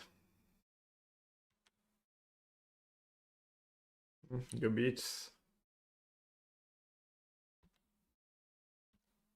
Alright, I'm gonna keep counterspell mana up. I think that's what I'm worried about, just monuments here.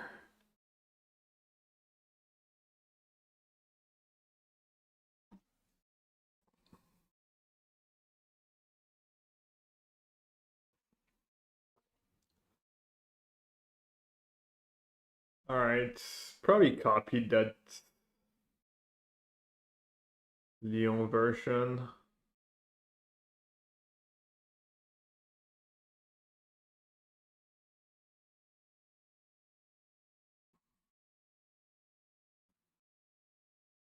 Yes, free lessons in the yards. I guess I'm not gonna be able to sub that.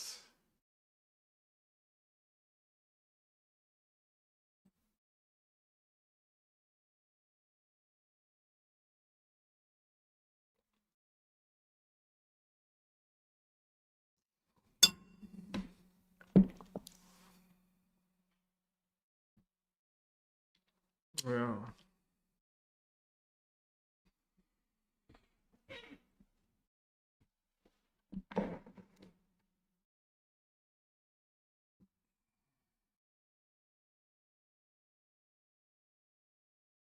I want to try and find a rest in peace.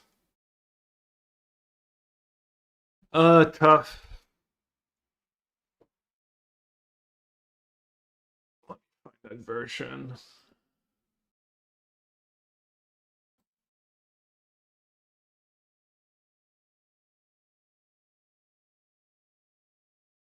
Probably playing, where is it? Backups version. 2 quench, 2 spell pierce. Damn, that's a lot of counters. It's obnoxious.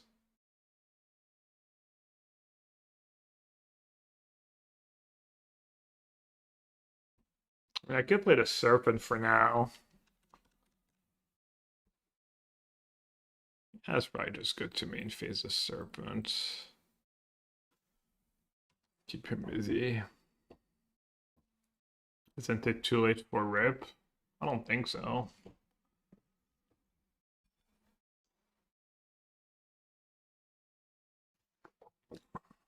Yeah, Unagi. I think it was probably pretty trivial Unagi here.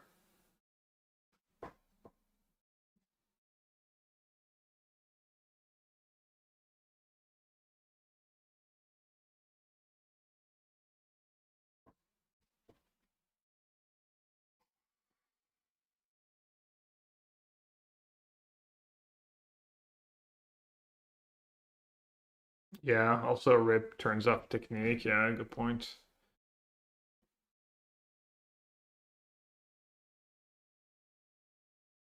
No talent trigger.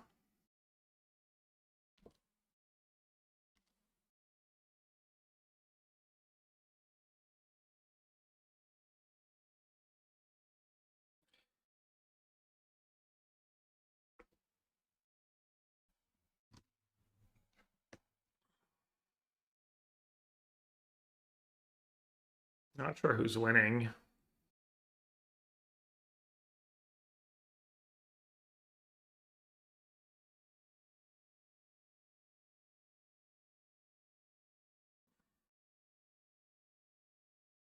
Well, that was a neat little trick.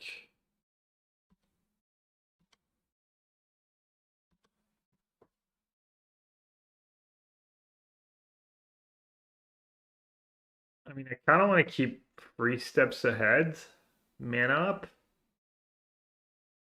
and be able to pay for Spell Pierce or Quench. So he plays a lane, he needs 2 mana, +4 plus Spell Pierce.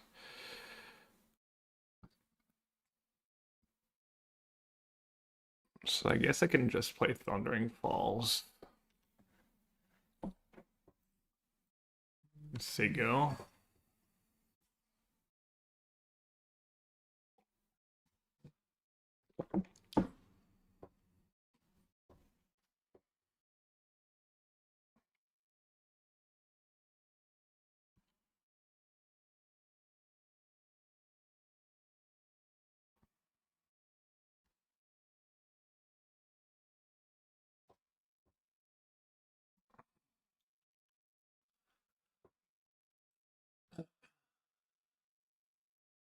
Guess he's gonna go technique now and untap and technique again. No, nothing.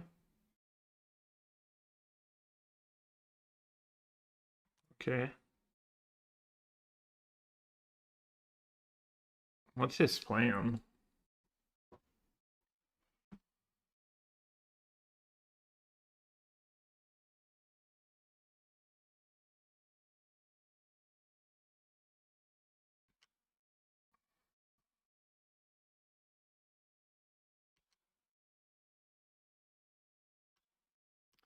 Alright, technique is only 1 mana. Completely forgot about that.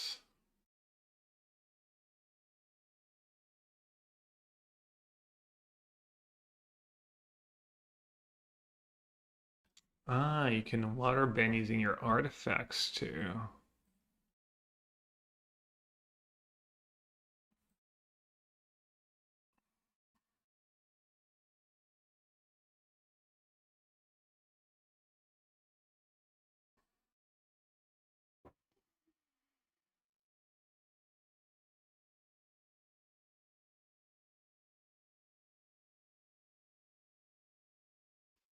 I can miswrite village 3 steps ahead. Because he could have spell pierce plus quench, even though it's unlikely, or double quench, or any combination.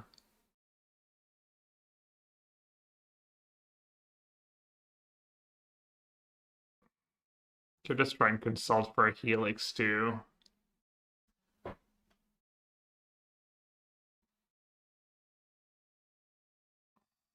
I don't look like there's any hard counters in the main deck.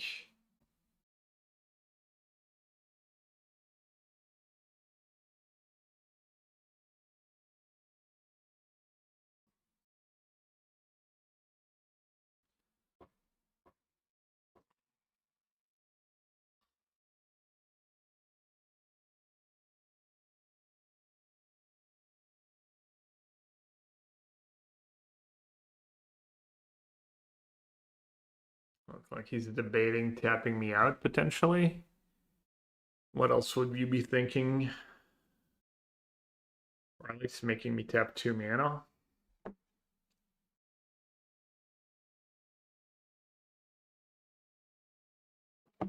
Attachment and response.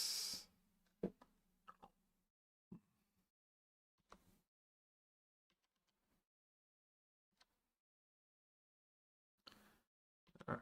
He's drawing a lot of cards.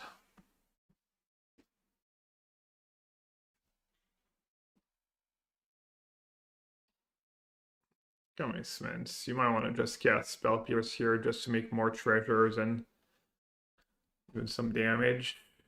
Tap me out if you can.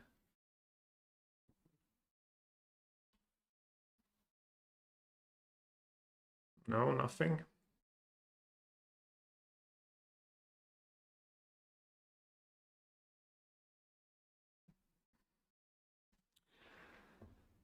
So I can maybe like end of turn Helix without making it uncounterable and then play a Consult into a potential Spell Pierce and then untap and Consult again.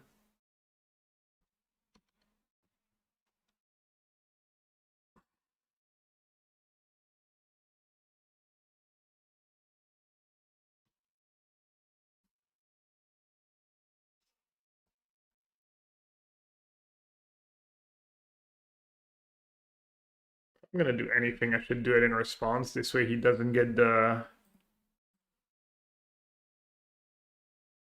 loot triggers.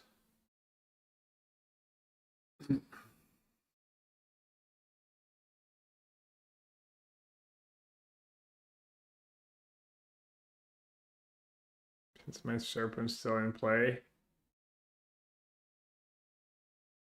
No Helix. Let's see. Guess the Braid is nice. Maybe. Braid might be too little too late. Bonne année et bonne nuit. Okay.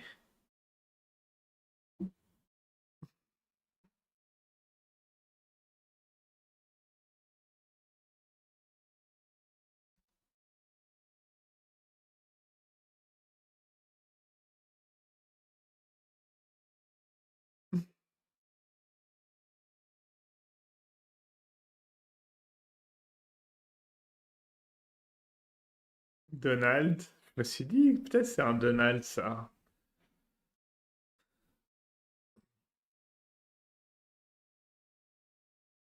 Bonne année.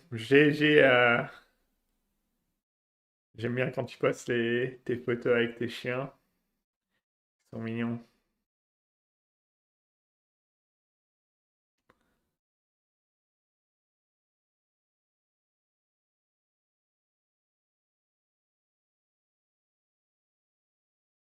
Alright, should I just YOLO for a Helix? I can like YOLO for a Helix, and then if I break, I can try and braid. Oh, there's a Helix.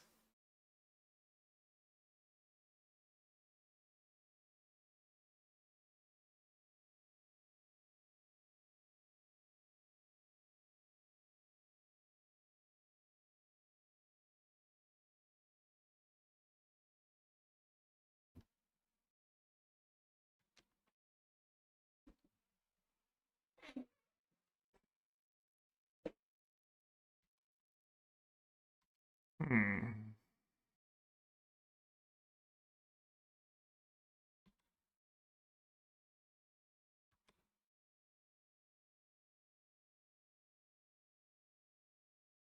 You know what? I kind of messed up.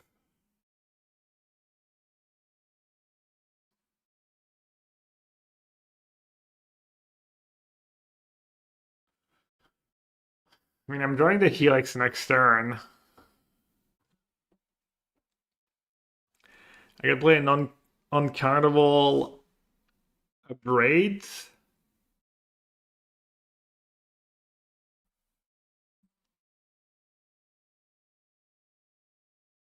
So we gotta assume he's got 2 quench left.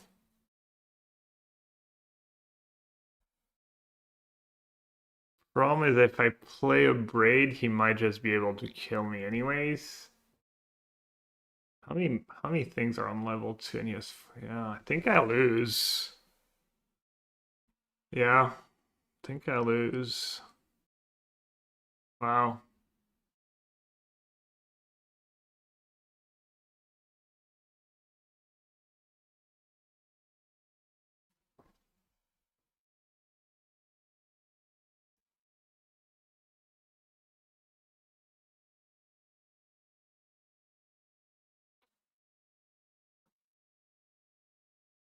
You know what I should have done? Maybe is Shock the Foundry and play Consult.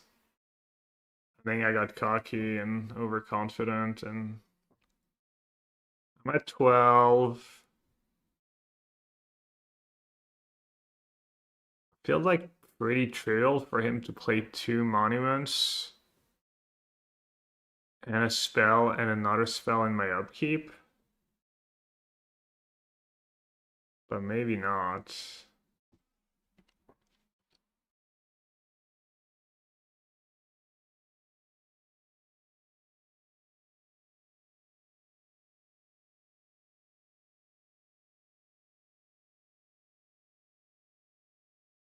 Alright, I'm gonna play it that way, but I'm not sure it's right.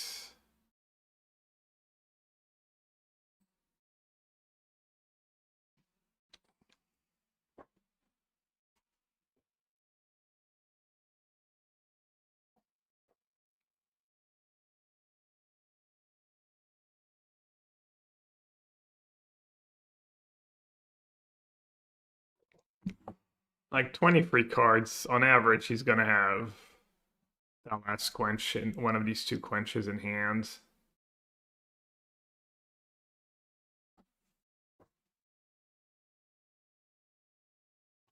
But he could go mono. I guess it's a little harder without talent and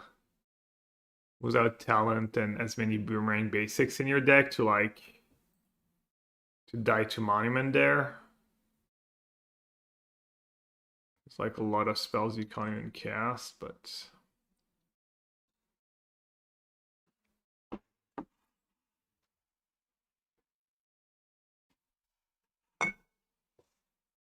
looks like he has a lot of monuments in hand if he's leveling up both. I can't believe I lost this game. It was looking so good.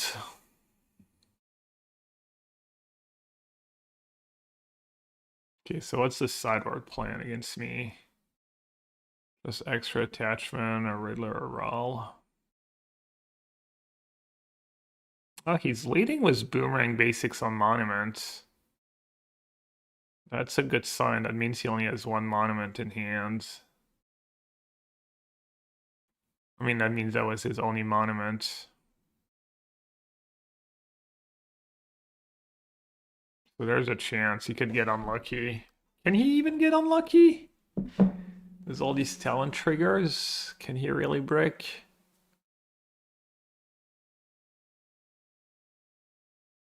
Oh, he's not even looting. So I'm dead. Well, maybe I cost myself the game. Maybe he just didn't have a quench, and I would have won.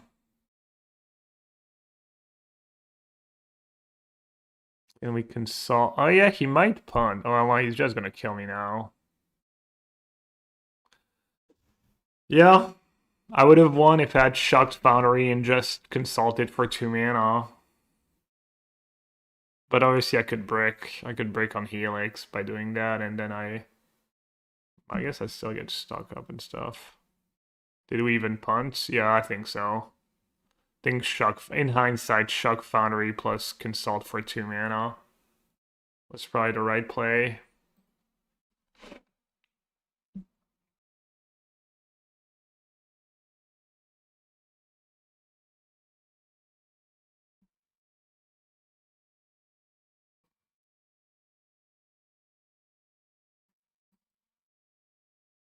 Monument or Rip? I'm assuming you don't bring in Monument. Maybe you do both? Let's see.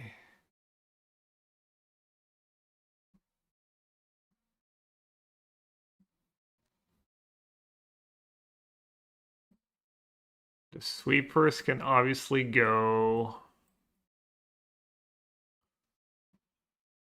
The Jeskai refs can probably go.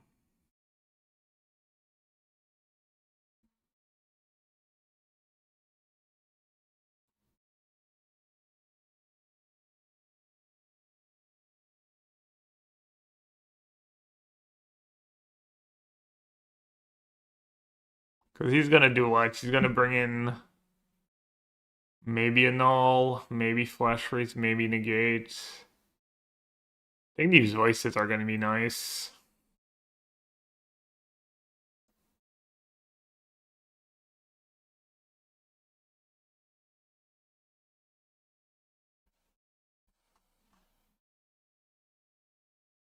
Kinda cut the get lost. Oh, that's silly. Timebiter might be good for the same reason too. He's not gonna have a ton of removal left after sideboards.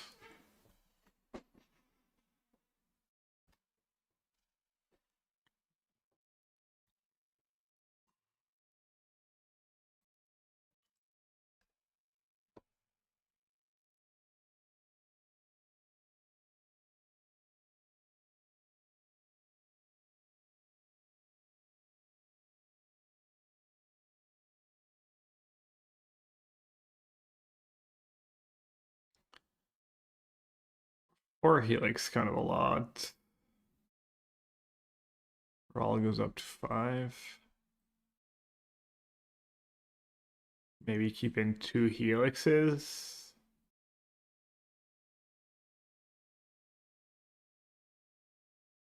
You can also just Tidebinder to Grands.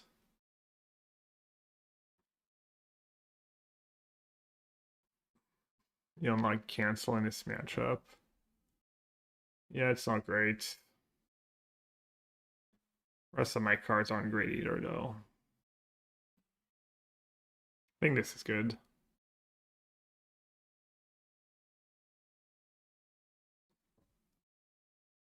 Oh. Thought that was a surveillant for some reason. Oops. No blue mana. Think I might have kept anyways, but maybe not. Oh, worked out. Might have not have turned to removal.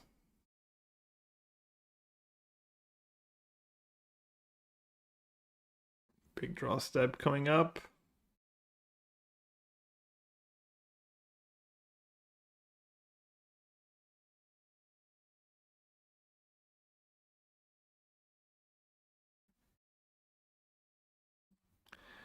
I will gladly take it.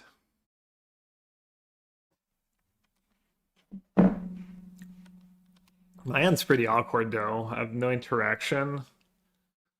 No way to clear the boards. No nothing. Just card drawing spells and counter spells. Guess I can hardcast a River Regent.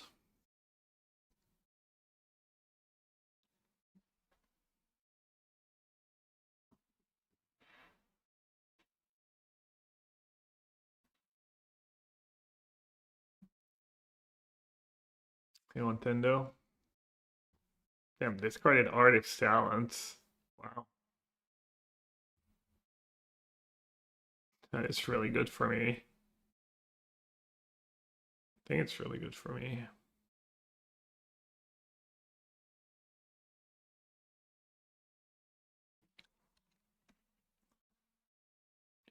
Looks like opponent decided to play really reactively. Seems all sketch right now, but they can't see my hand, so.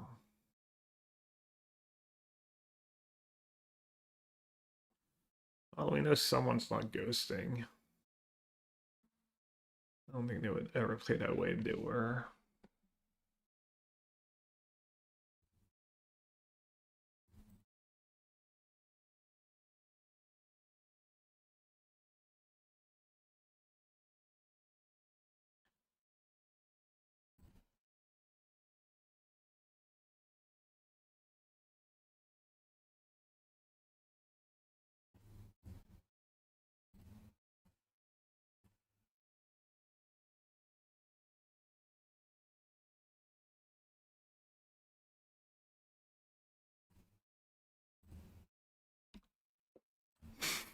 Stuck up into stuck up plus consult. Not exactly what I was looking for.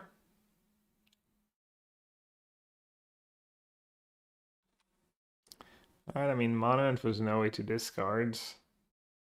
Not the scariest thing ever.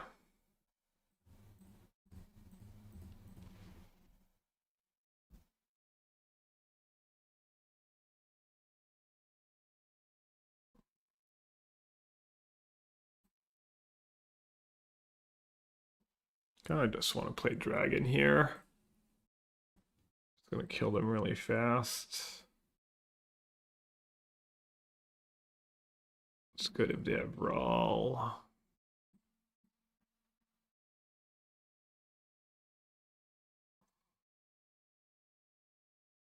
Yeah, it's gotta be good, right?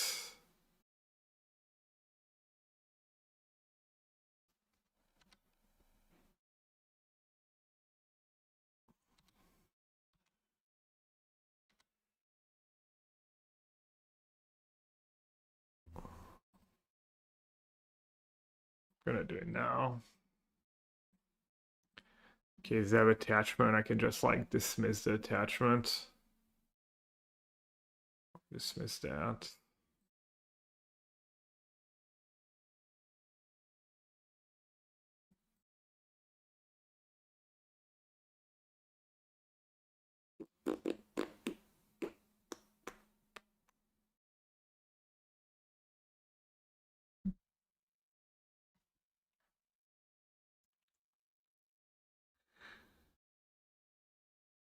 Copy Marangossi. Just copy it?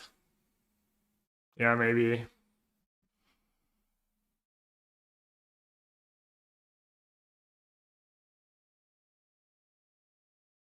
So what am I worried about even at this point?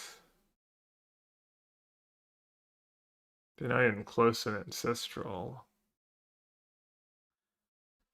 Guess I'll keep one of each.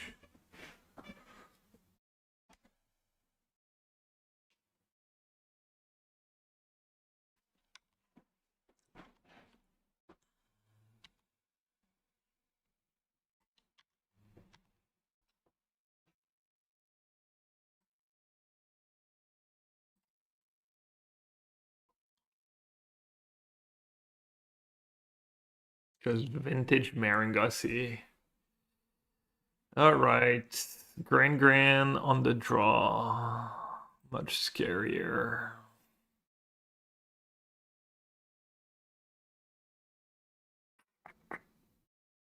Can I really have more than 2 helixes?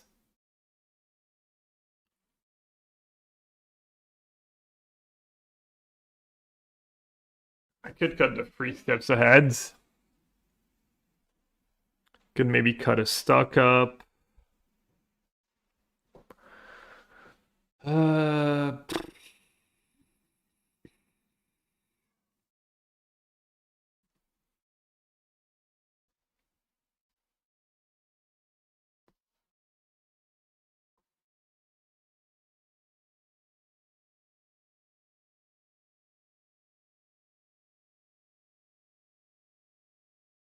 What's the milling for? Oh, it's bad it was rest in peace. That's why I'm not bringing it in. I think it's just for the mirrors. If you don't have rest in peace, then you bring it in, I think, but... Tidebinder or Helix. Tidebinder's a little more versatile. Yeah, I don't know. I don't know if I should have these Helixes or not for like more expensive stuff. Could double Helix a roll. Could win a race. 3 steps ahead was kind of win more there in a ways. I guess not really. Helix would have not done anything. 3 steps ahead was really solid. As I can get lost to Gran too. It's not just Helix and a braid.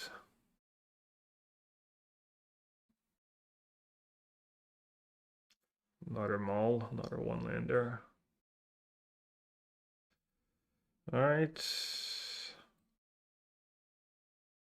Keep and bottom. Good question.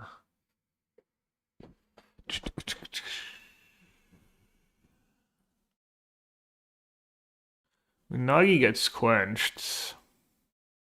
That is a nice threat.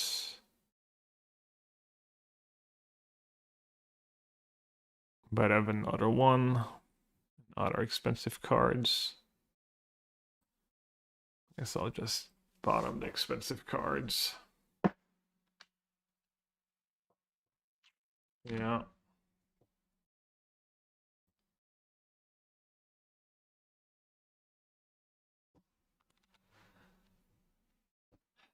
I mean, Gran is still really good. Like, you have less dead cards, but you get to feed your graveyard with lessons for free, and then it's a trigger for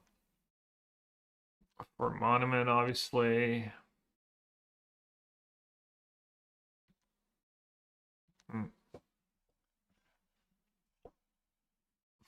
Damn, if I get lost of talent, they get sacked the maps on Gran. If I let them on tab, they loot even more, but they're already looting a bunch, honestly. What's my plan here? Hope they level up talent.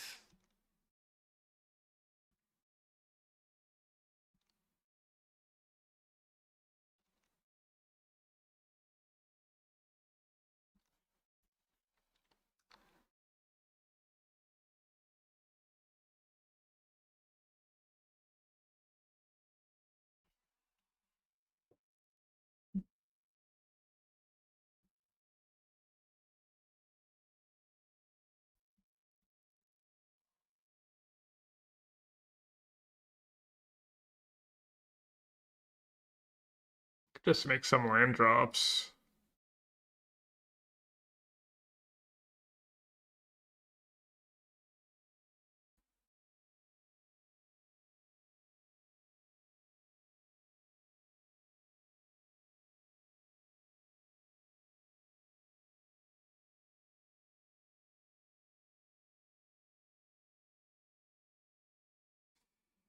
I mean, Gran becomes a free 4, it's just gonna kill me really fast. I don't know what to do.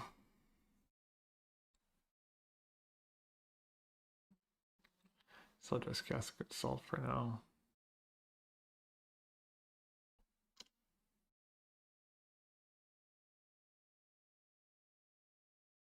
My second Unagi to the bottom.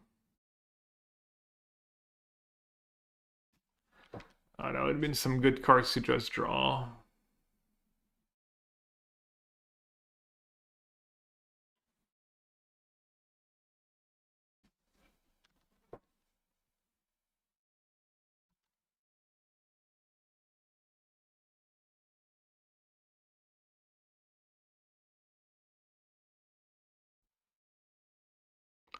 That's not the worst draw.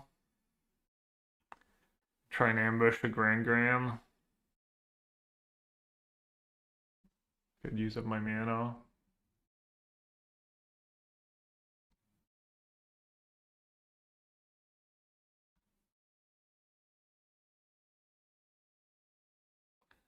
Not even sure I would call that a win. They're churning for so many cards right now that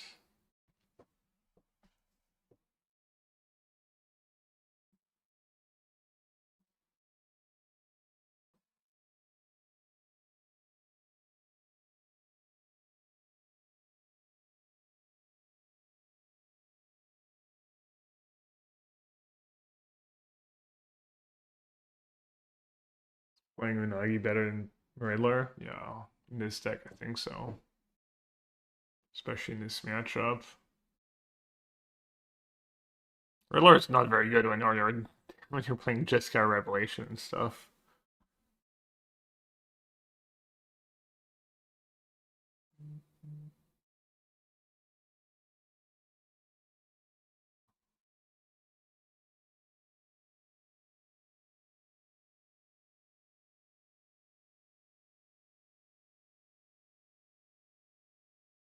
Pretty unlikely they don't have a quench or technique.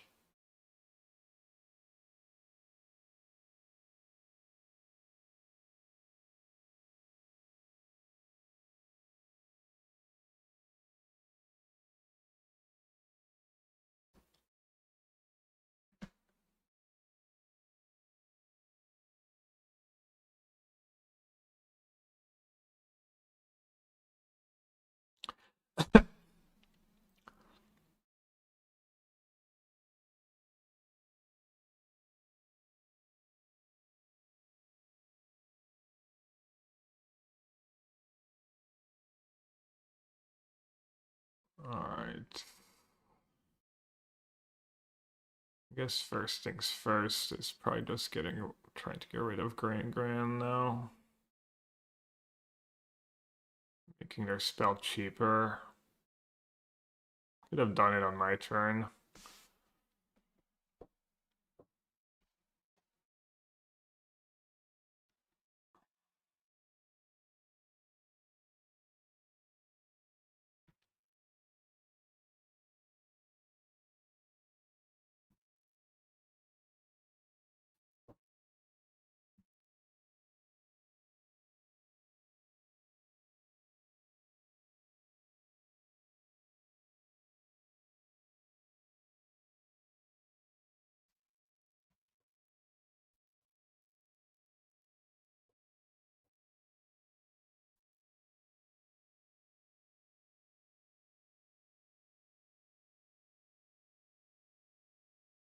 They didn't have anything to punish me last turn, so I guess I shouldn't play into like Spell Pierce and stuff.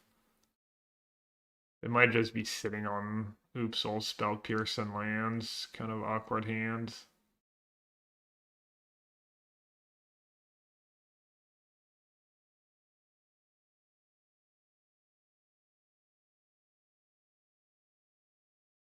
Consult for 2, playing a land. Nah, I don't have enough resources to just consult for 2. Seems pretty horrendous.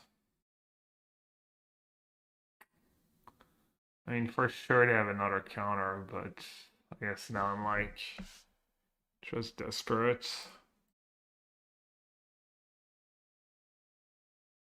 Jeez. Yeah. I was hoping they didn't have any action because they didn't do anything last turn. but that changes everything.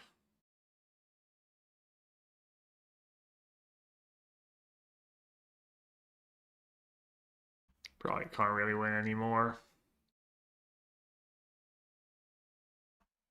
Their draw was just too good.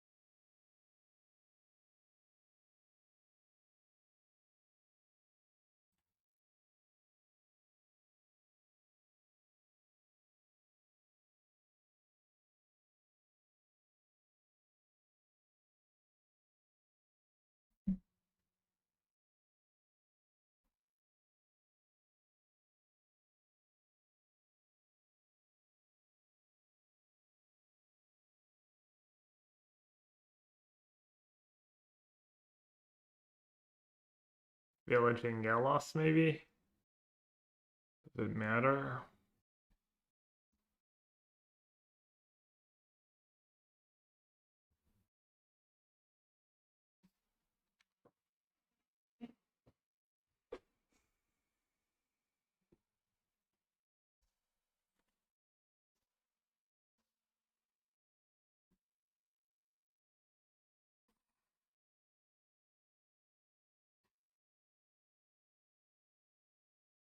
Yeah, I mean, Grand into talent on the play was me not having Helix.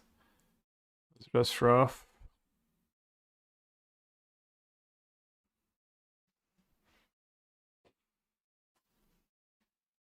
Maybe you need to suck it up and have 4 Helixes on the draw at least.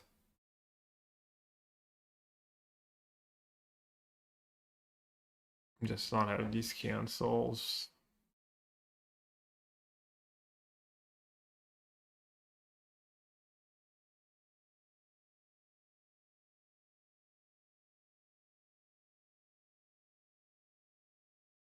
Oh, we're not the last match.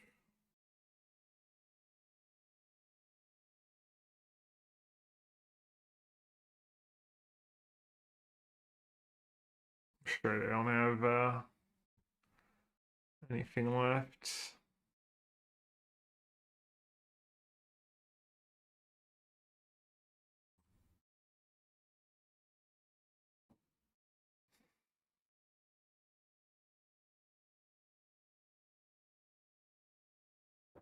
I'm not sure why I used the village since if they have a counter, I'm dead anyways.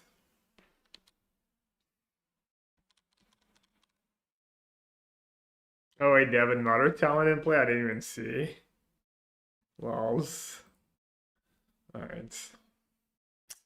Damn, 4 into 4-2. Tough ones. We lost against the 2 good decks and beat the bad decks.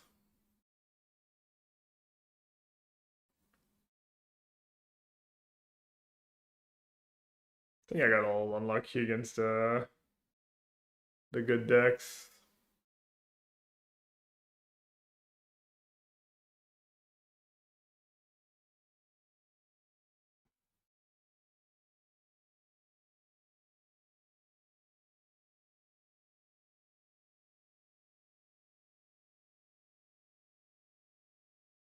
Damn, Neoform? Neoform against... Yeah, see, there was another card down there for Antonin. He actually does have a white card to go with Solitude. That was Grizzlebrand. So similar, Sure. Reloading being the name of the game here, Reed. Jeskai is but, behind you know, Lessons and clearly Simic. tells Is you it behind that it's a Simic? land with trigger on the stack Didn't here, feel if like you'd I was behind as, Simic. Felt like I got pretty Noah can't unlucky. activate it again, Also didn't play super without well. being dead. Even against Lessons, I don't know. Didn't draw rip. Didn't know what I was up against. No, I guess I kind of knew what I was up against. I kind of punted that game against Lessons.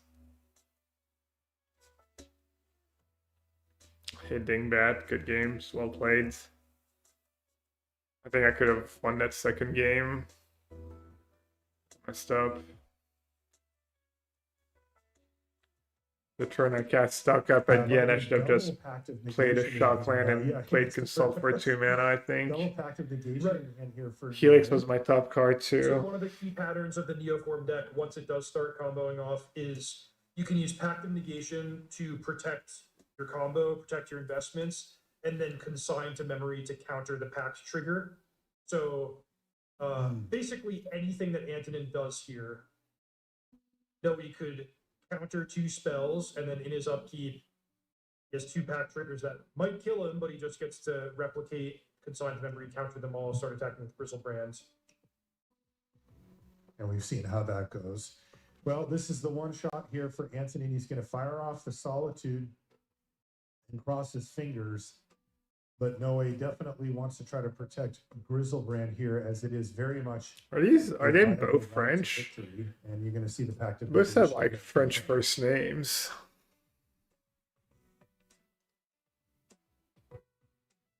And that's going to work. And then we're going to see Emperor of Bones to follow up.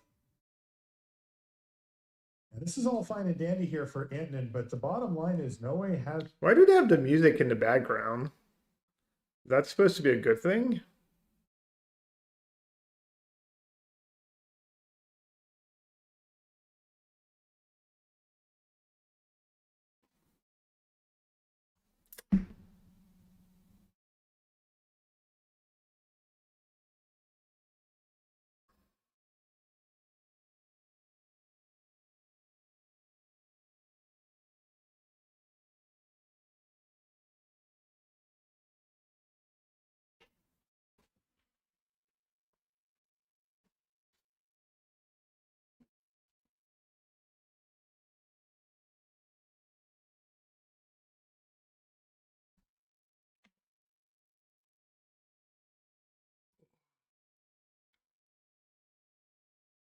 Yeah. I don't know since when people decided that people have solo attention span and stuff and they need the I don't even know if it helps with that, but background music.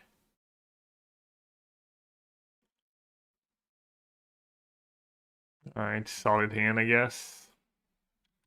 Oh no, a mirror. Not like this.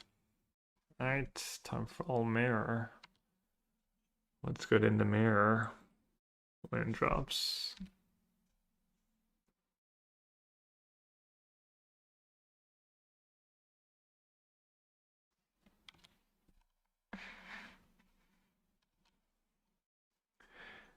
Making your land drops and finding Mistrais Village. That mirror might just be really bad, honestly.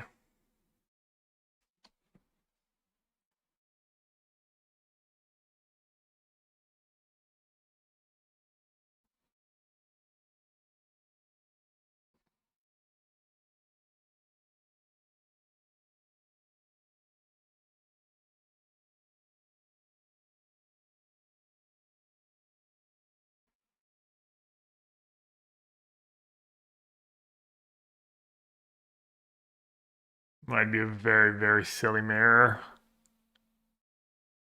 Assuming we both do what we should do, but I don't know. We'll see.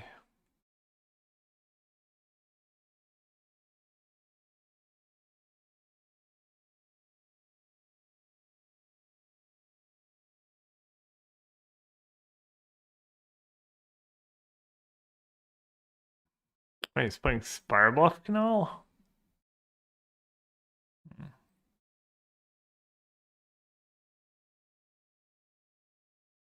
Should have maybe clicked that in the upkeep so you couldn't like get it was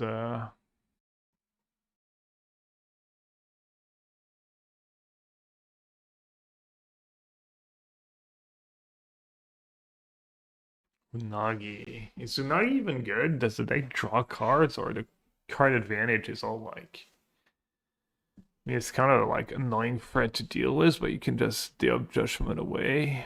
I don't think I'm gonna keep that. Alright. Shai doesn't have a third no more lies here. It's not. I wonder if he's playing the version with the Shuko actually. I guess it doesn't matter. I have to take 3 steps ahead in village. At least he doesn't have a good target for the dragon.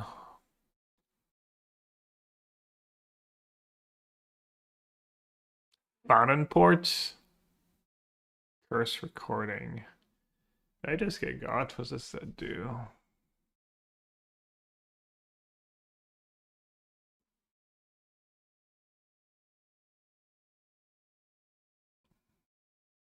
Does that even work with consult?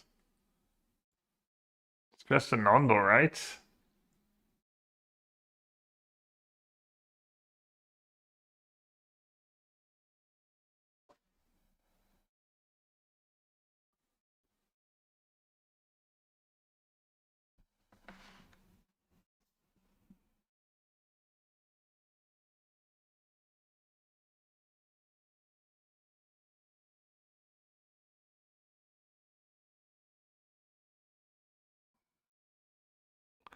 If I bounce that, you can just cast it and play a Helix. Doesn't quite kill the meringue though.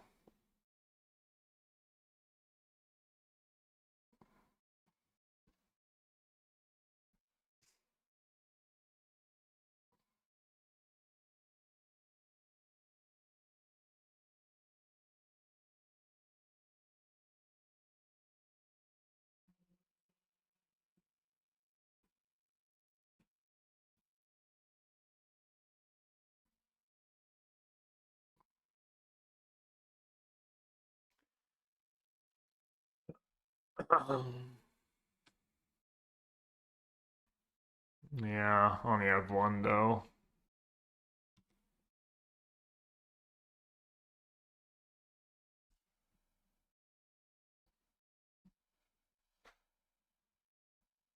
Jeskai Rev.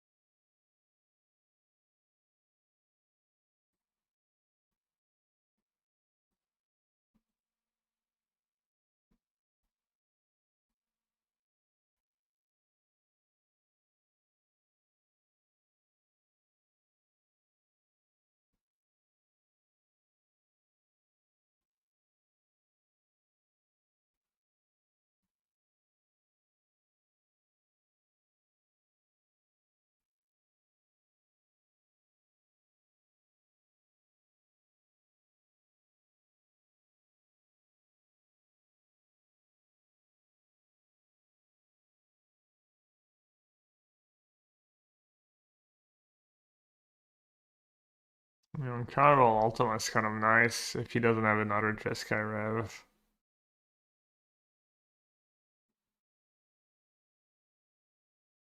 Or if there's anything I need to counter, really, probably. Maybe not.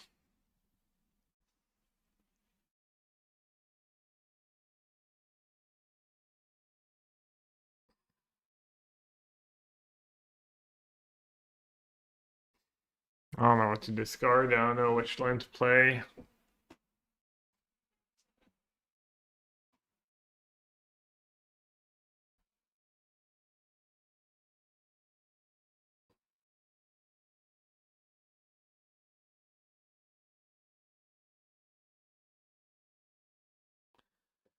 Man, even if I deal with that board, then he still has like Fountain Port and more nonsense.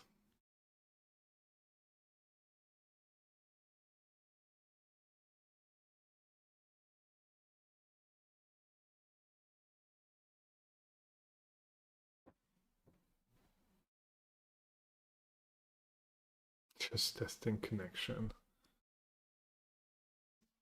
I don't know what's in that deck.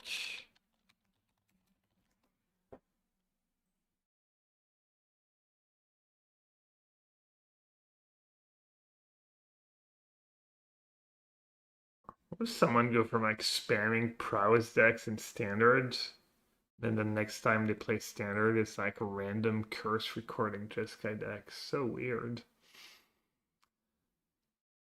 No, I know it was a long time ago, but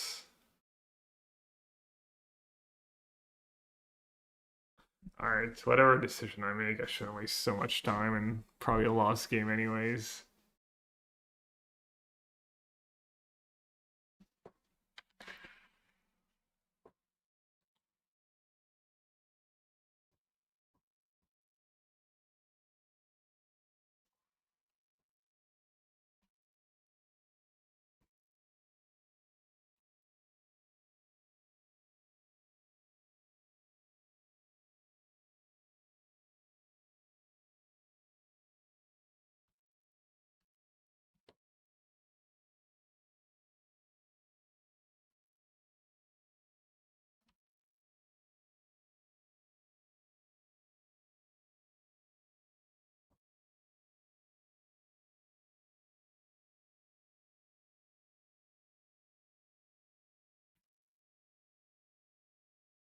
Oh, it's number of lands you control. I thought it was like mana you paid for some reason. So silly. So I was confused.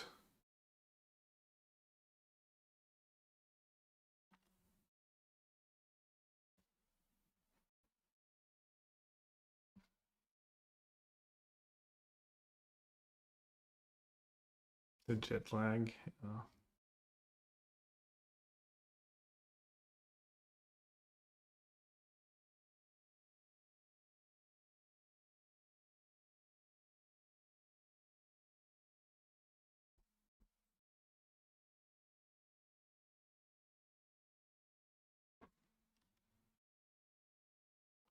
Just got rid of my win condition.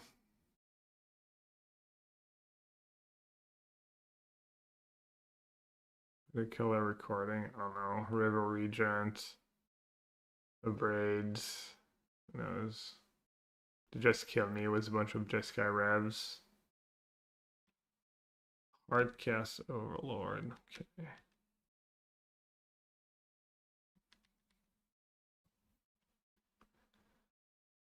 Damn, I mean, that sure is a pile.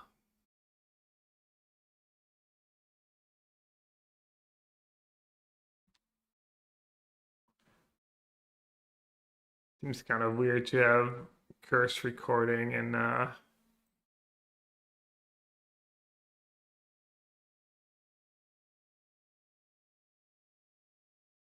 Overlord in the same deck.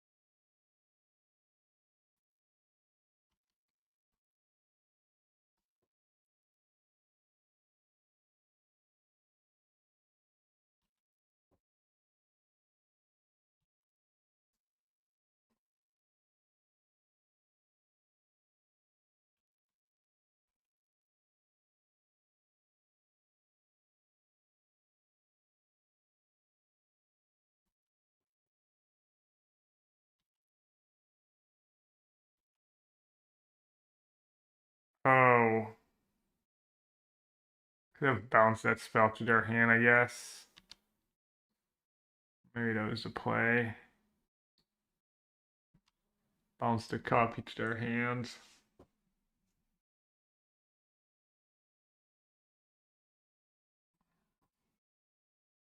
Gonna have to do it now, because if not, they can just bounce my spell.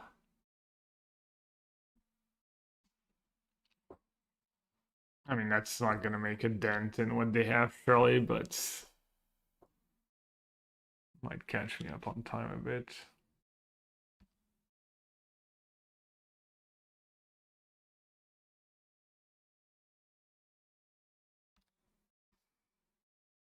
Pretty good draws.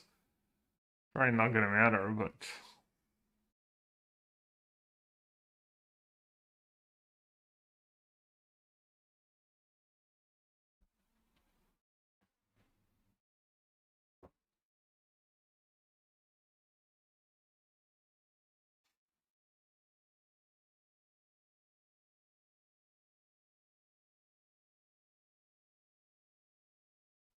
alright.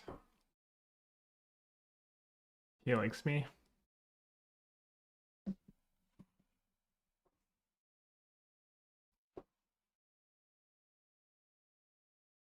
Metagaming for the mayor.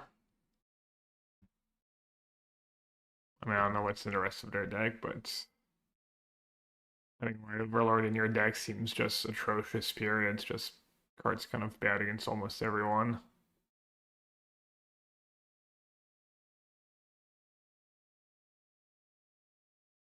But yeah, recording's pretty nice for sure.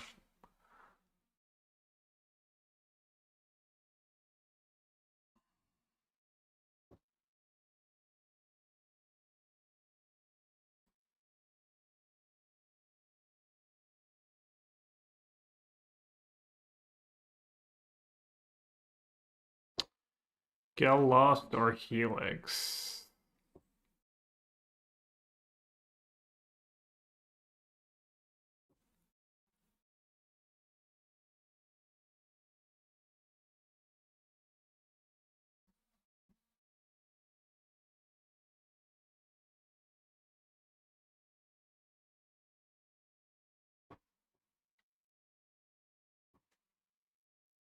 Maybe I'll salt case have an Ultima in my deck.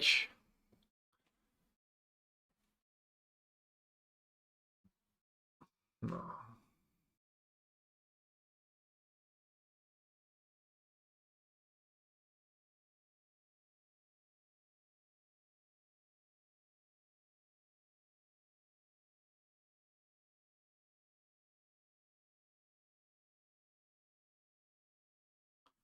Not the greatest hand, not the worst hand.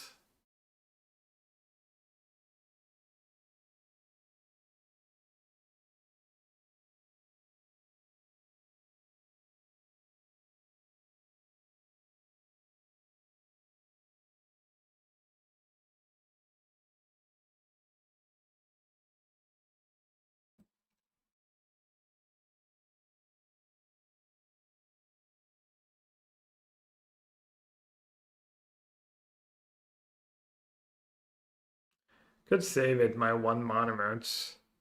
Just save it for the late game and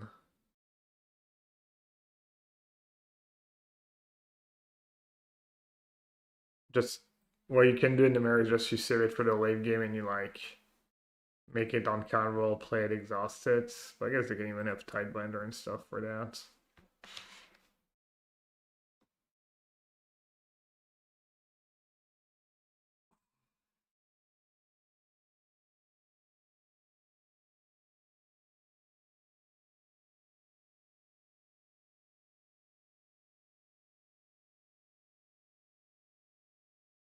So does it do any number of target player each mill 2 cards?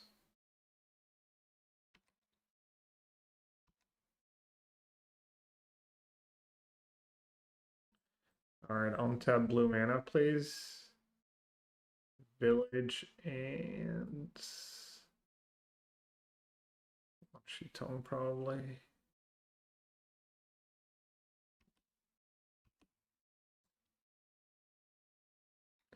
They might not see the null coming either. Bisa. Agagot. Not really, but line up nicely for them.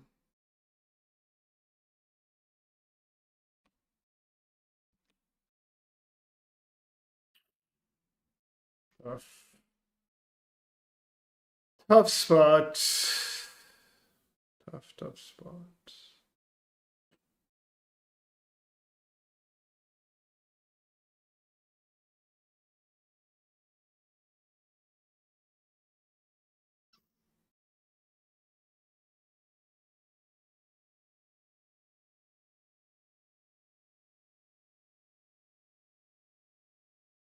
Probably lose now.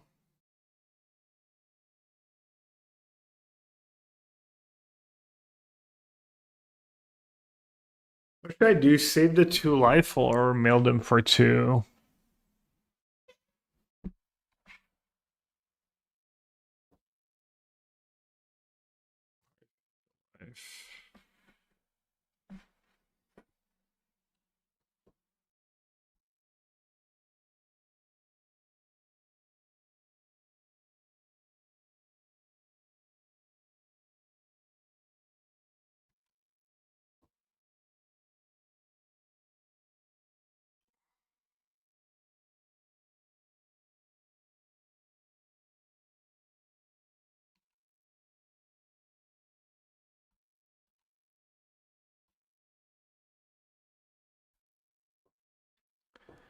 What about now?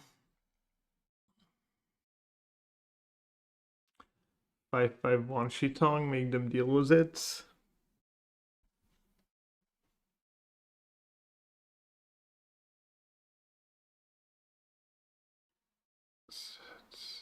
Go land, stuck up, and then what? Take another hit. Stuck up for get lost. I think I boarded out all my get losts. Because I'm a maniac.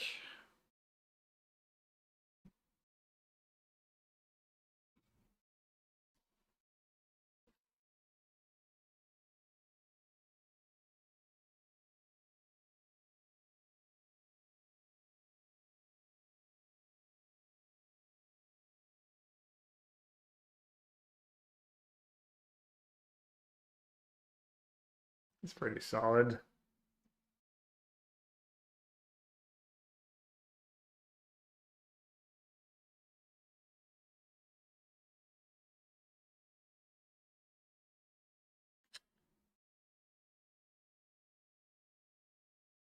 First recording go. Probably have at least normalize.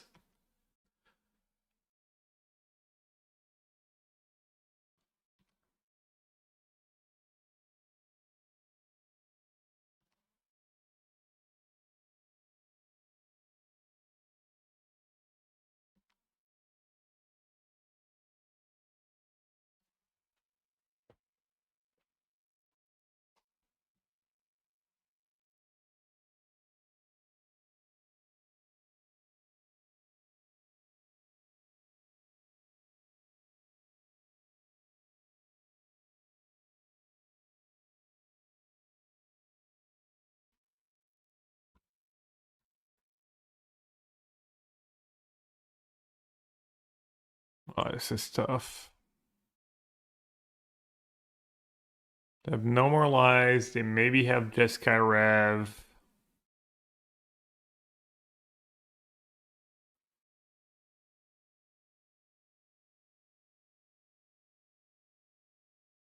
They're at 15.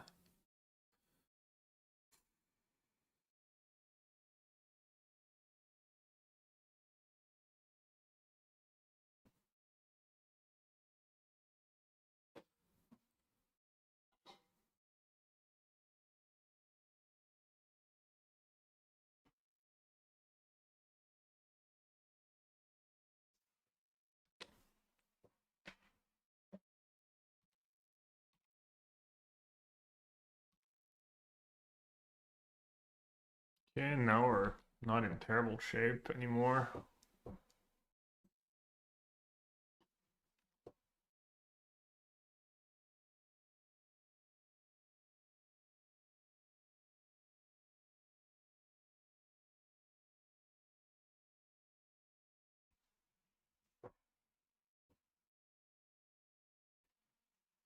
Not really drawing extra cards.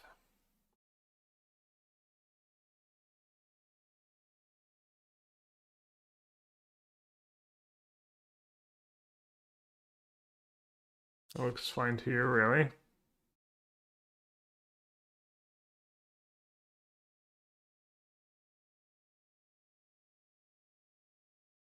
Attack twice, yeah. I mean, clearly, yeah, you're right, that they don't have much going on. I mean, I might have to block, and then we could just have a helix.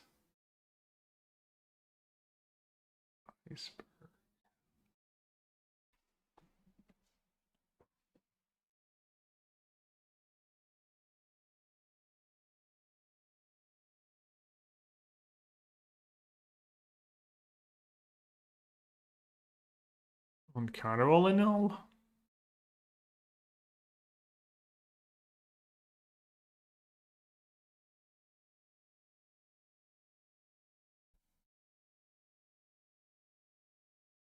Yeah, no, and then I can just hidebinder the trigger.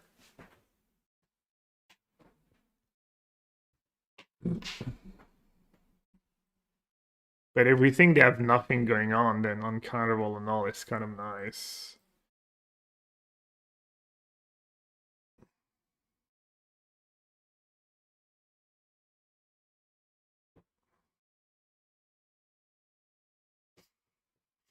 Iceberger.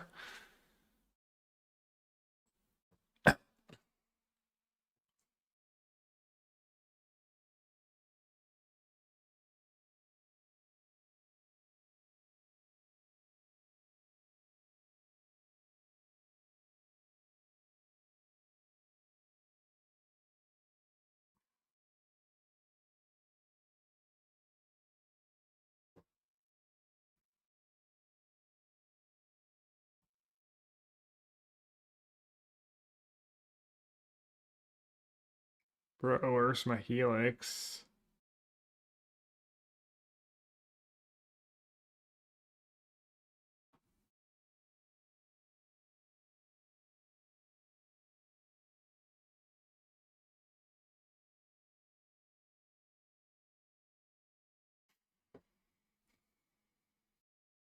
Could just be lands.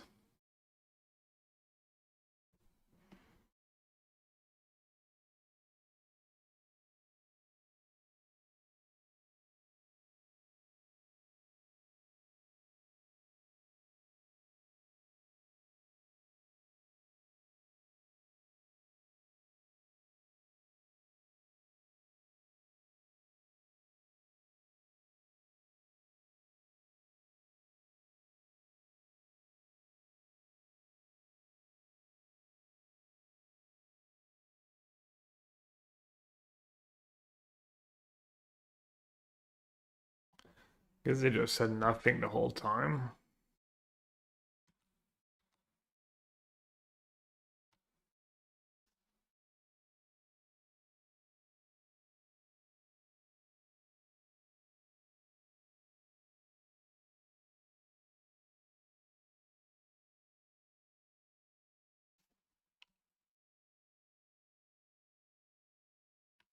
Unreal, none of them tap for blue first. I'd have helix in response.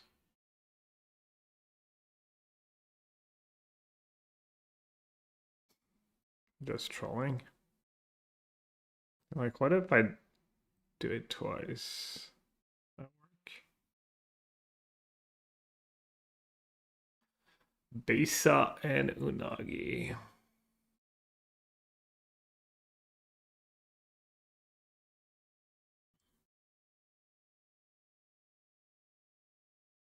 I mean, Unagi's not even, I don't even draw that many cards. Let's play Gelos and Helix. Yeah, maybe.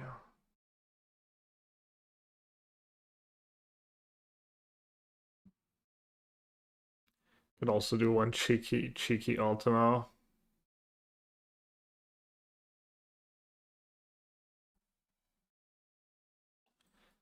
Not a bad hand. Put on them all.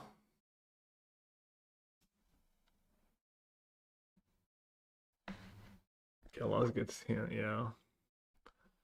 It's the iceberger.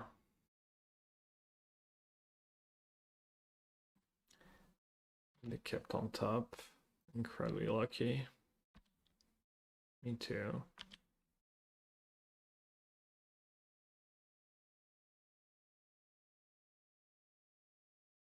Yeah, classic Rhino just watching was the stream muted and then asking the question I just answered or the point I just talked about.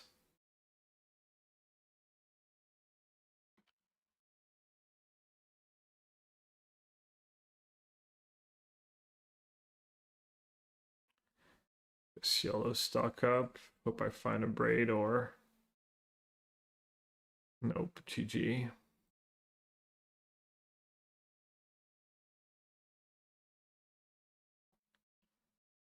They're gonna play a Bista or Cursed and I'm gonna lose. Should have kept all the Ultimas.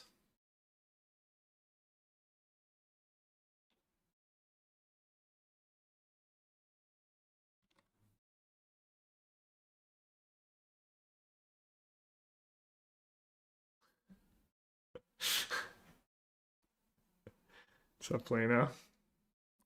You probably are. You joke, but are you joking? My one get lost. My one answer to main phase Unagi. Have to. The cooking stream, Lena. Just cooking and basketball.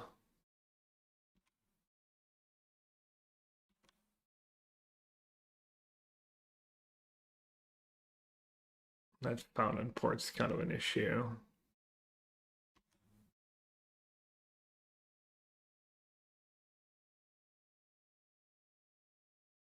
Well, it's not an issue. They don't use it.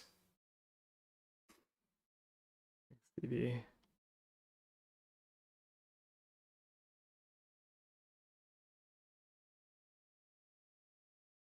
Negate. Let's go. Does it matter which one I exile? That's pretty nice. That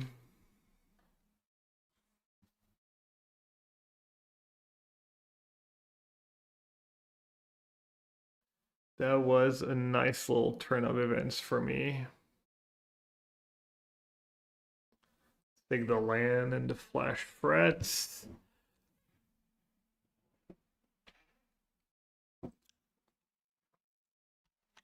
Another missing land drops. A little stretch, a little feel good stretch.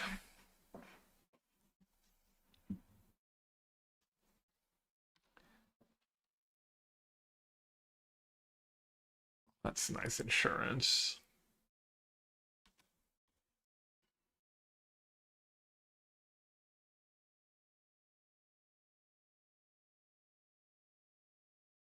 And they're making a treasure. Should probably one Shitong now. They might have Jeskai Rev. Could be a coward and one Shitong for a 1. For 2, I mean. Just nice to Helix. Could consult. Have negate mana up. That's pretty solid.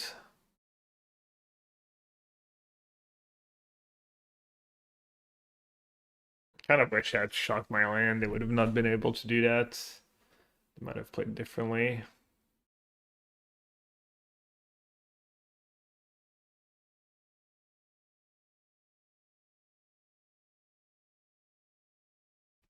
Village is nice.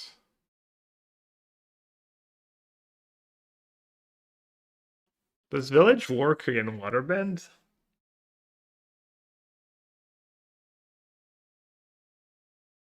Should I take Village and Marangussi? Or Village and Voice?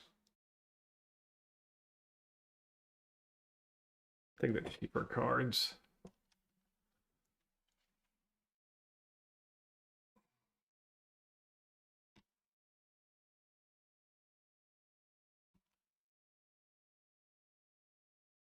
Oh, Village plus the Unagi is kind of sick. Does that work? The next spell you cast this turn can't be countered. Sure does.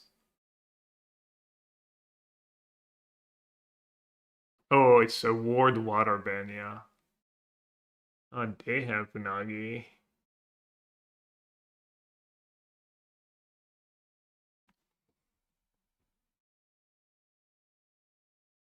Just dismiss it, I guess.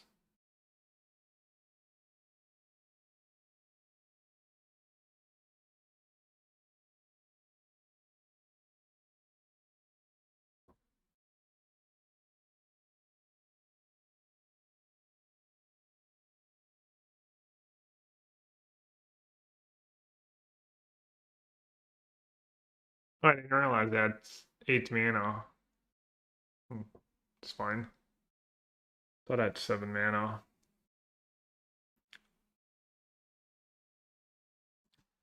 No one likes to tap me out. Okay. I don't have a choice. Well, I do, but...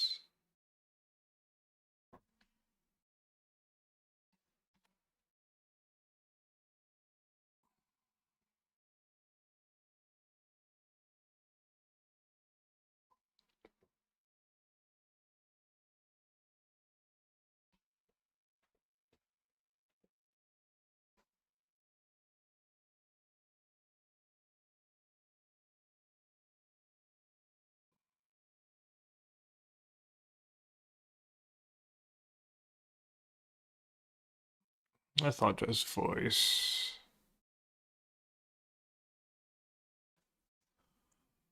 Voice plus Tsunagi?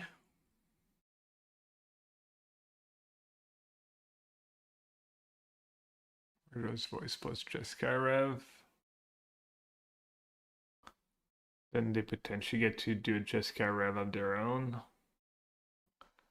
Maybe Unagi first is proper play.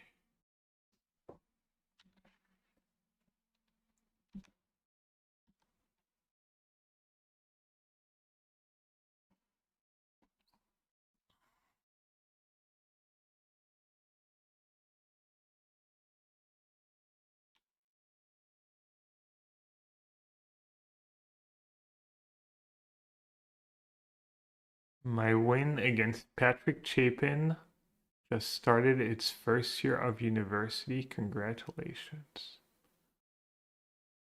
My win? He beat me. What win are you talking about?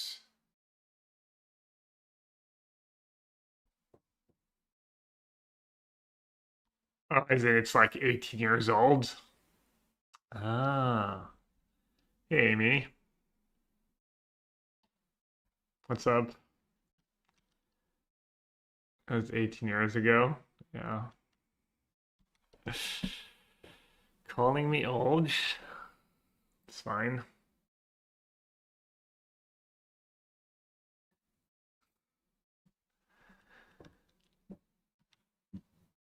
Hope you go on, Amy. Hope you're doing good. Happy New Year. Welcome, everyone. Yeah, Chlang.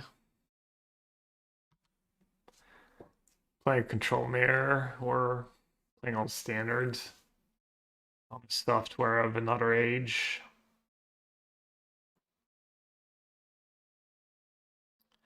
Let's return that, nuke them. Tap some mana.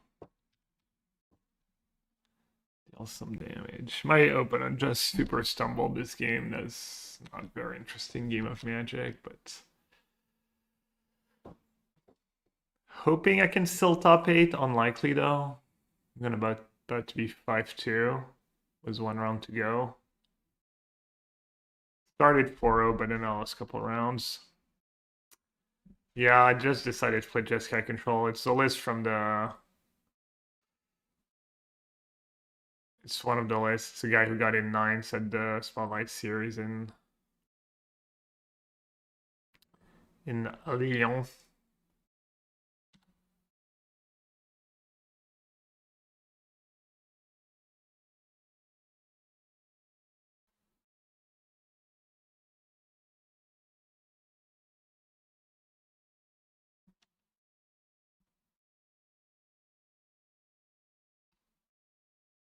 Prize triggers.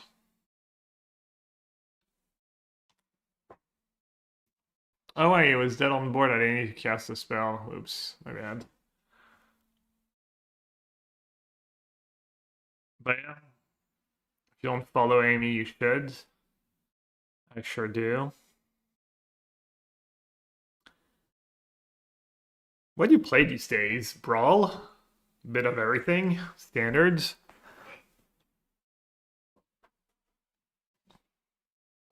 Cube? Just mix it up? Cube draft today? Yeah.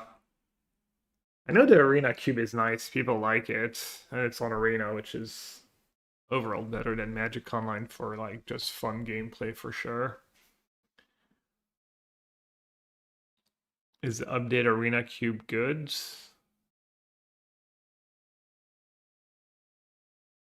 I don't know. It was all unbalanced last time, so I'm assuming they did that. They like nerf White Red, and but who knows? I haven't tried it.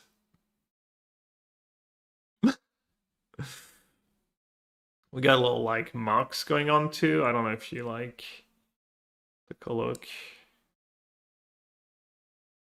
Does anyone know? No one answered earlier. Does anyone know who freed the draft portion? Did nerf Boris some?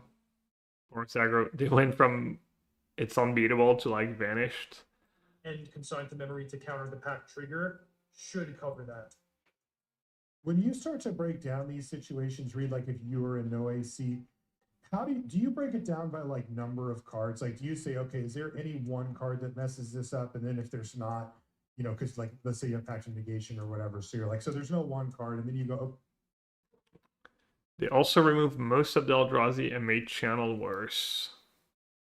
I'm a pretty big channel hater. Don't like picking channel and trying to build my deck around it. Feels like not super functional. Like leads to like pretty dysfunctional decks, and then I mean sometimes you get them, but a lot of time you just draw awkward and not worth it usually. But channel was already bad.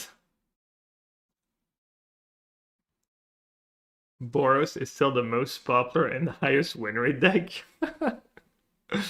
Well, as long as it's not as bad as last time, it's an improvement.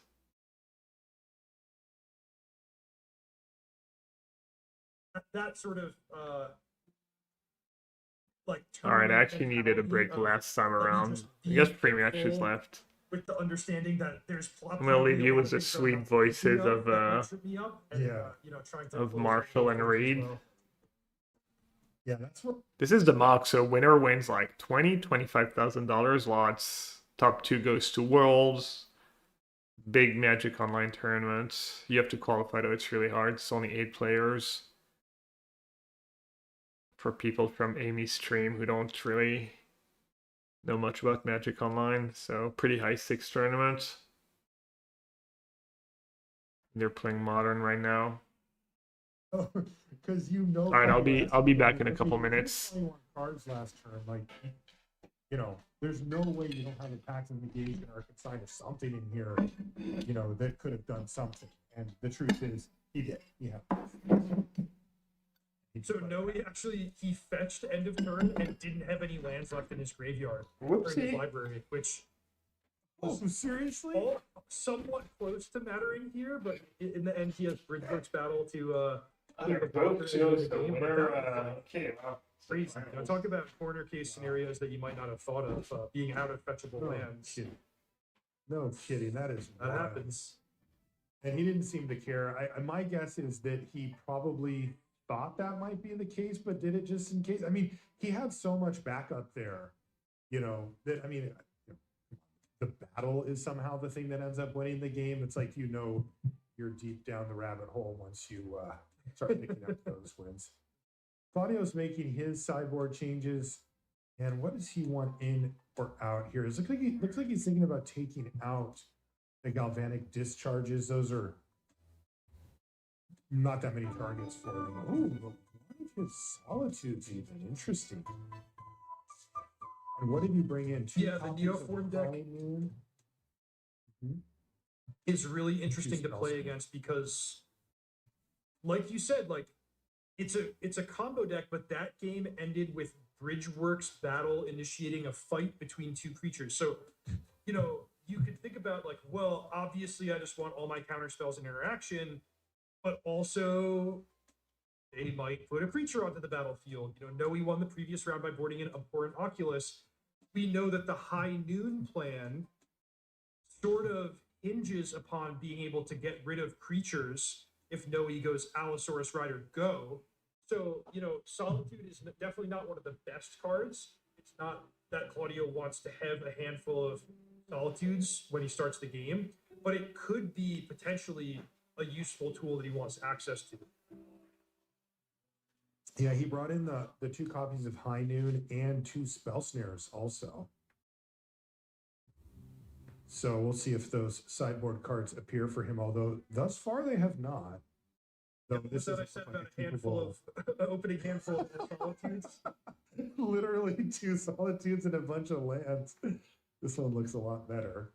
Yeah, so this one has the combo of Felia into Quantum Riddler, which can get him back into the game, but I would not say it's a stellar hand against the Neoform. Yeah, it's not good.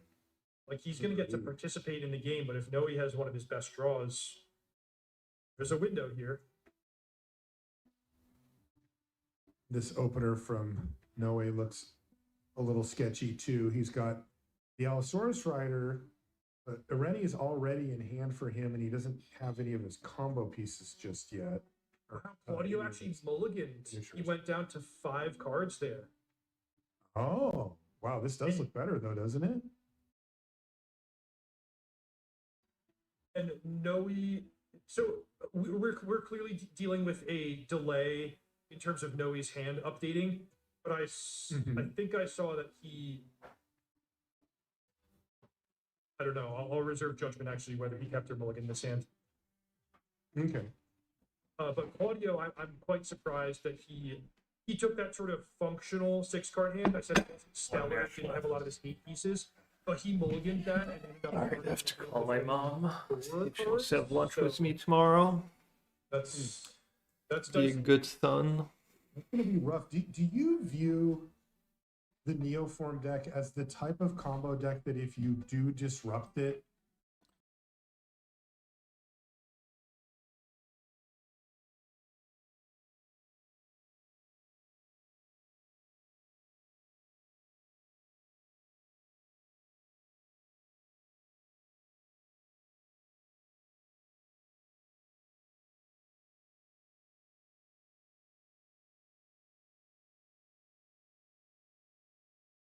Oh, my mom's just ghosting me. It's first time today.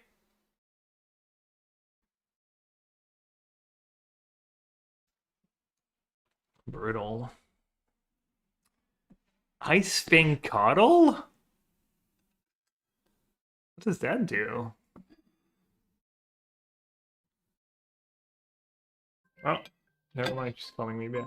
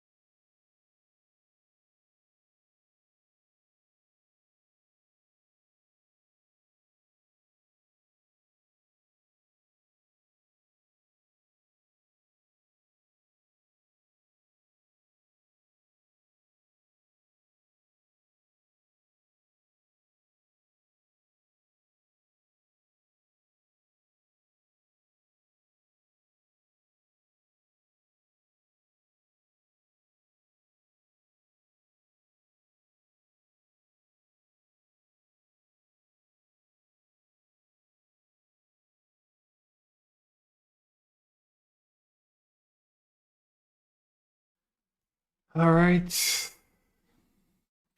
Let's see, am I dead? I'm dead to like any land drop, and I've got nothing, and I consulted into nothing. Oof. Does a Helix keep me alive? Maybe? Let's see. Helix that one, go up to 15. They get double land drop. Plus that, let's say. So that's 1, 2, 3, 4, 5, 6, 7, 8, 9, 10, 12. No, not quite. So I should probably take like land and stock up, I guess. Oh, I guess I can maybe play a blocker. That might keep me alive, right? Get lost. Whereas if I stock up, I need to hit exactly like Helix N.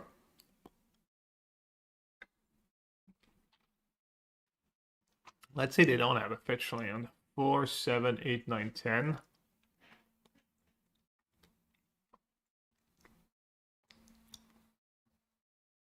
What if I get lost a big one? 4, 8, 9, 10, 11.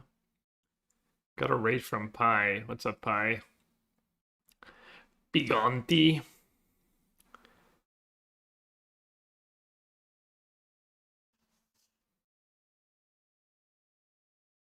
I've got like a million options.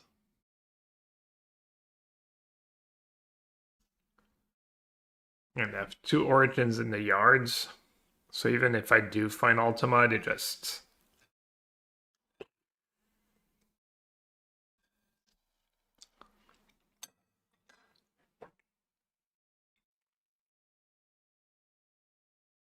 This thing's gonna get overpowered real fast. Alright, I guess I'll just play stock up.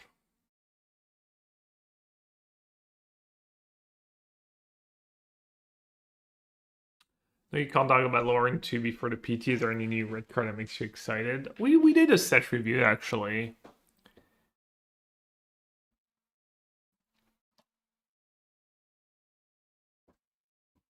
I want to give them the green mana or the maps. Pre-combats. Kind of rough either way.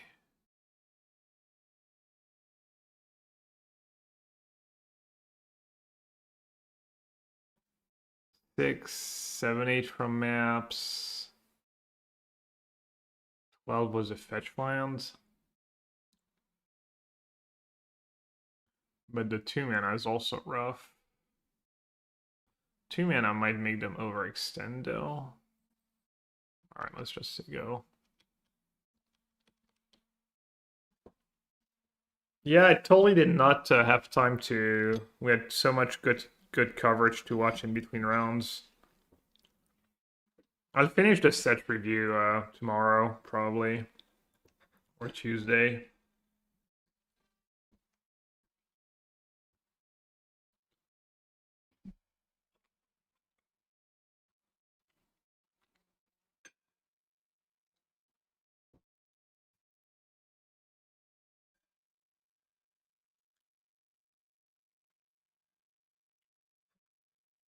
But so far it seems like all the tribal synergies are worth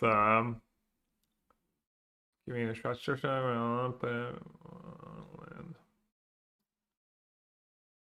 Alright, well. Oh, I still have the coverage in the background? What? I can't hear it. What's going on? In the finals, we have... Oh, my bad. Oh, so Tunda Slavs won the... Oh, that's Xena one, no way? I didn't realize. I feel like I met him in real life, and that's not what he looks like, but I guess I'm confused. I'm already testing with proxy very too early. I mean, you could, I'm just like... I just don't do that usually. Not a raid today, damn. Punishing Waterfalls, welcome. Thanks for the raid. Playing the last round, yeah, my breakers are bad, so I can't make top 8, but trying to have a reasonable finish at least. So that's 4, 8, 11. Okay. So I gotta get lost just to not take too much damage.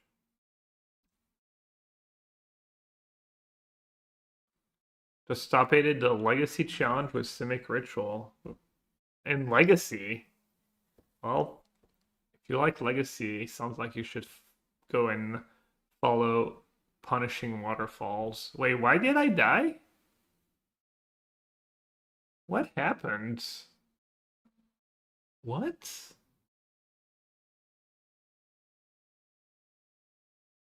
Did I misclick? Was that attack lethal? Oh, that's Veil. I didn't see I like zoned out. Okay, fair. Fair. Alright, I'm assuming Fire Magic's for that matchup. Mono Green Landfall. Then another Ultima. Then Bisa seems like it's good enough. Negate's probably fine. Ripstop's Ice Tail and Esper's Origins. That's probably good enough, right?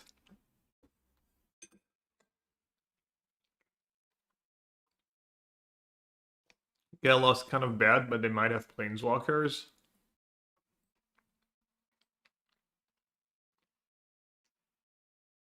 Something's gotta go.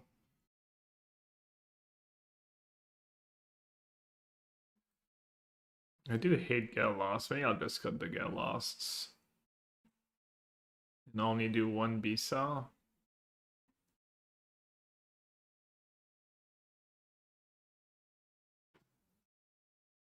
Man, I kind of curved up fine too, but...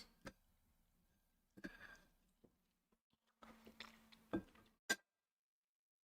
I lose that die roll? I won the die roll when like normalize, card draw, removal. Was gonna have an Ultima and it just didn't matter. Gab is that person in school who copies all your homework and then does better on the tests. Yeah. Kind of feels that way that time. I don't know, we do come up with like decent bit of original decks and stuff.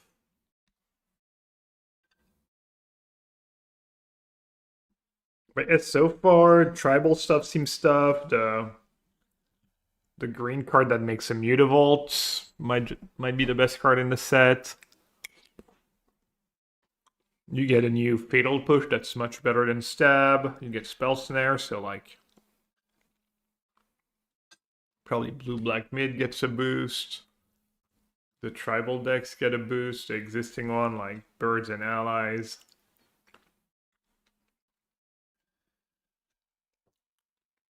Sultai Reanimator gets to play like a bunch of cards that aren't as bad anymore.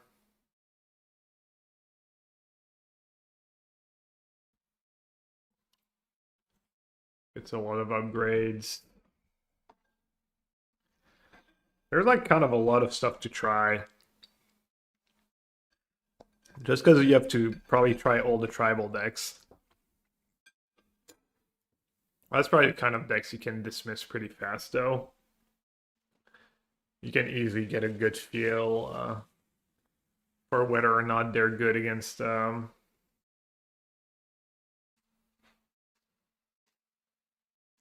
like Lesson and...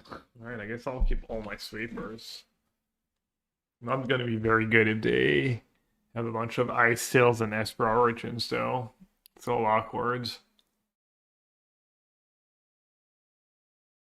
I'd much rather have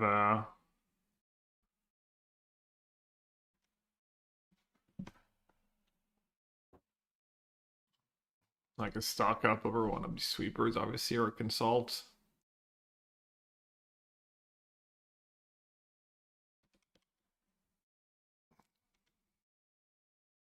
I was gonna take it. I'm gonna do it in their next upkeep. I know I'm not drawing like a card drawing spell or anything, so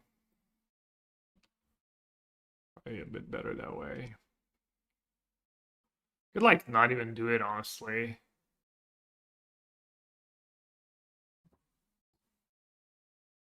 It's probably a reasonable target though. Kind of looks like I might have no more lives. Alright, they had it. Not a huge surprise.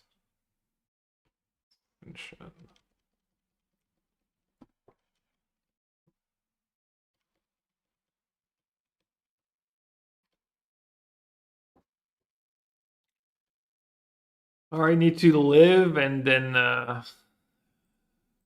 need a. I mean, the plan is try and live, card advantage, and then cast a Jeskai Rev or two.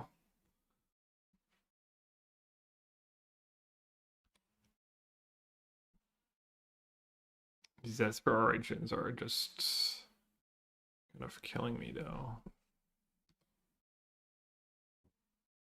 Harmonizer.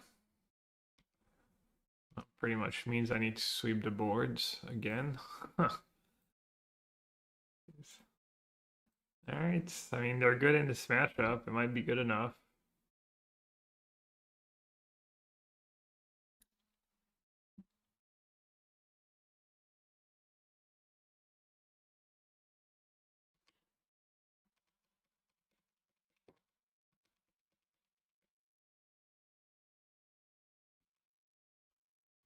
Kind of nice they committed.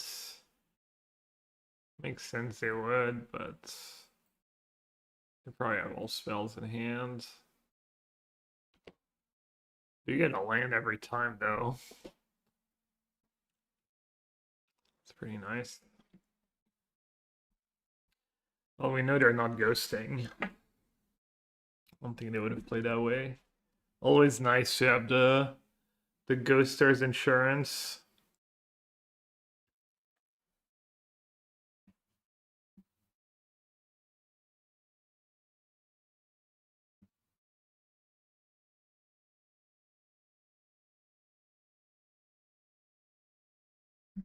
Kind of sick to have to sweep for one creature.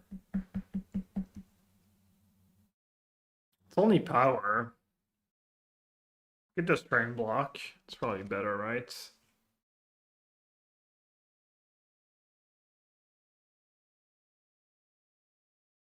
Not sure. Not sure which is better. Also, I guess if they have a fetch, they just give it trample and I die. Oh, I messed up. Probably messed up.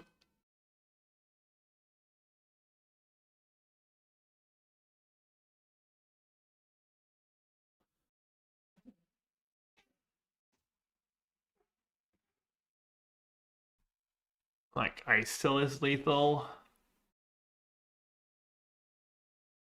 Bill, okay. Bill fetch land, yeah.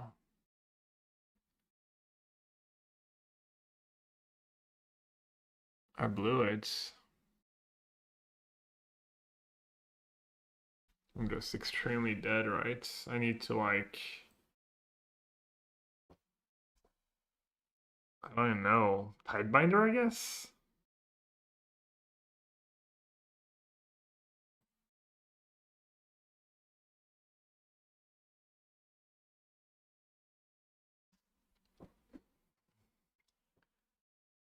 Man, I literally like lost to the three good decks. That's it. I beat like 5 decks in the meta, and I lost to blue green. I lost to Is It Lessons, and I'm gonna lose to like mono green landfall. So I guess right now maybe not right. I mean, it was like all felt kind of close and a little unlucky every time. Like something went wrong.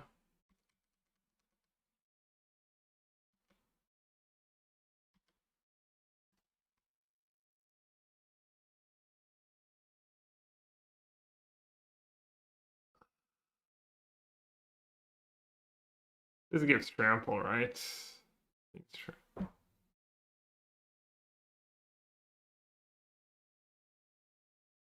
I guess I'll kill the bill, but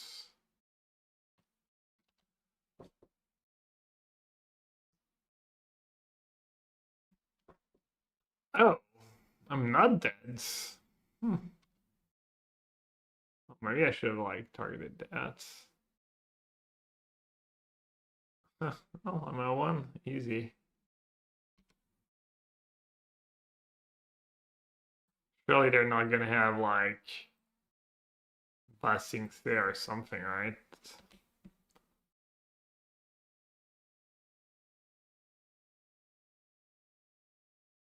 GG.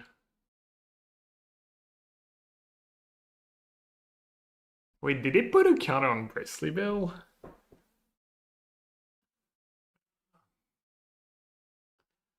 Beast, that would have been kind of good. Maybe drawn a card. Life. I had like garbage on top though. Just no card advantage spells in my top. How many cards? Yeah, I mean I was drawing dead, I think.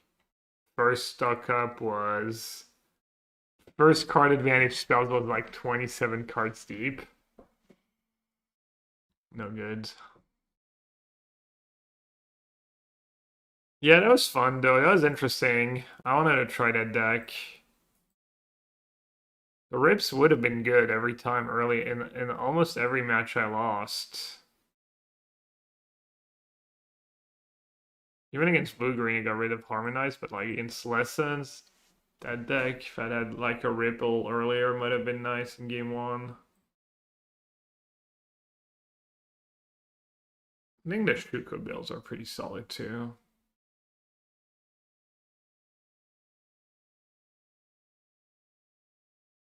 But yeah, then I could see just literally not playing a single game with control before the next PT. I guess we're gonna have to play control. Got a few. You got spell snare. You got spear. Like 4 damage removal spells, pretty big. But it's still like narrow.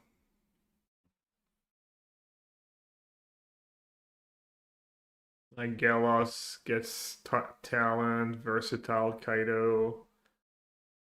Life gain on Helix, flexibility is nice. So just for 1 extra damage. Not great. Arena Cube. Yeah, good if people are into it.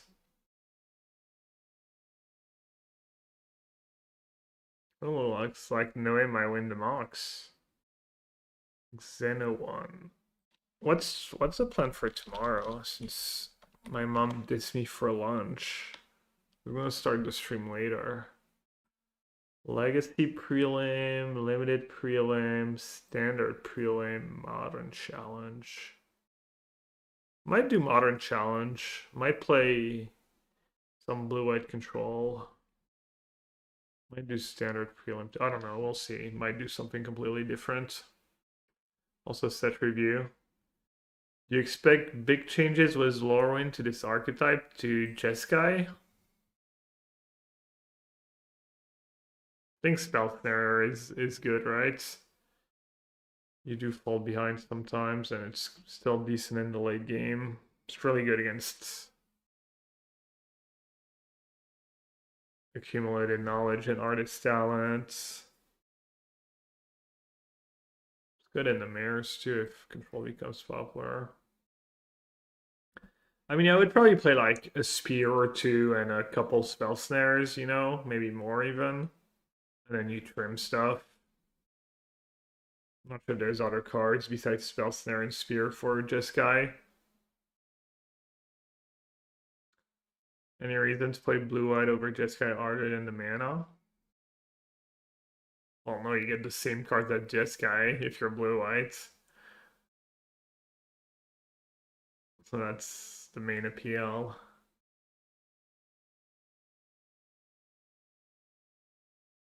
Outbound and Steam events. RNC, you don't even really need them. I think there was 1 game where I had awkward mana early on. The surveillance were like kind of nice for the most part. I don't feel like they screwed me over too much. Not a huge upgrade. I mean, Seer, what did I say? Spear? Yeah, Seer, Spell Snare. I didn't check the recent spoilers. I mean, everything else is gonna get better in this deck. I guess Spear, Spell Snare, slight upgrades, decent upgrades. Yeah, some of the Verge you can play Hallowed Fountain have slightly better mana, but... And then maybe if you have like less Verge, you can play a second Cory. Felt like that card was kind of nice. Even though you have a lot of card advantage.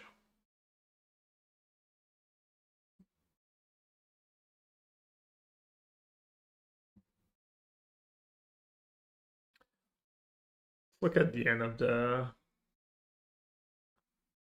box. As a blocker, Antonin threatens lethal. So basically, can you present 17 damage in the course of 2 turns? Tall order, but you know.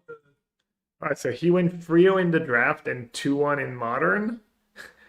And Xenoan just went 0-3. He spread his wins better. He went 0-3 in the draft and then 3-0 in Modern. Oh. He has decided to consign a memory of the trigger that will keep Delia alive. Another Overlord. So I guess he could have both of those online.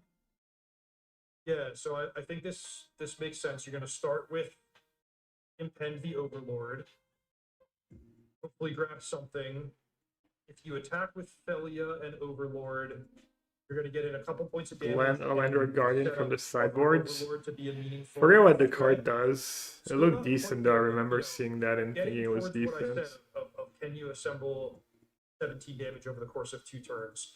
Oh, Quantum Riddler can just block ready. Which he can blink that now. So it's looking that for Xenoan, right? So that also changes the math quite a lot. Now he will be losing his Philia in that transaction, so he's going to attack with Yeah, Overlord but the Belmoth as well. Can he Eldritch into something good? And basically, Noe gets to just choose which one, but it feels like if you leave the Philia. What's on my the draft board, deck, by the way? You're basically asking Oh, is the 1 for and the 0? other Overlord to become a creature much. Do you have a earlier broken in the deck, or is this like random blue-white So you control? kind of have to take your medicine. Oh yeah, it was that deck. Maybe that deck's kind of Probably nice. just eat the Philia, right? Balance, That's Samwise, right. Loris was the Yeah. 2 Damage bubbles, difference, one but- ring, like kind of artifact blue-white Right. control. Flicker Good with stuff. Yeah, I can finish that. And then on end step, a whole bunch of triggers here. There's a Quantum Riddler. There's also the Warp trigger, but that won't apply to this permanent anymore. There's the High Noon. Oh, this has been a real game. Yeah, really No awesome. way. Yeah, he went for Ireni, which is, theoretically stabilized him and put him tantalizingly close to just turning it sideways and winning. But Antonin has been able to keep up. Surprisingly.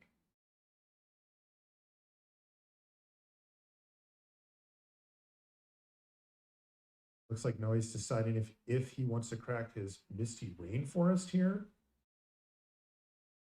Yeah, so what could he find that would be helpful? It's just A creature that he could cast, like a Hooting Mandrills, would be the best thing. Mm-hmm. He only has one more of those that he has access to. I mean, he's never winning the race, And right? then he would Eldritch Evolution that away. Is that the Right, yeah, idea? basically just combo a second time. Yeah, I feel like he has to go Right. for it, right? He has to find exactly mandrills. life totals? He's not winning, right? He's not in a winning position. They're at 12. Yeah, so Noe's in this situation where he needs to connect with the Ureni 2 times, and there's a blocker. So if he attacks, he's not in position to win the race. If he doesn't attack, however, his opponent's just kind of burying him in value, and he's not going to win the long game either. So yeah, it makes sense. Yeah. Like he kind of has to attack. Could even like block and solitude your own Riddler. Oh, and Antonin just goes to 2. Hmm. Now things get But interesting. he does not have lethal though. He can attack for 9. He doesn't have lethal.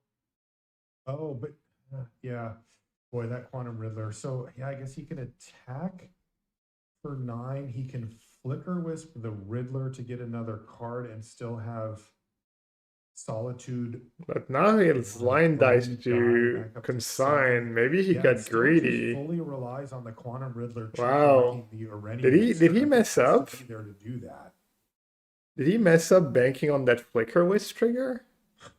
This is a really close game. Yeah, this is awesome. Wait, he's gonna Very different. he's from gonna the- Eldritch Evolution his thing away? No Now, way. one of the ways that Antonin could lose is if he does attack with the Riddler with the plan of Flicker Wisping it back as a blocker. What's he getting? Is there something that deals 2 damage? He just Eldritch Evolution away Areni. Yep. He decided that wasn't good enough to win on its own, so we're going for the Grizzlebrand route. Dude, But I that is think very much not protection from white and black. And Antonin has Antonin just was gonna die if he went for the Flicker Wisp line. He's gonna lose to consign, and he would have been fine if he chummed. And then Xenoman just gonna lose by going for Grizzlebrand now. I think he was maybe fine. I think he could have just gone like attack was Overlords and then not. And just play Flicker Wisp.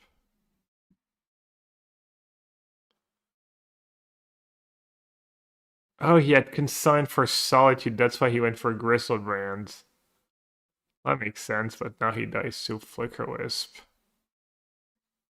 Yeah, I don't know. I mean, we can see the hand. It's like really tricky. his hand when the Overlord attacks. He's got literally 3 different ways to get it out of the way. Yep. Yeah, so it looks like Antonin is going to win this game and equalize the score, beating a 10-10 flying with protection from his whole deck. Yeah, that was a game. I wonder if he should have played differently, both of them. But he could have taken the crackback, right? He just determined that if he sequenced it out, he wouldn't win the game. That was the bottom line there.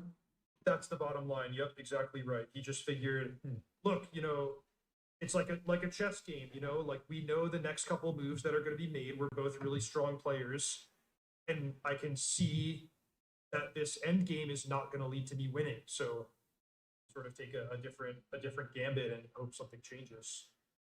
And so basically it was he attacks, it goes unblocked, and then falls down to 4. Then Antonin cracks back for 9, pushes Noe down to 3. Then Noe attacks for Oh, he 10, hadn't he put gets a land yet. unblocked, and then he just dies to the crackback. That was the sequence that he's trying to avoid. Yeah, correct. And with the Overlord of the Bailmerk attacking uncontested, it's like Antonin's probably going to play 2 more creatures every turn. So, it's just not getting any better compared to what you see on the board already being unfavorable. And there we go. There's Flicker Wisp to get Grizzlebrand out of the way and clear the way for not 1, but 2 lethal attackers. Antonin facing down Areni when he's playing a heavily skewed towards Bestage, I white mean, and black Bestage deck. doesn't do much at this point. Really, those are sideboard I mean, cards. Veil and is he mostly has for Thoughtseize. the Riddler's in there. That was Disputes. a wild game, and Antonin finds the win to force Kane 3 in our grand final. He Of boards course, out all the goes 3. packs. We're getting a real It's even weirder that he went was for Grizzlebrand Such a great without match. packs in his decks. Yeah, that was awesome because that was really both decks on display. Where Antonin, he didn't shut. So what do the Icewing fuel?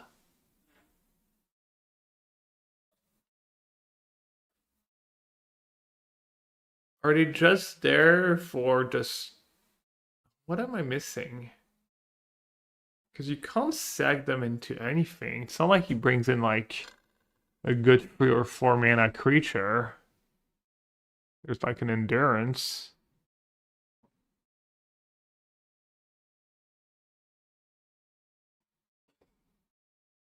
Is it just like value? Just like nothing better kind of a thing?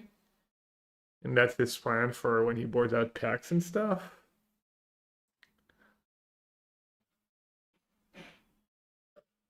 Maybe it just adds up, the Ice Fang plus the Mandrills. How many Mandrills does he have? Only 2? I felt like that was the best card. Anthony, The low from activate the one on deck day, I mean, in the he's sideboard stacking up that games. money too. He's doing really well. Got the 3-0 in vintage queue, but narrowly missed in modern as well. No way. Clearing the path for himself here. Does he have what it takes? Remember, Noe's back on the play again this time. Damn, he has has the it, combo but all rolled up. So he he just has, loses to disputes. like, basically, if we were to show a tutorial video of how the uniform deck works, he has that hand. Antonin had kind of a... Yeah, only has 2 dispute. I mean, I think he's just gonna go for it and get blown out, right? He did mulligan to 6. Plus, he has kind of He a did backup. Like, he still has Dispute Mandrills. sign, and that's good news because it does so happen that Noe's combo is based on Neoform, which is vulnerable. Does to he wait a Missile turn Spear, now? Which Evolution wouldn't have been. Okay, Nice he's gonna try and find a veil. Yeah, he found planar genesis Well, off the top. Good So I instinct, think good he just play. figures, well, I can be patient here. And not Yeah, just so run he'd be into looking the for Veil of Summer, one of the best cards he could find. You know, if he finds Eldritch Evolution, then that plays around Mystical Dispute, Pact of Negation. I don't think he left in all 4 of those, but that would be really strong for him to protect his own combo. So gonna be a big couple of turns here in terms of deciding who is gonna be the Mox champion. Antonin in agony over what to do with this surveil. Man, every decision. Oh, it was to Teferi. But he decided to bin it. I mean, he recognizes he needs to leave up this blue mana kind of forever, right? Like the turn after this, he wants to probably go for the Warped Riddler and leave up blue. There's planar Well, at Genesis. some point, blue doesn't work He's just because gonna at let some that point one it could rip, be it like looks like. Eldritch Evolution.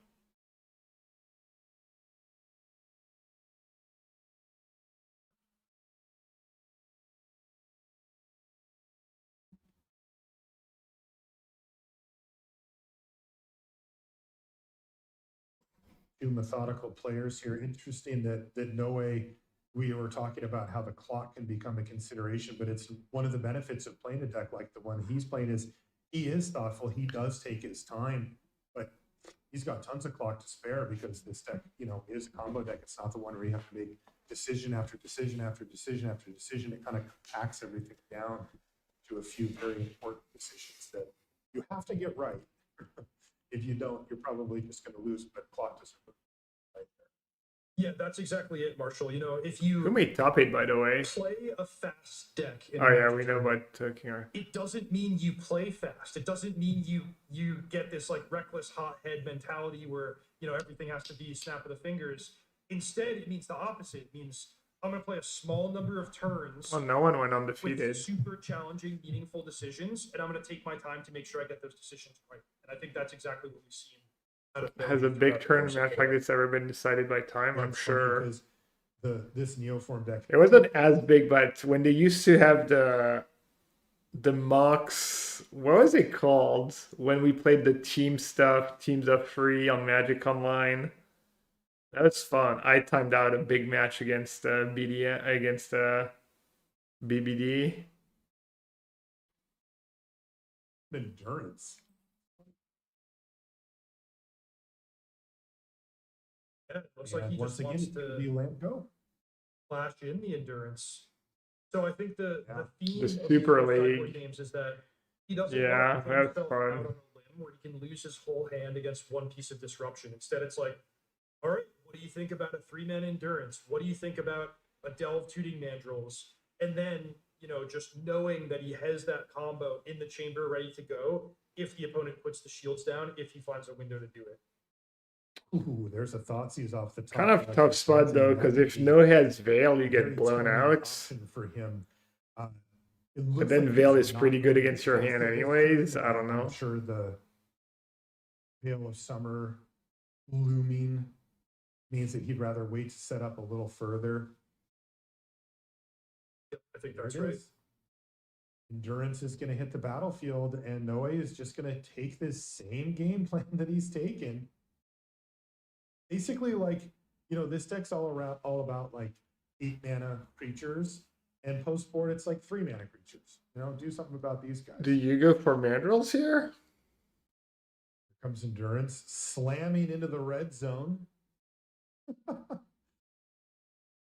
Take that, Anthony. Does anyone know if it's Noe's innovation, the ice thing in the sideboard, or if it's something that's been done before? Damage in the second game, that would definitely change the equation. So don't underestimate it. And I guess, especially now that Brad, if he's cast Hooting Mandrills, chipping away, Antonin can just like hard cast the dispute, untap, Thoughtseize plus he doesn't have it really Bones, much and going on. He then just has Consignment all Owner in hand. unravels. Otherwise, it's all combo pieces. But he just doesn't seem to be in a rush to try to combo off here.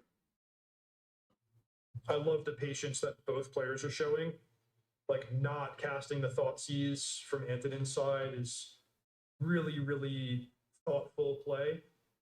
Yeah, I was thinking about just Allosaurus fast. I mean, I wonder what makes would no play sense, that. right? Playing Allosaurus over Mandrills. The Endurance is definitely putting some pressure on Antonin. It's not. I mean, if he's getting to the point where he can just pay for dispute, and dispute's the only hard counter, right? Do nothing, and here it is, Thoughtseize. Yeah, I mean, now he gets to like break his plan Does go on apart. the stack, and it is going to resolve. So this means that Antonin's going to get a lot of valuable information, and also he can just take away Neoform here if he wants.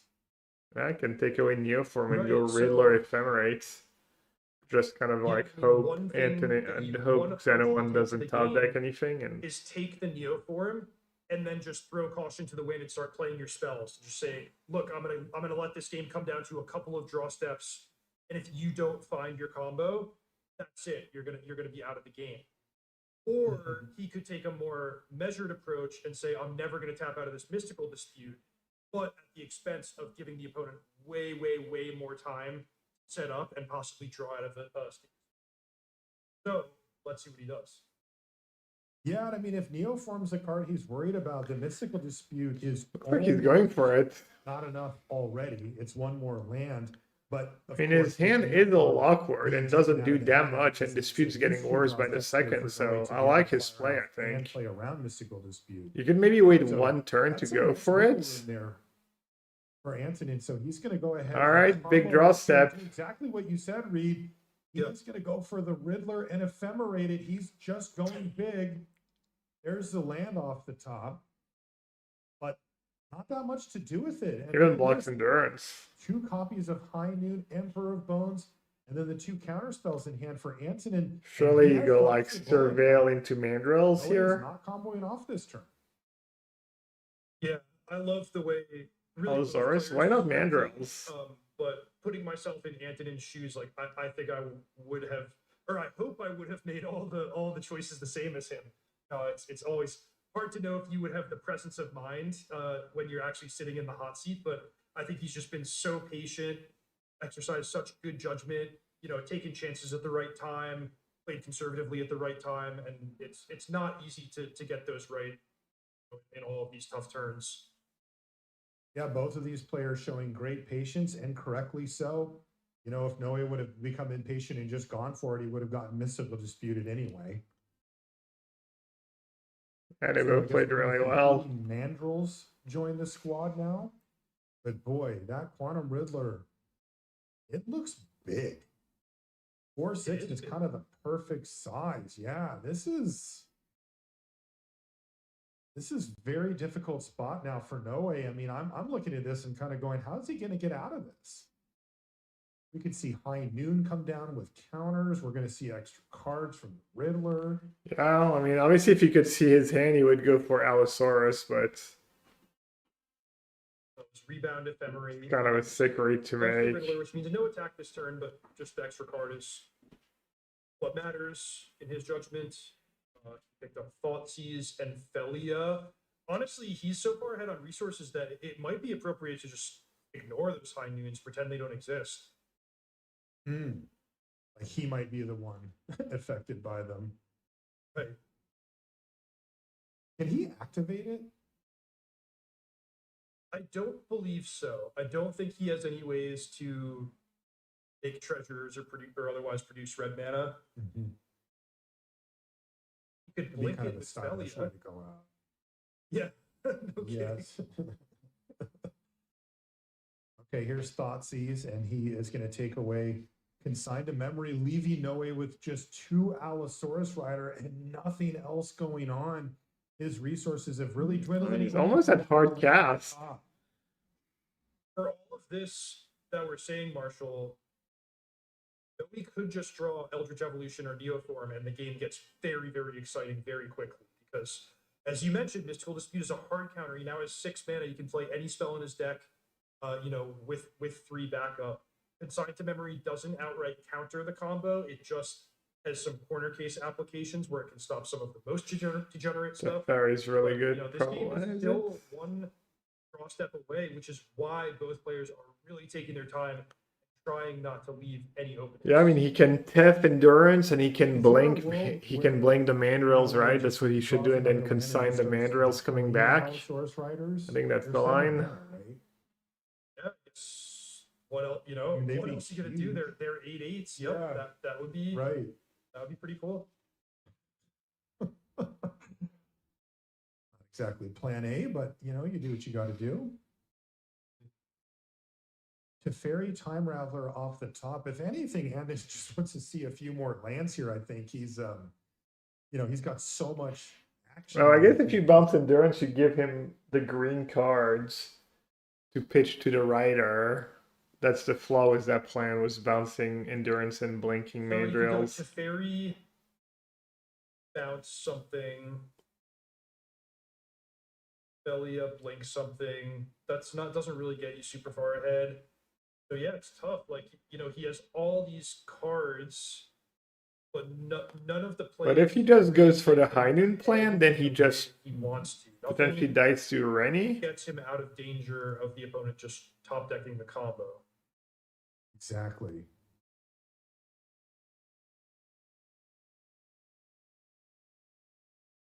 Would assume that Misty Rainforest is going to go grab another Hedge Maze. Increase the land count and get that critical surveil. I mean, every card matters here. It looks like he's going to go for Teferi. Yeah, I think Nope. that's right. Psych. because Holding up all your mana doesn't really do that much for you. So I think, you want Now he's going to have 2 looks at it. play around the top deck, but if you can't do it, then just progress your game plan and make sure that, when you face the same decision again next turn, you're in just that tiny bit better spot. He did hit a land off of the Oh, he Teferi, bounced the he hit Mandrills? Mandrills as well. So you could play High Noon here. Maybe That would because mean that Noe can't play a big creature and a combo piece in the same turn. So if he draws an Eldritch Evolution, it would just be, what can you get with your 3 mana Endurance? That actually does seem like pretty good. I know I was saying earlier, maybe the High Noon is going to be more trouble than it's worth. But I think in terms of just being safe this one turn, Yeah. it does sound I pretty agree. nice. And then, if you do need to get it off the battlefield, like it with Felia for a turn. So I think that's probably a strong way to approach it. Yeah, I think Antonin knows about the double Allosaurus. That's why he Riders as bounced well, so Mandrills, knows actually, because then if he draws the land, he can play High Noon, and then he can't get comboed. Sack it if you But then it's funny that he didn't instantly cast the High Noon if that was his line. Maybe he's just double checking. It's explosive. I mean, you can feel the boa constrictor of Antonin's list here just slowly start. Right, the Teferi's there. It's shutting Yeah. off a few things. Right, if he puts the High Noon down, it's like one. Combo. Bang my desk goes and no away, restarts and, still. He's got the Quantum Riddler. Like, things are going to start really falling apart here for Noe pretty quickly. So here we go. High Noon on the stack, and it's going to resolve. And that just means fewer and fewer options here for Noe. Yep, so you get one spell per turn at sorcery speed. That's it. Make it count. Yeah, I mean, they both played well from what we've right. seen. He's going to go ahead and get in there as well. Kind of sick because Noah's probably thinking, man, maybe I should have gone for it on turn 2 and I would have Exactly. won, but no, he's gonna be at least happy about that, even if he loses. Sure. That's You really start to think about what the options are. You know, if you're in Antonin's seat, you're looking because at hard going, well, casting a rider against Felia. what's the card I don't want you to find? You can see the nerves on Antonin here. He is definitely feeling the pressure, even though I think this he's game's had a pretty heck of a much game over already. though, He wants given this championship. Antonin's hands and boards. And to be fair to him, he's crushed it. He's 5-1 in this field. Like, That is outstanding performance against yeah, best players in the world. right. That's super tough. It also means he was one match away from just locking the thing up. Yeah, and Okay, the person who Endurance beat him, back that in. one loss, is Noe. Mhm. That's right. A bit of a revenge match here. Mystical no. dispute. Did you see that, Marshall? So he surveilled Neophil, put it in the graveyard, and then drew Mystical Dispute. So if Antonin had not cast the High Noon, had not drawn the land off of Teferi, we actually would have seen a combo turn. Oh, and instead he draws Mystical Dispute, which he can't even cast here, like, at all? Oh, man. Antonin covering his bases, and he has to feel so good about that. When your opponent puts literally the card that their entire deck is named after in the yard voluntarily, you did something.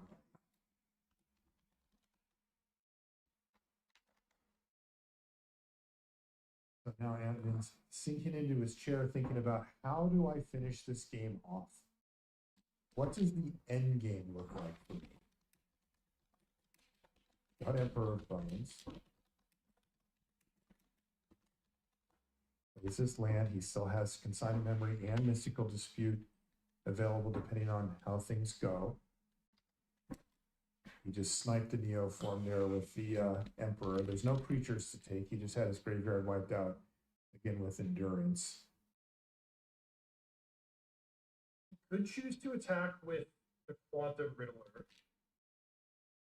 The raise doesn't look super favorable for him, but you know, you think about like Noe goes to 8 and then goes out on a limb to make a big attack on his turn. He does have to now worry about dying.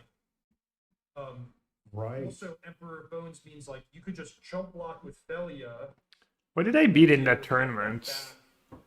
Reanimator twice, Esper Pixie, a Mare, and aggression to demonstrate from Antonin. Oh, and another mystical. Okay, he's gonna... Oh, it's a complete blank. It's falling apart there for Noe. Life totals are tied, but win percentage is definitely oh, black green. not. What a miserable hand here. He just can't cast any of his spells. Cannot cast anything. So the only thing he could do is attack. Not lethal. And I mean, what he could attack 30 maybe, but I guess so. But you have to just be so careful to not die on the crackback. So he just has to pass the turn back to Antonin, who has definitely took a hold of this game. He attacked for 4 last turn. Theoretically, he can do it again and set up the win next turn. Let's fall down to 7.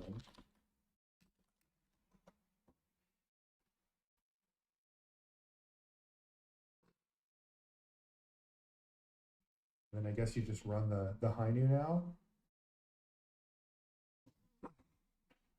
Round So nothing to 9. grab here, right? Check that the tournament didn't explode. no, yeah, No top he has 8s. the ability to attack because the Emperor Or is DS. 4/4. So, say for the sake of argument, you go attack with Let's everything, go. mandrels.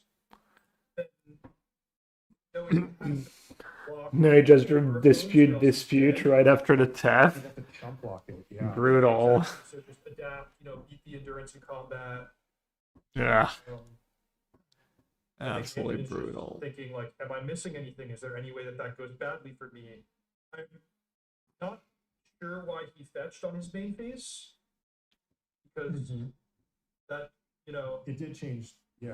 yeah, it means that you could accidentally die to your opponent's board, which is not a great feeling. But I don't see any reason why it should come to that. Yeah, it's interesting because he's playing against blue-green, right? It's like, well, what is the way that this goes horrible for me? I was thinking of the battle at the bridge or whatever, but that still doesn't quite get you there, even on the mandrels. So here's the chump block from Endurance. 6 damage coming across to knock Noe down to 2. He will Well, you get... could consign to make the mandrels not come back. Oh, he consigns the Philia trigger, so there's not even a creature there, and there's just nothing left. It's Ureni off the top, and somehow Noe has 5 uncastables in his hands. You can guess Rider. Just type it in GG because Antonin Franis has won the Mox. Oh, He congrats. wins the Vintage Cube Draft as the Modern Specialist. Goes 2-1. His only loss of the tournament coming to Noe, and he extracts his revenge here in the grand final. Man, he really put on a show, and every time we cover Modern Read, it's the same story. The specialists win the day. You have to not only know Modern as a format, but you have to know your deck and every matchup intimately, and he does. Yeah, he does, and he did it his way, which I appreciate. That was a really, really exciting event. Antonin coming into the grand finals, having lost the matchup already, Noe winning the first game on turn 2. You got to feel for him a little bit, like he was in such good position in a matchup he perceived as really favorable. Ended up just literally not getting there in 2 close sideboarded games. All right. Also, I appreciated having the players' webcams on for that last game. Yeah, you could tell. That sigh of Yeah. relief, like all the tension built up, finally releasing and saying, man, I did it. Like, I'm the champion after 7 hard-fought rounds. And like a long way to qualify. To speak with our champion as well. Let's hear from him now. Antonin, we meet again. Congratulations. You just took down this champion showcase. Kind of an interesting route. You won your cube match, but you consider yourself more of a modern specialist, and were able to finish up the grand final in modern. Team Lingering Souls, repping the sewers. You love to see it. Well, it's completely crazy, to be honest. It's like the cube, I wasn't confident at all at the beginning, but then it all came together. I was a bit more confident. Why did he draft in the cube? I saw them. Could go ahead and look back real quick. For Jeskai's. So with my deck choice, I felt confident about just against Jeskai and against Goryo, but I didn't want to meet Neoform, which I met in second round, and Xenoone defeated me easily. He lost him in the Swiss too. Wow. Take the revenge there. Oh man, incredible run for you. Are you gonna, so what's the card that you think about the most that got you over the finish line? Is it looking back to the Black Lotus from your vintage cube draft? Is it something specific from your constructed deck that got you there? Yeah, I think definitely Black Lotus from the vintage cube deck, because without it, my deck would be horrendous. It's to the chance. You must have drawn it like a champ too. Deck, I think everything went well. I drew well, and the deck performed as I hoped it will be. Now, interesting. Your opponent in the grand final there says that he was doing a little bit of scouting. He was trying to figure out if anybody was playing with their deck, or if maybe he could figure out what people were playing in the tournament. And he said that you just played on your main account with the deck that you were playing and kind of just planted your flag and said, hey, this is where I'm at. In fact, He even thought that you might be pulling a little switcheroo at the last minute and saying, I'm playing this, but really show up with something else. But you didn't. You took this Esper Plink deck, you played it on your main, and then you played it in the tournament as well. You must be very Interesting. Yeah, I think I'm playing the Esper Blink for like 4 or 5 months now. Wow. Basically the only deck that I'm playing, so I didn't wanna. Yeah, I mean that's invaluable, honestly. I think everyone should do some like scouting before this tournament, and I think everyone would know what I would be playing. You can't really metagame So against I was that even deck saying that though. I was thinking that he will be. It's not like you're playing Titan or Neoform or Mail or something He weird. surprised me with Neoform, but yeah, in the end it was fine. And then, but you're still able to get past it. Incredible stuff. What a day for you. You get to take home a whole bunch of money, maybe put it towards a Black Lotus in real life, you know, so you have something to commemorate the win. But also you've locked up, of course, that World Championship seat as well. This is a big day. What's going through your mind? Actually, it's pretty incredible. Like last year in January, on my first RC, I qualified for the Pro Tour for the first time. Then now in Antwerp RC, I was able to qualify for my second Pro Tour. So like now I have unbelievable streak of insane results, and I'm just waiting for it to end because it's really unbelievable. You know, I've seen this before, Anton, and I have to say, when a player's ready, you know, it can kind of all come together and put together this streak, and it seems like you might be next up. So fantastic job, and congratulations once again for taking on this whole thing, and we'll see you at the World Championship. Marshall's got a Gary Payton thing in the background, and Participated in this tournament. what's the art? Was the shark already? Yeah, I bet it was. A pleasure to participate in the tournament. That was a very nice way to say I rolled this thing. One round for the whole day. Very impressive performance by him. Manowar, right? You know, he's been qualifying for the PT multiple ways. Not the OG one, like a Portal Manowar or something. I always see that. You know, the good players start to really knock at the door, and it's like, hey, I picked up PTQ, and hey, I won this. Oh, I qualified on this, and all of a sudden they start showing up, and you see them at the PT, you know, every single time at some point. Any tournament on the Magic calendar, the Mox is the one where, like, look, these players are the real deal. They have put in the work. They have played a lot of matches at an extremely high level of competition. And so, you know, we have a very deserving champion in our hands in Antonin. He's now qualified for the Pro Tour and Worlds. And I think he's put himself in a position where, you know, he knows how to prepare for these events. He knows how to play his cards. And I won't be surprised, you know, by any outcome in terms of his results in this coming year. Yeah, absolutely. A lot of potential there for Man, and we're looking forward to seeing him out at the PT and at the world stage. Let's zoom out a little bit and take a look at how things played out from the tournament perspective for each of the players as far as, you know, winnings and how everything went with that. You can see. Oh, no one went worse than 2-4. He crushed it, going 5-1. Oh, that was Kamataman. 2-4, 4-2 for Claudio. A really good showing from him as well. A couple more 3-3s right in the middle of the field, and then the 2-4s. But overall, that's why he was featured. Congregated near the middle. That's funny. We played. I didn't. He kind of looked familiar, but Antonin just smashing. I only met him once. Everybody, really great stuff by him.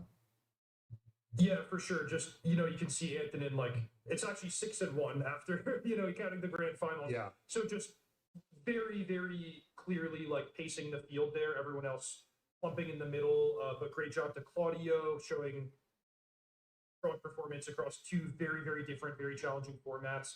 And I'll tell you, like, if you're watching at home and you haven't been in the mix, you have to fight and claw for every single game win in this tournament. So for the folks who went 3-3, that's a hard day's work. Job well done. Like, you know, this is just, I can't stress enough how tough and how well prepared these players are and how hard the games are. Yeah, the other thing that stands out when you take a look at our players here is how international the field is. No Americans in the field at 3 all. Japanese and 2 And this is a really Brazilians. great way to showcase Welcome to some of the amazing Brazil. players that we have around the world that Magic Online lets you bring together and really let the cream rise to the top. And as you can see, we got crushers from across the globe represented here. So very Yeah, impressive, please. in that way as well. Yeah, Really that's good. And super take a well look said, at the Marshall. And you know, also like players that might not have opportunities to compete otherwise. You know, people that have to travel really far to play in a qualifier tournament, or you know, just whatever for whatever reason it doesn't fit their schedule or their lifestyle or their resources to go play the paper tournaments, but they get the opportunity to compete. Wait, and show what? their stuff, from home through this Magic Online Championships. Did they not archive the... really great, and take a look at the What? prizes awarded to our players. I mean, not too bad when you show up and get quote. Bro, I can't go back and watch the event 6 hours Take a look, ago. and then you can see Oh, it's here. Weird. just right up the chain there. 15,000 going to Anthony. All right, good job. Congratulations once again. Wait, where did he go now? 6 hours. From the I want to see what he drafted. A lot of credit for that. It's like way over the top plays that are hard to combat. That was Xeno's deck. Yeah, and if you're keeping track at home, his opening hand to see if there's the Black Lotus there, and I don't see why I'm calling it mid range. You know, if you actually look at the Is his deck actually bad without Black Lotus? Black Lotus, Bubble Star. Aggro was no 1-drops, but he has good removal. Good 2-drops, Knight's Whisper. Fire Covenant. Gut, Fable, Fiend. He has a lot of the good freeze. And the good 4s. Yeah, I don't know. His mana is a little mid too. 1 dual land, no fetch land. It's not super great. No 1-drop.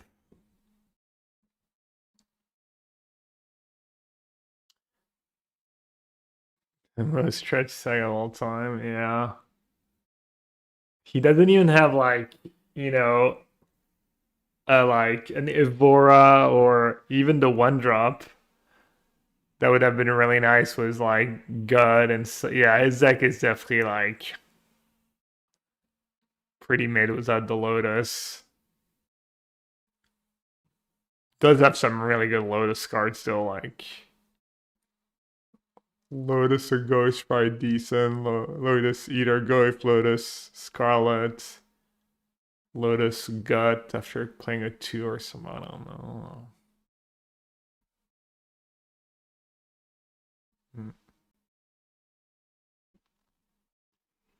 Alright, who should we raid? Maybe I'll raid Ash. I don't really watch Ash's stream, but I like to tune in just to see what she's up to. I'll tune in now and then if there's anything spicy. Caleb is on too.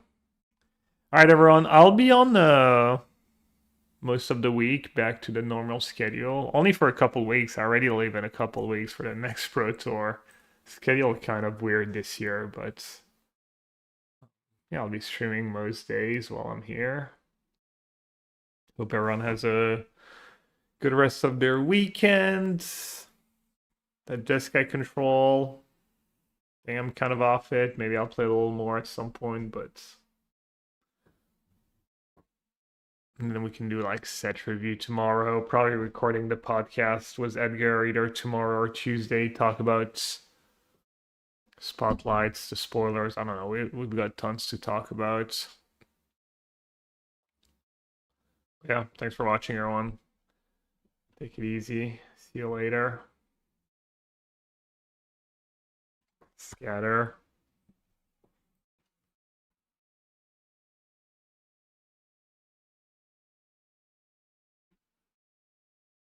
It goes so wide now, though. It's just tough because it's like another Badger deck that just goes so wide, and then we just can't break through anymore. Yo, Yellowhead with the raid. What's up? Welcome to the Raiders.